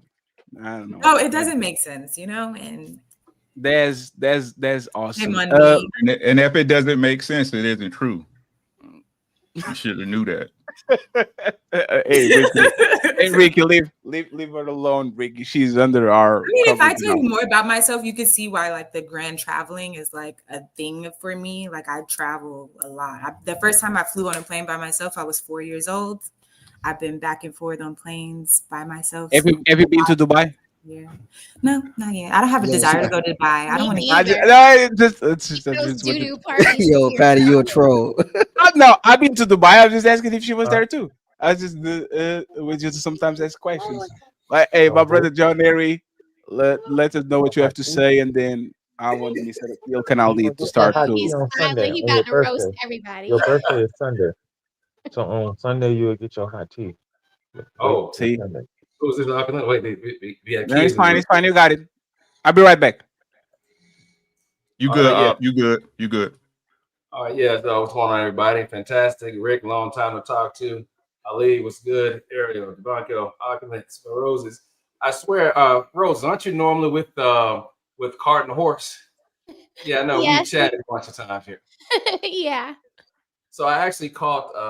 I'm catching the tail end of this. I saw the title Red Pill, and I was looking at this like, people, this is a distorted red pill environment that we're under right about now, because the original concept of red pill was simply about a harsh truth versus a comfortable reality. If you remember, we're talking about, remember how we used to talk, well, Rick, remember how our age group used to talk about folks with rose-colored glasses? Also, yes, the Pollyanna view of things. Yeah, I get called that all the time. Pollyanna. Yeah, I mean, that's what red pill used to stand for, looking at the harshness of life that some people just would not recognize until you almost had to put their face next to the flame for them to get it. And then all of a sudden, one day, it ends up having something to do with misogyny, with chauvinism, with pickup artistry, all of this stuff. And as I said before, you've got a whole litany of undegreed trend tracing, social media, YouTube psychologists / life coaches who are out here briefing everybody about what's in the pot right about now. But with anything you cook, eventually, after it's gone, you put the pot away. You're still going to have an aspect of life you have to deal with that is not going to fall into that trope. So that's why I get bugged out when I hear people talking about red pill, and I hear how we always look at women's faults, but we have to remember that the men stay in the situation as us. We're there also. So I'll put it this way. You've got two folks now that have ended up getting the North Star that everyone seems to follow. That is the unruly woman and the unregulated man. And these seem to be the two loudest voices that end up taking control of the conversation at times. But I'll go ahead and land it right there. Is there any rebuttal to that, or Nah, no rebuttal at all. you sure? Positive. Well, shout out to John Henry, man. Again, I'm just curious, right? I don't think that most talk show hosts were educated or informed or whatever, right? And yet millions upon millions of people watched them for years on years, right? We come to find out a lot of these things were like scripted. I find it funny as to where how and why in this thing, especially called life. I don't care how many degrees you have, right? Like I do agree with this point in with opulent. Experience is a factor, and everyone has different experiences. So I think it's kind of messed up as to where if you aren't certified, qualified, licensed, or whatever, so on and so forth, now your opinion can't count whatsoever, and that's just nonsensical. Okay, it don't make sense. Everybody needs to hear from everyone. That's why we always talk about Tom Brady and the Jeff Bezos, is because it shows you that anybody in this thing, when we're talking about relationships and marriages, can be affected. Even the men amongst all men can suffer divorce. So when we try to use divorce as a shaming tactic to regular people, well, how you gonna do that if Tom Brady can't make it? Anybody can't make it. It can happen to anybody, basically, right? So I think what happens and what this red pill thing has done for the first time, it has given men the courage to say, hey, I don't like this. I know life isn't fair as a man. And as a man, I'm not supposed to complain. But at the same time, a part of this shit deteriorating further is a lack of men complaining. All right. The squeaky wheel gets the grease. If you never let it be known that there's a problem, everybody thinks everything okay, and shit keeps going the way it keeps going until it gets worse and worse and worse and worse and worse. And then it's too late because you have a major malfunction or a breakdown or so on and so forth, right? We know there's been a major issue with men's mental health declining and a lot of men self-deletions and things like this, so on and so forth. This space, this ideology serves as a purpose, and it's actually helping a lot of men. Okay, I would much rather a man, as much as I disagree with this, right? I don't like the whole Frank Castling and and jumping on the bitch and all that shit and so on and so forth. But if that's what a motherfucker need, you know what I'm saying, to do online, to hop in the chat and whatever, so on and so forth, and it keeps him from actually physically doing that in real life, hey, I'm all for it. Okay, if he gets to motherfucking come here and join the chat or join a panel, these bitches ain't shit, blah, blah, blah, blah, and he gets that out of his system to where he's not physically doing anything to harm anybody, woman, man, child, whatever, so on and so forth. Hey, people do the same shit in gyms, right? Some people go lift weights to get off steam. Some people run, people do different shit, right? Some people drink bottles, some people smoke, illicit drugs. All right. Hell, even black people doing mushrooms now, apparently. Okay. So my thing is, if nobody is getting hurt from it and it's agitating or it's aggravating, cool, it can be that, but it clearly serves a purpose. All right. For the first time, men have a way to say, hey man, I got fucked over. This was fucked up. This is what happened. Look out for this. But as soon as you say that, it's like this thing to where you're a loser, you're a failure, you're whatever. Well, again, shout out to Ariel for being, transparent. Hey, man, everybody's life is different, and it's some shit that's gonna be non-conventional, right? Or unconventional. When it's unconventional, you need to hear those things because that's the shit that you're never gonna see. You feel me? And I think a lot of the times that men go through things and it's just, it is what it is. But what I learned personally, and a lot of men learn, is that you think it's only you. You think that you're the problem. But then you get in a group of men that's telling you, nah, man, I went through this. You went through, you're like, oh shit. So I'm not crazy. I'm not, just this piece of shit bum, dusty, crusty, musty ass motherfucker that the woman keep telling me I am. And men need that because, again, as we say, man, most men don't go to other people with their problems. But if you make it a community of where, hey, this is the locker room, all right, or the barbershop, and we make it digital, I really don't see the more negative that it can serve than the positive in a situation if it's helping men out. Look at it. I wouldn't say, to push back on that. I agree with a fair portion of what you're saying, Fantastic, because you and I have been on the same panels where I've said before over the last 2.5 years, experience and exposure is what molds you. Doesn't matter where you come from, man, woman, young, old, experience and exposure is going to do that. But the question is, what is it that we all consider to be good exposure, or should we say acceptable versus non-acceptable? That's where the line gets drawn. Now, I will say when we go back and look at the 80s, for the most part, how many male talk shows did you have? You didn't have much. So you had maybe Maury, you had Montel back in the late 80s.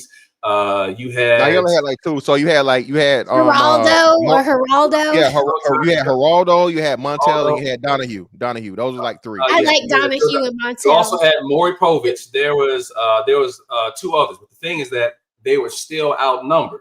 So there was always this thing of, men ain't shit, and it was allowed to go through. You could say that a man had reached his prime. There was no issue with that. But if a man were to say a woman had reached her prime nowadays, hey, he's taken off the air. But the thing what Fantastic is saying that Ali's been on the same panel, Rick has as well, we've had this conversation, is that men were not having their voices heard.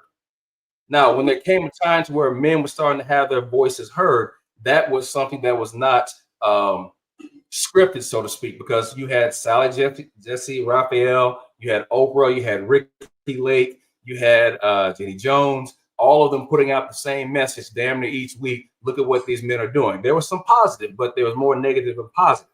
But when you have it to where now men can have their voices, you think, okay, are we going to speak for the positive? Yes, we do. We have that, but you also have the negativity that comes with it. But what I'm saying here, getting back on the aspect of Red Pill, is not to conflate these things, because you do want to have a place where men can come and talk. We do want to have a place where women can come and talk, but men need their space as well.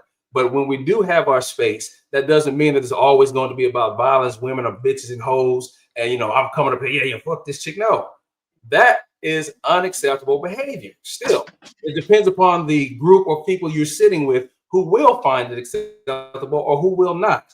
That's what it comes down to when it comes to these rooms. Who are you flowing with? Who do you rock with? Depending upon if I'm someone who's not about using the B word, calling men niggas and all this type of stuff, I'm going to be in a different room than most of the folks who may be on this panel right now, because it's acceptable. Everybody, every other word is nigga, bitch, hoe, whatnot. And it's cool with folks. But that depends upon who you're talking to. So I will agree with Fantastic on that yes, you need to have a place where everyone can have their say, but it just depends upon what crowd you rock with and what messages that you're portraying out there. So I'll just stop right there. I want to say this before we read the super chats and do the final thoughts. Then thank you, Angry Man. God damn it, Mr. Fantastic. Y'all in your hell no, Fatty. No, is both of them have stripper names, so it's fair game. Thank you for the that is so true. Thank you for the memberships. Like they the Punisher, the Angry Man, Mr. Fantastic. Don't they sound like they were on there, Casey? No, motherfucker. Mr. Fantastic is a comic book name, nigga. The Punisher, Mr. Fantastic. No, the way you were talking earlier. But there's one thing that I actually have to say. I don't think women hate this place because they love the red pill hunters type of dudes, the public offenders and all these like people that actually mount opposition to the people that are here. I think they like the fact they just want people to agree with them, because they can say Mr. Fantastic is da da da da da. Let Mr. Fantastic agree with them on any trip or form, and they're all celebrating him on the chat.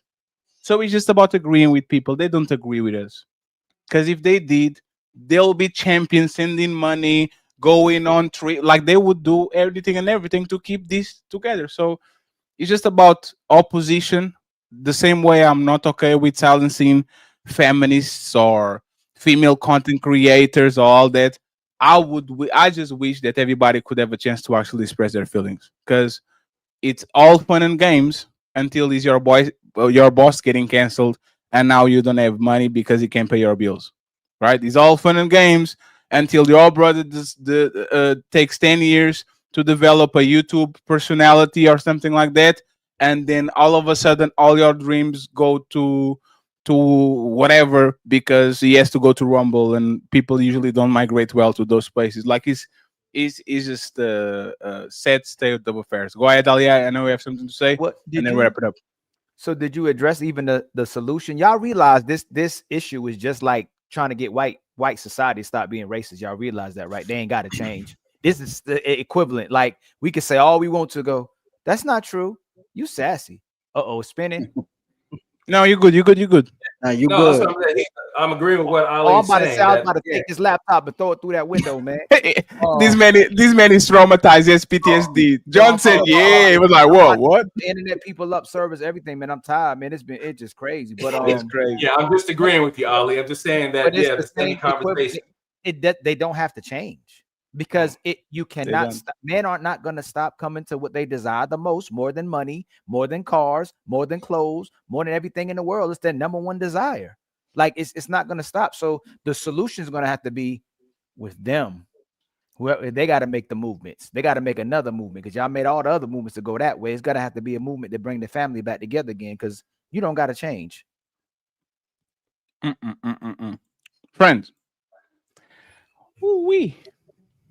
There was this was a great show. It was. It was. We started out like family in the beginning. We were finding out. We fight a little. We just fight a little bit and we'll go away. She's And then adorable, we got man. cussed out by somebody else was making a whole show about us as we were Yeah, doing yeah. Oh yeah, we did get cursed out. I mean, She's adorable. Yeah, but What did I there's- miss? I will do a show tomorrow. See if Angry Man can pull up because, hey man, it's not that we are the good guys, but friends, I swear to y'all, if Ali trying to makes do it the or right thing. if Ali makes it or Fetty makes it, there's three things we're going to do: pay homage to the legends, try to get our contemporaries to actually Stay come humble. with us, Stay and humble. take sure that you take care of the people that are below us. Don't forget. You stay see what I'm humble. saying? Don't add to stay humble.